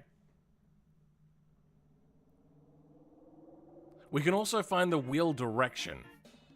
Which hopefully is... I suppose we just, like, look for positive RPM on the wheel. Or positive speed. Drive down wheel info, wheel ID, last slip? Okay. I would have to figure out how to actually grab the specific wheel.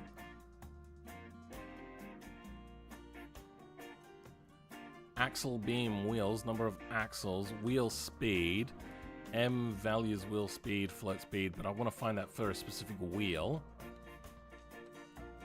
What I want is the exact code, please. Wheel count, don't care about that.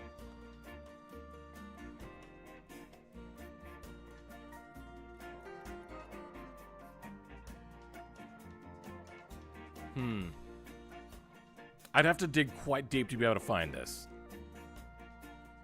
Really complicated problem. Have you tried fixing it? What are we talking about?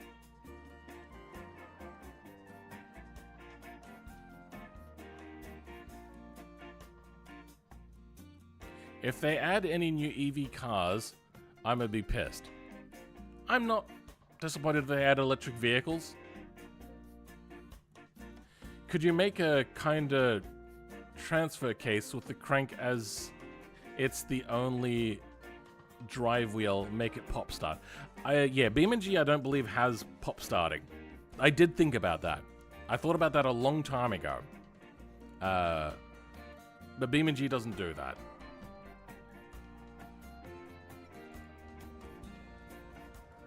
Like, we'll give it a bit of a try here. Oops. Oh, there's a logo. I'm meant to go F7.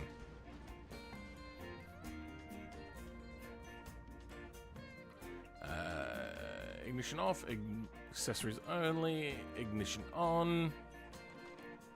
No, that's the wrong thing. Gameplay. Gearbox safety assist, clutch assist, throttle assist.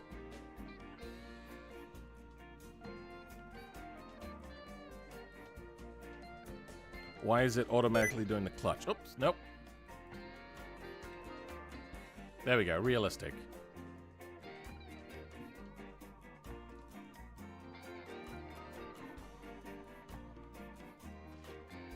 That didn't work.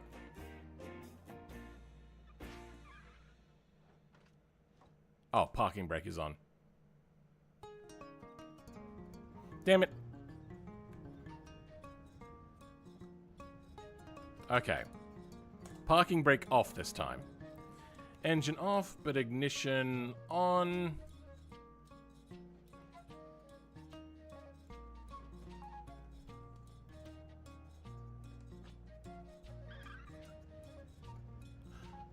Wait. It pop started. Oh shit. This is something I tried a really long time ago, and it didn't work back then. Or maybe I was doing it wrong. They do have pop starting now. Well, fuck me.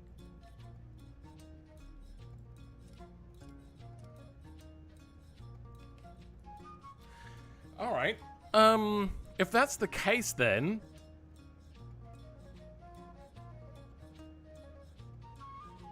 Yes, we can have a transfer case, or like a,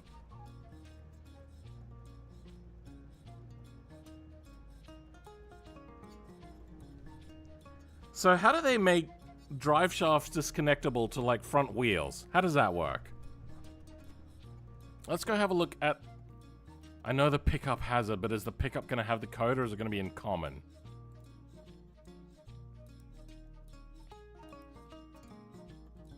Differential F.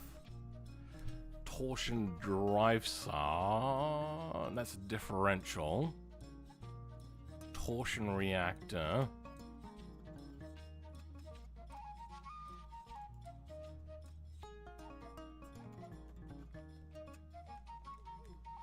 Drive shaft. Transfer case. It's a shaft. Takes in from the turn. Brake trigger beam. Front drive shaft. Electric's name. Half shafts. Powertrain. How do they make disconnectable drive shafts? Good night. Okay, see you later, Foxy. Thanks for being here. Honestly, from what I'm looking at in the API, the UI apps are really just JS and HTML, so you could be knocked down in a couple of mins if you know JS. I do not know JavaScript at all. If I remember correctly, Beam has had that forever. The pop starting? Alright.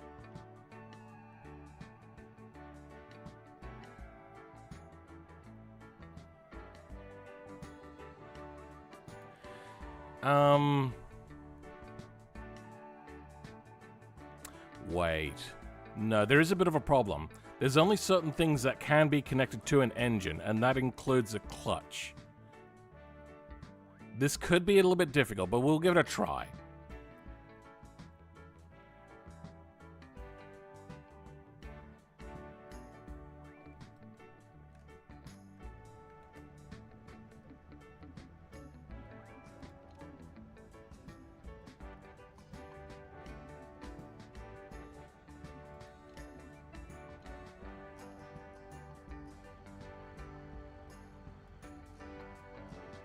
So it'd be in the transfer case.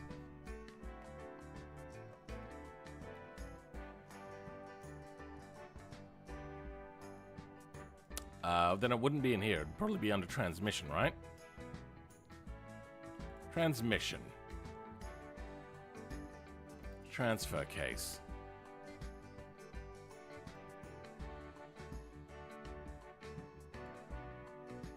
Transfer case. Transfer case. Controller, four-wheel drive, drive modes, transfer case control.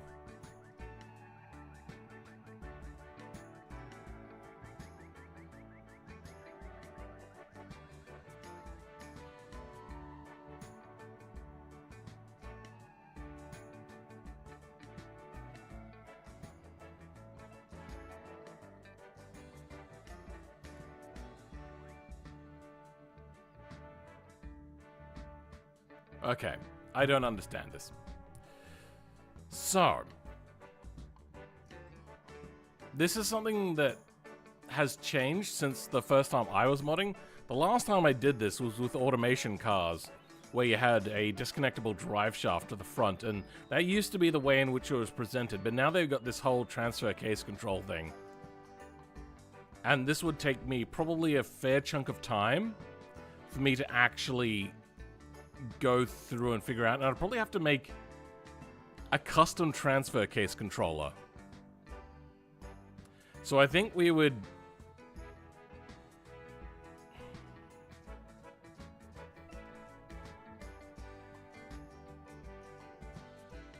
Yeah, I probably wouldn't do that. Can I have more than one clutch attached to an engine? If it's a viscous system, for example, no, that doesn't help me. Where have you been? YouTube, unsubscribe me. I've been watching every one of your videos. Welcome, B. I've been on break. The MD series has a unique transfer case that might be easier to work with. Really? Is it just under MD? You know what, let's bring out the MD so we can have a look at what you're talking about. I've not looked at the MD very much because it just doesn't interest me, but... four-wheel drive. It has a low and a transfer case. And a splitter. Yeah, no, I think that's going to be probably even more complicated, to be honest. The low-high transfer case is also not going to help me. It's going to be the same sort of stuff, just more of it.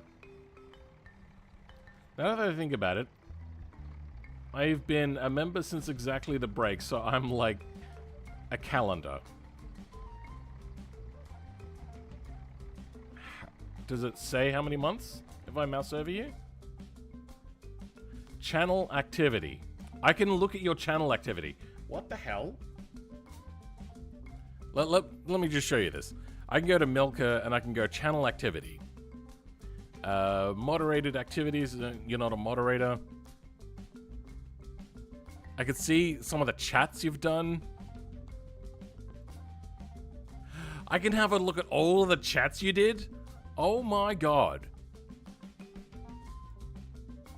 That's pretty wild. What else can I do? Is it just the chats? It's just the chats. I've not had to moderate you. What about somebody else? Slayer, you've been here a long time. Channel activity. I like that it shows this. That's helpful. And it shows that for a little while there you were a channel member. That's really interesting. And then I can go to channel? Okay, that's cool.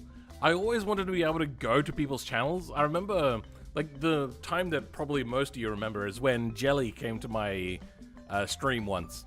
And I was like, who's this person? They've got a tick next to their name. I'm an old person. So YouTube never recommended their stuff to me. And I was like, who's this person? And then I had to go into the thing and search for it and make sure they had the right person. And holy shit. Anyway, yeah. But now I could just do that and go to their thing. Like, for instance, Butch Gaming. A lot of people probably don't know who Butch Gaming is, but they also do content creation, and they do modding stuff as well. I even did a video against them. I wonder if you could do that from the stream. Can I look at other people in a stream?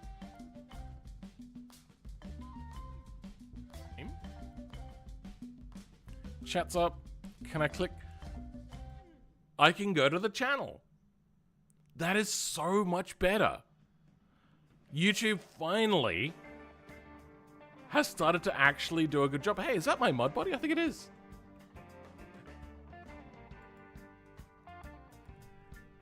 Glad to see these regular streams. Thank you, Butch. You crushed me on that modding contest too. Yeah, I tried to... Yeah, I feel that maybe if I had shown more of the parts, you may have gotten more votes. Go to expose everyone's old messages, lol. Let's see what your first message is, since you asked for it. Napier Railton seems to be the first stream that you joined in. I haven't slept in 48 hours straight, so I think I'm gonna go. No, that was the end. There's the beginning. I still have beef with the jalapeno cheeseburger at Burger King. Oh, sorry. I thought it was something like jalopnik. My dyslexia. The jalapeno cheeseburger at Burger King. I love jalapenos. I love spicy food, kinda. As long as it's not too spicy. I can handle a lot more spice than pretty much anybody I know. The thing is I just don't like it. Because it doesn't add to flavor. All it does is add more pain. Seriously, still wasn't expecting Stalking Philman. Hungry Jacks? Yes, we do have Hungry Jacks here in Australia. I don't know if it's everywhere in Australia, but at least here in South Australia it's Hungry Jacks. And Hungry Jacks is just better than McDonald's. McDonald's burgers are usually a little bit dry, and they like really skimp on the sauce. Which then means the only flavor is their heavily processed meat that is processed to the point that it has no flavor. So you're left with fake cheese and lettuce. Now, I don't know about you, but I don't think lettuce has a whole lot of flavor. It just kind of adds a texture and a coolness feeling in the mouth, maybe, when you eat it, unless it's like hot and soggy, which it usually is. So it loses all of that. The cheese is fake, so that doesn't have much flavor. So the McDonald's burgers, generally, quite flavorless. Only sometimes on some of their burgers do they have flavor, and they're usually like the limited time special burgers. Whereas Hungry Jacks, even though it's probably a lot less healthy, because they're probably filled with sugar and other shit, they pour on quite a bit of sauce, and they're very flavorful. Without that, it's just the same old story of like heavily processed meat that has lost all of its flavor, fake cheese, which doesn't have much flavor. I did a quick mod for the 9 out on day 1, and that adds wood floor to the truck bed. Oh, nice. Not quite Filmman quality, but I think it still looks nice. That's pretty cool. I wouldn't have thought to have done that. I probably would have added wood floors to the cabin, maybe, since that's a fairly common thing for this sort of time period. Very rarely eat fast food.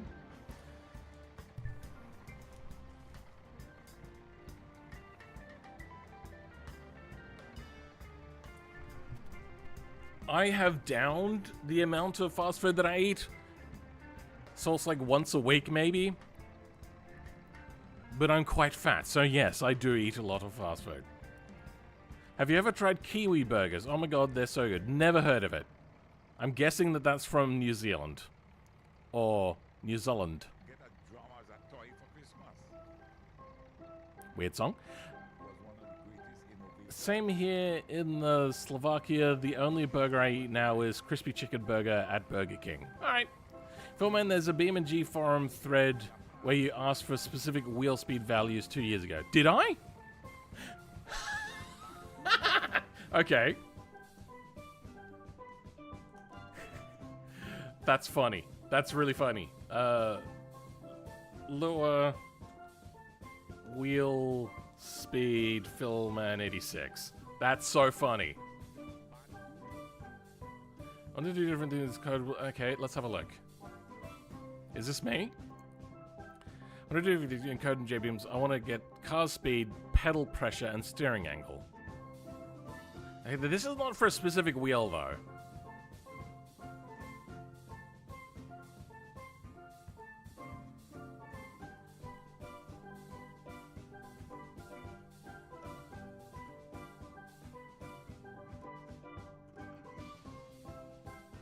Yeah, and it was answered.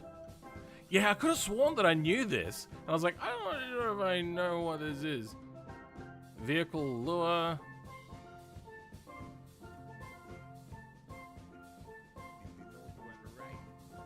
Not by me.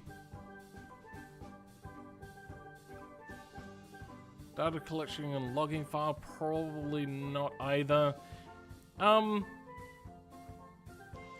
Bing Bong, can you please send me a DM with a link to that forum post, please?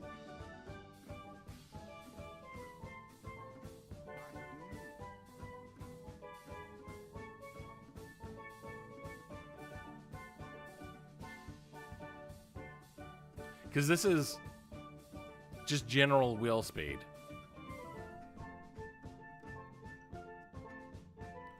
Processed cheese is very much barely cheese. We could have had so much better.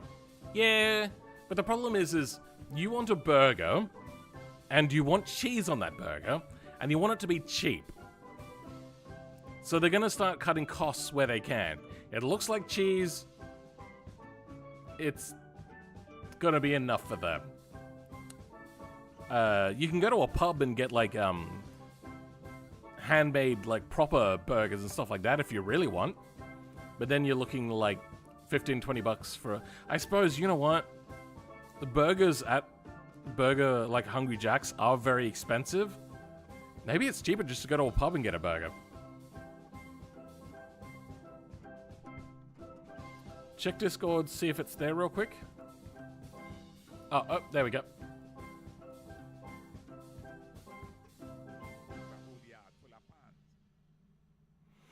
This is unusual for struggle with brake tuning and individual wheel speed. The wheel digger has the individual speeds. Damn. What exactly?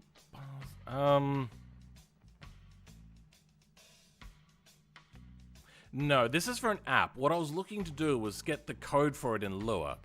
So unfortunately, this hasn't helped. But thank you.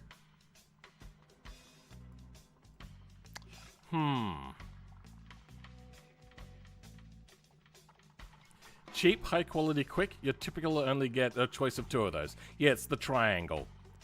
But realistically, with capitalism these days, you only get 1.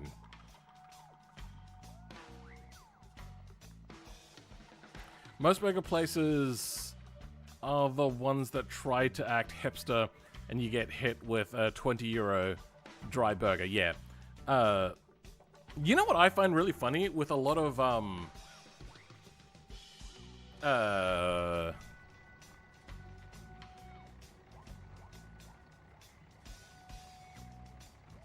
can't remember where I was going with that. Completely lost the train of thought. On another note, talking about burgers, they had Carl's Jr. here for a short while, and they shut down, or at least they announced that they were shutting down. They brought in the most bland, tasteless burgers, tasteless food, tasteless desserts somehow. I don't know how you do that. Just add more sugar. And they charged huge amount. Like, charged more than the other burger places. No wonder they went out of business. Carl's Jr. sucks. Or at least it did here in Australia. Sometimes it feels lucky if you get one. One what? Oh, yeah. Out of the cheap, high quality, and quick. Damn, Carl's Jr. We've got Hardee's here where I'm at. Had it today. Never heard of Hardee's. Though I think I've heard of it, but I don't know anything about it.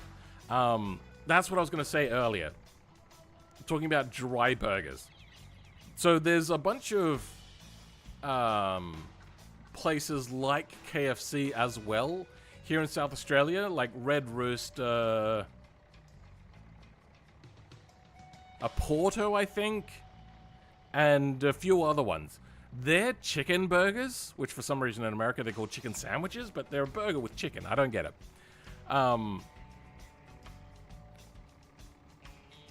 The meat's dry and the buns are damp. How do they do that? How does that happen? How do you stuff up making a burger with chicken in it? Chicken is amazing, burgers are amazing, but yet somehow they've made them dry and tasteless, but yet somehow damp.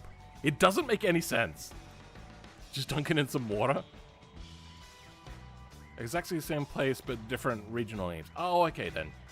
You know what I would love? When I was in Canada in the 90s, I think it was, or early 2000s, I went to A&W, because I'm half Canadian, and we went to Canada a few times. And it was so good. I remember it just being really amazing. I would love A&W here in Australia. Apparently they tried in the eastern states and didn't go anywhere. KFC is so arsed their chicken literally tastes like powder. I don't know about their chicken, but their burgers now completely suck. Their fries are fairly tasteless.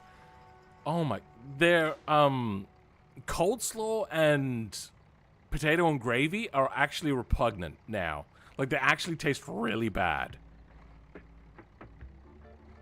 Their nuggets and strips and whatnot, though, are fine, but everything else sucks.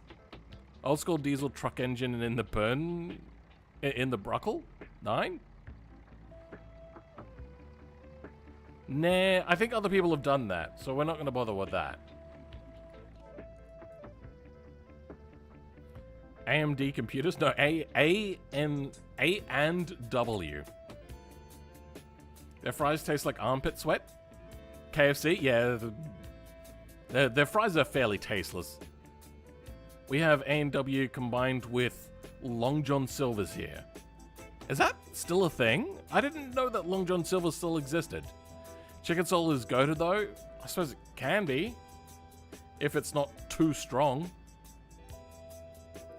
I only had KFC once, which was a large bucket of spicy wings like a decade ago. It turns out that you apparently don't like KFC then. Pretty useless to swap a huge diesel on that. There's a lot of things that are a waste. I remember what I was doing now. I was creating a custom config for myself, wasn't I? Suppose we can finish that off. So, we've gotten rid of the bumpers. Let's change the rear valence. Nope, I can only take it off. Great. I was hoping to get a valence that doesn't have the bumper notch. Bumper bracket notch. What else do we want to do here? We could probably go more modern tires since crossplies are expensive and hard to come by. Front tires. We can go white walls. They're very expensive. Vintage white wall front tires, vintage thin white wall front tires. What are the differences? So we got a little bit of white wall.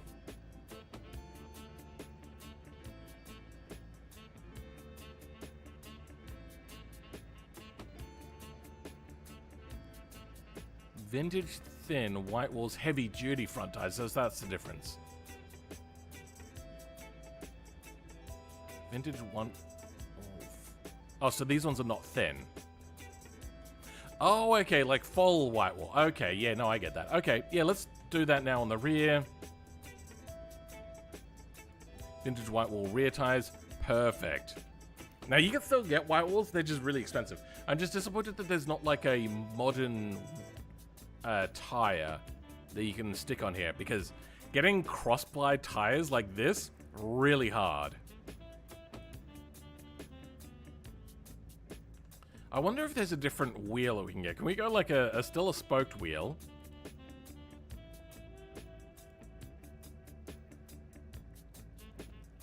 Glide. Only 17 by 4. Let's go with chrome. What does chrome look like? Yeah, let's go with chrome.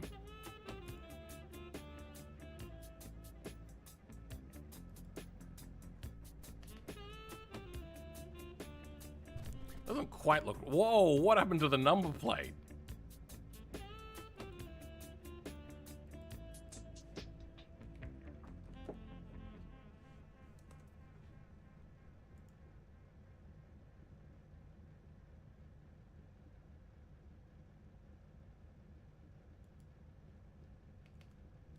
Okay, yeah, it only shows Filmman 8, but it'll do.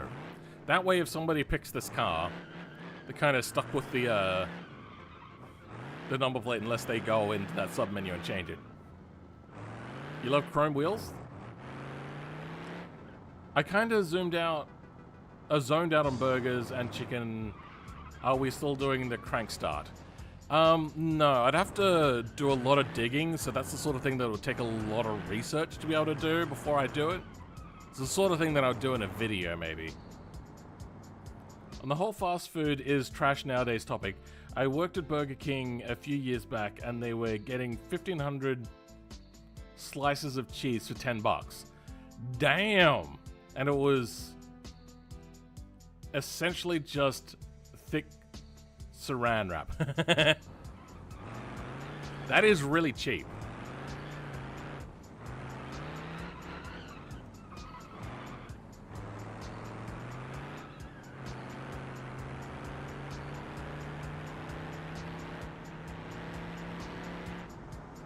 Okay, we need... I'm not going to get a different transmission because going for a race transmission would be super expensive. What we would do instead is go for a longer differential whilst also replacing the open differential with a limited slip. That actually wouldn't be too hard to do. Final drive ratio. We want a smaller drive ratio, like a 4.1. And we'll keep the 3-speed, because that's cheap. Did I go the wrong way, did I? You'd want a stronger differential for this anyway. So what, we were like maxing out at 120 last time?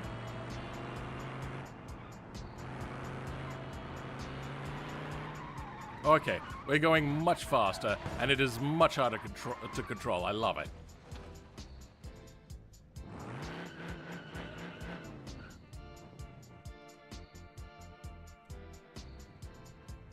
Why is... Oh, okay. Well, apparently I can't press M to get map now.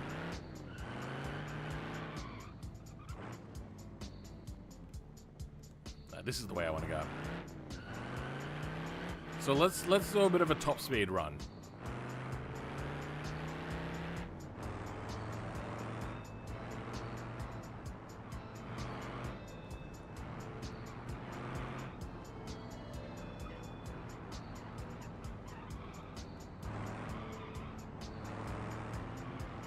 Jesus Christ. This thing is really hard to control. Okay. Third gear, let's push it. 140, 150, 160. Oh dear. And dead. The driver, of course, is what I meant there. Those seatbelts, remember? That's pretty wild. I was looking for the straightaway, though. Where is the straight? Ah, there's the straight.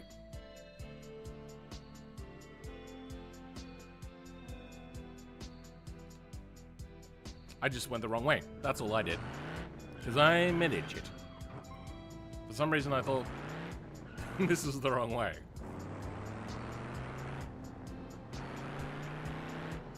This should be a lot easier this time to get up to 160.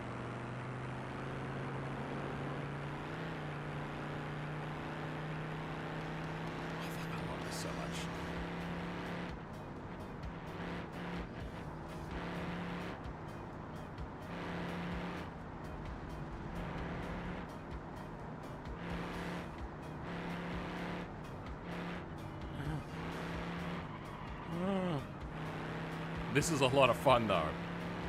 Trying to control this thing at its top speed when it's like going on and off power constantly because it's hitting a rev limiter.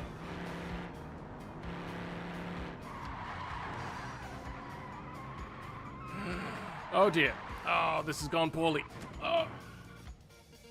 I mean, you probably would have gotten bad enough whiplash that you might have even broken your neck, but there's a possibility you would have survived that. I think a trophy-style truck with this car would not be ideal, probably because of its size. Yeah, I wouldn't do it.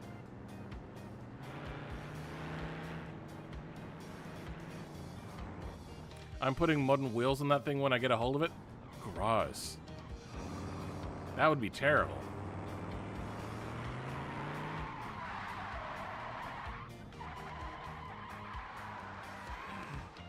Oh! Okay, well that would have hurt. But you would have survived that.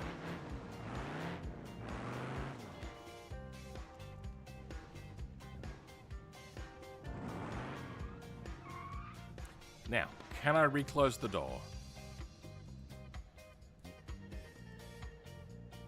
Damn it, so close.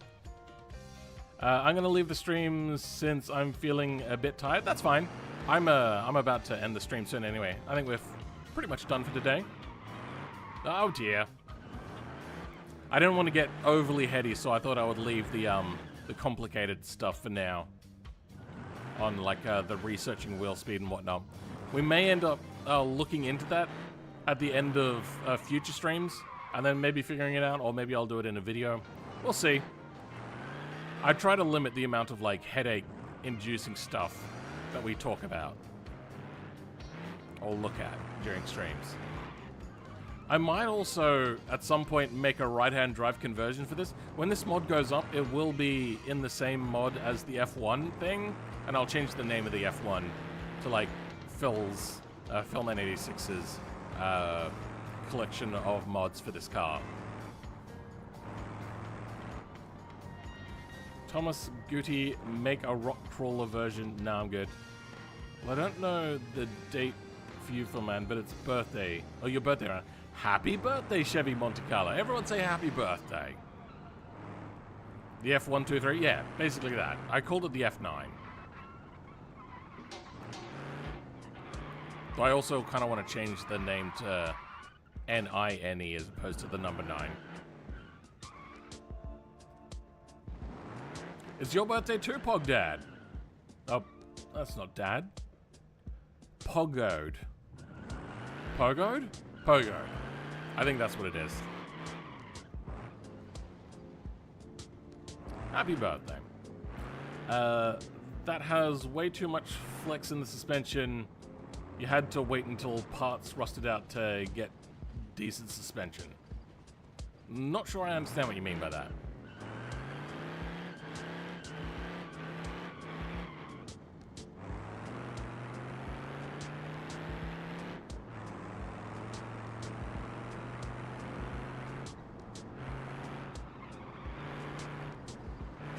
Oh dear. Driving this thing at high speed is so much fun because it's so dangerous. Doing this in real life would be total pucker moments and I wouldn't. I just wouldn't. Oh dear. Oh! Would have been in a lot of pain, but you would have survived that. Maybe minor whiplash on that.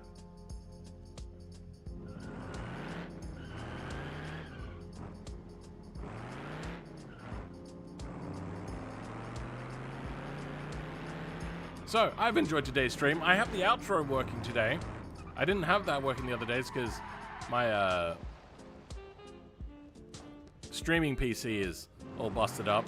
And today, like, this PC busted up. It boot looped on me like 9 times whilst I was trying to get the files off of the computer. But yeah, now the intro and outro works. The beginning of the stream will be much better now. Also, my papa said he'll drive to Drinkin if he keeps driving that hot rod Lincoln. I'm not sure I fully understand what you're trying to say there. I'm guessing that's an Americanism that I've never heard before. Damn it. Anyway, let's go ahead, put this mod together. Close you. We'll leave you for now. Actually, I probably should have left that open, shouldn't have I?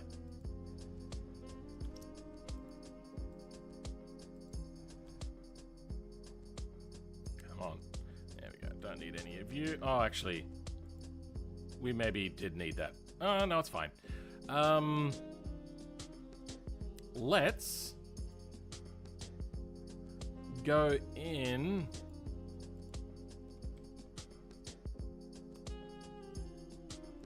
Grab you.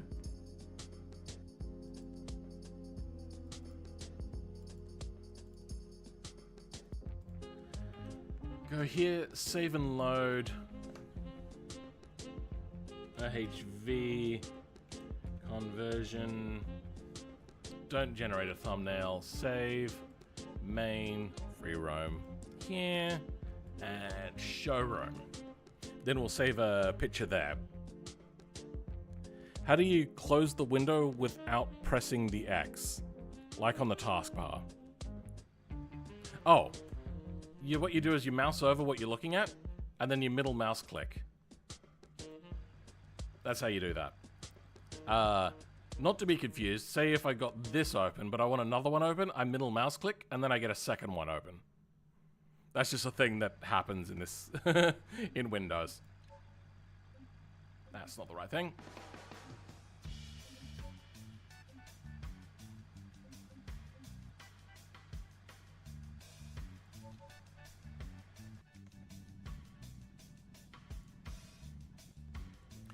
We might also change the color to match my channel.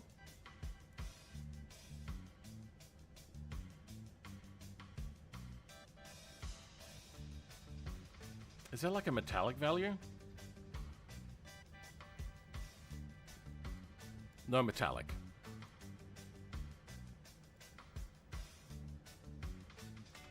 New paint job. Is there a paint too? There is.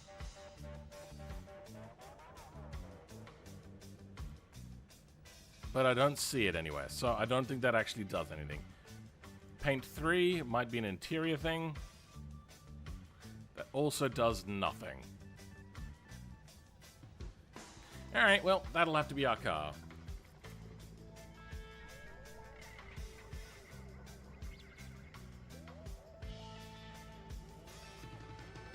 Override it. I like that it doesn't bug out when taking the pictures anymore. That's so much nicer. I'm glad they fixed that. Now, is there a info file here? There.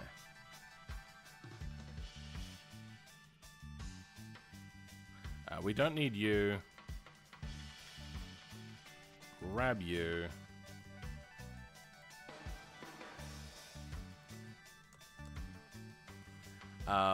Okay. I don't know any of these. Don't know what that would be. Config type custom. F9 is not going to be that. That also wants to be an M. Overhead valve conversion. Or custom. You can use this without having my conversion though. This will be converted to overhead valves and performance parts. Mixing old and new parts sounds good. Drag times, don't know. Rear-wheel drive is fine. Gasoline, induction type turbo? Nope. Actually, no. What is the normal value for that? Show me the infos, please. Induction type, NA, for naturally aspirated. Off-road score, sure. Population 1. Power. Okay. What are we, 130 something?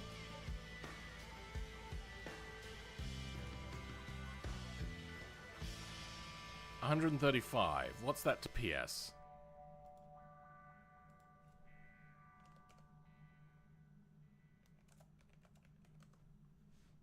$183.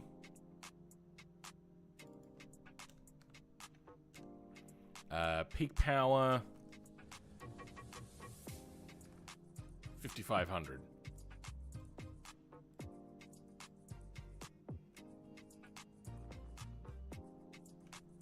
There we go. 5,500 to 5,500. Nice.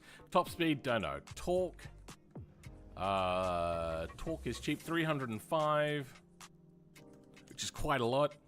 Peak torque is from 3,000 to 42.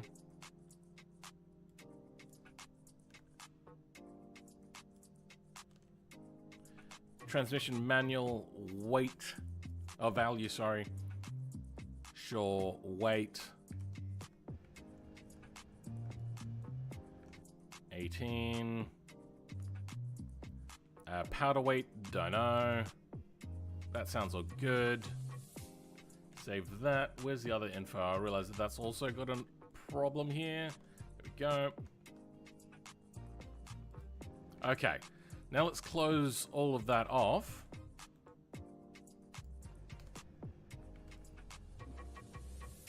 Vehicles. Brockle 9. Overhead valve custom. Perfect. They've almost got the camera alignment correct as well. I remember that the camera alignment used to be a real dicky thing with this game. I noticed that my grill has lots of aliasing, whereas others do not. How have they managed to stuff that up? I don't understand.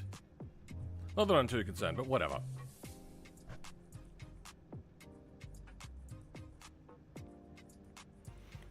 So when are we gonna see an update on the GT86? You mean on my IRL channel or on this channel? Maybe at some point. I don't know about now. Okay, so we've done that. Have I got anything open? Nothing is open. Mods. F1 upgrade. Pack.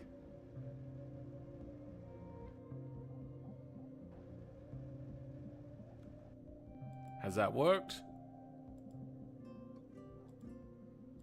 Good, it's worked. Okay. We're up to 1.26 megabytes. What happened?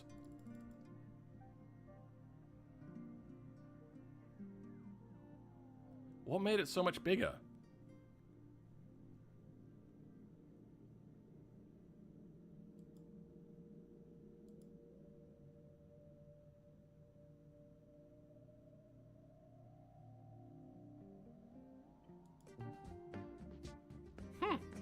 I don't know why it's so big. Alright, well that's that.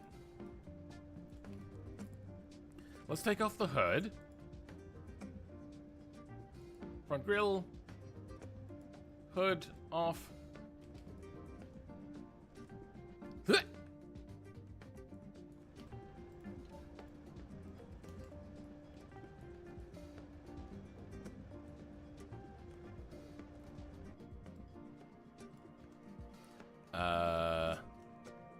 Let's go ahead and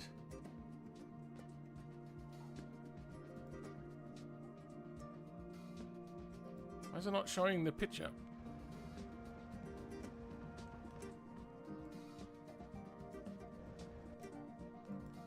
There we go, that was weird. Save year.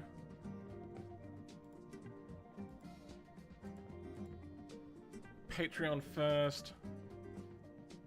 Create. Post. Title.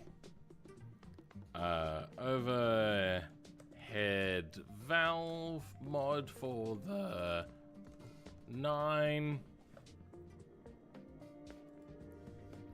Just a simple update to the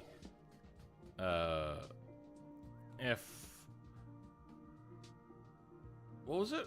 123 or something like that? 134, I think it might have been. Mod from the other day. There will be more to come eventually.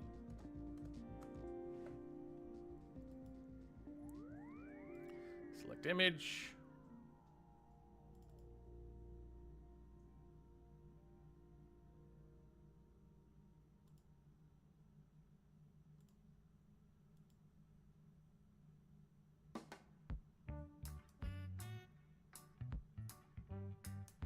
Confirm.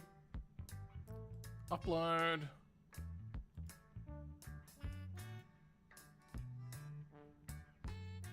Tags. Demon G. Mod. Hello. Paid members only. B. All members. Publish.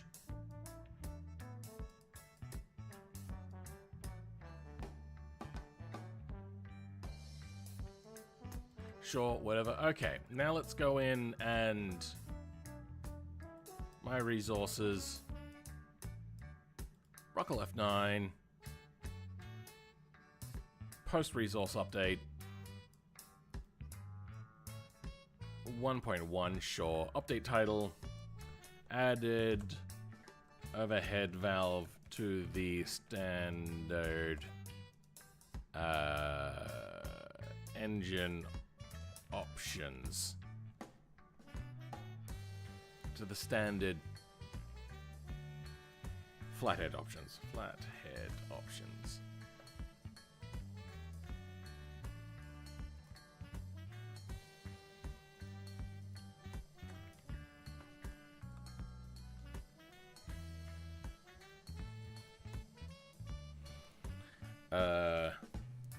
Unfortunately, it is only for the standard frame, not the custom.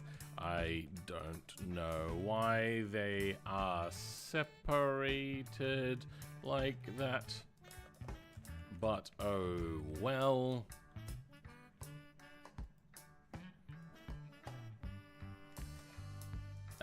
It doesn't really add as much power as you'd assume, but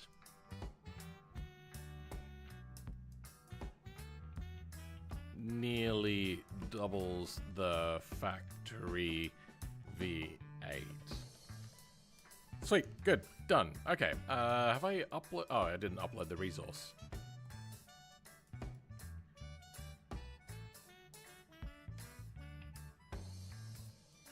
Close, there we go. Save update. Then let's edit the whole thing.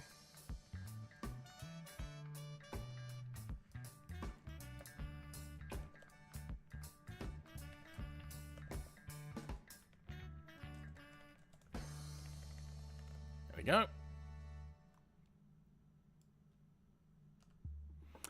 Ever wanted an openable phone card? Unique ID. This was made during a single stream, not much that. I've now added overhead valves to the standard frame chassis. Unfortunately, it's not for the custom frame.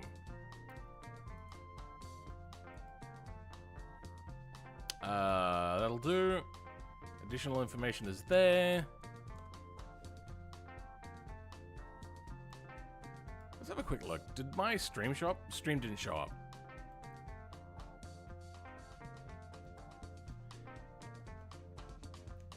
It was made for this. Made during this stream here.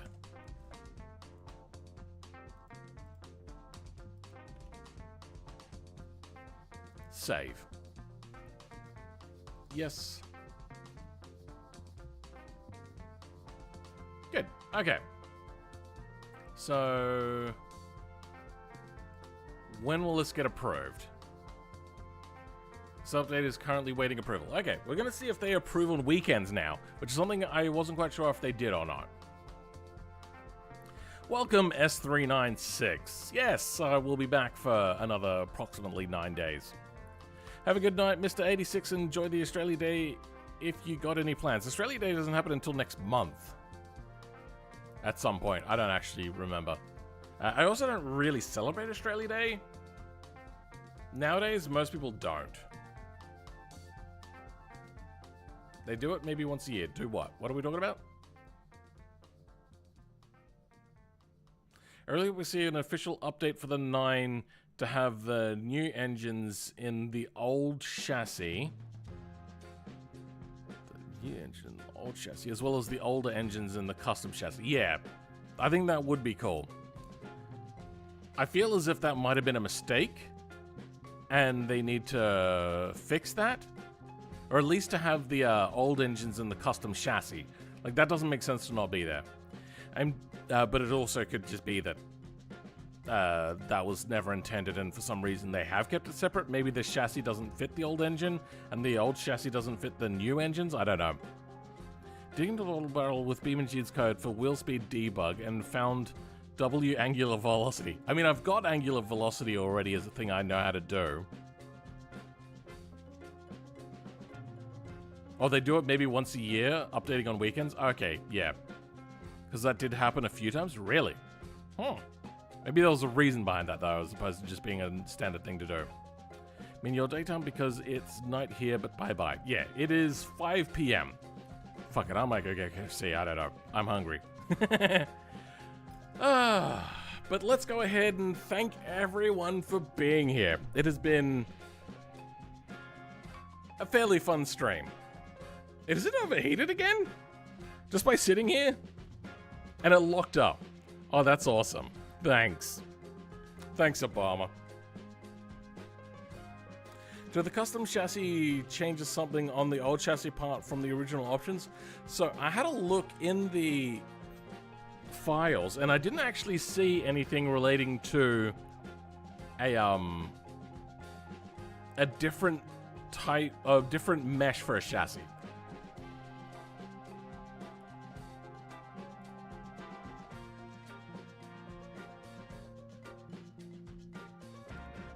So we have a quick look. We've got the chassis right here. If we hit hide on that, there's no other chassis in there. And that's what made me think that maybe the gatekeeping the engines between the two different versions of the chassis was a mistake. Might not be a mistake, there may be a reason, but I think it's a mistake.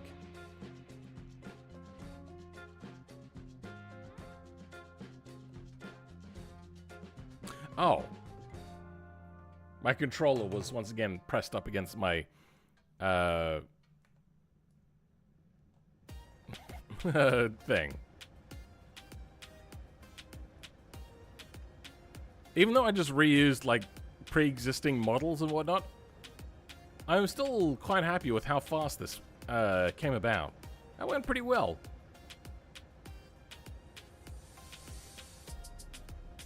Now, under these caps here, what you would have is like a really long cap that would go down into the valve cover to reach the top of the spark plug. And we'll just pretend that that's what's happening. There are a few small changes between the chassis, but not regarding engine placement, more supports for the full-length suspension. Yeah, sure, but the chassis is the same mesh.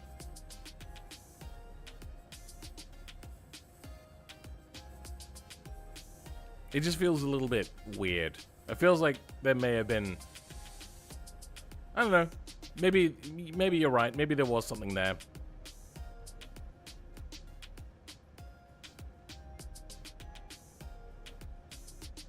But yeah, so thank you everyone for being here. That specifically includes Quarks for $2 Australian and Team Silly Gaming for the $2 Canadian. Thank you very much, Lee. For everyone else, thank you Slayer, thank you Street OS, thank you Leo Carter, Chevrolet Turbo 1991, Bing Bong, what a name, great name, love it. S396 Shark, thank you for being here, even if it was only for short. Edward Z. Norton, thanks again, also for being here again. Milk Mad, Butch Gaming, thank you for being here. Everybody go check out Butch Gaming if you like modding content. Chicken Craft, thank you. Frog, I didn't notice Frog here. Pogode, Seth Burney. I got some cross supports and drive shaft loop, but it's all towards the rear. You can see just the rear of everything off a switch between the two. Fair enough. No, I get that. And I'm pretty sure I know the support that it is. There's like, wait.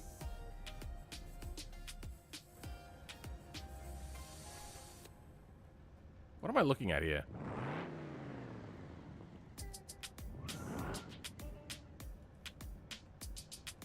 This isn't a drive shaft. This is a torque tube.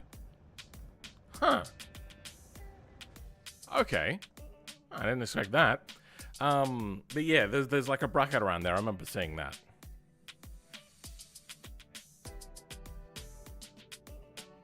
I feel like they could have had you change the engine and then remove and change the brackets with all of the new systems that they've got in place, which I need to figure out how to work. It seems super complicated. And it doesn't seem super complicated, it seems overly complicated. It seems that they ended up making more problems. No, not more problems. Ended up making more work for themselves.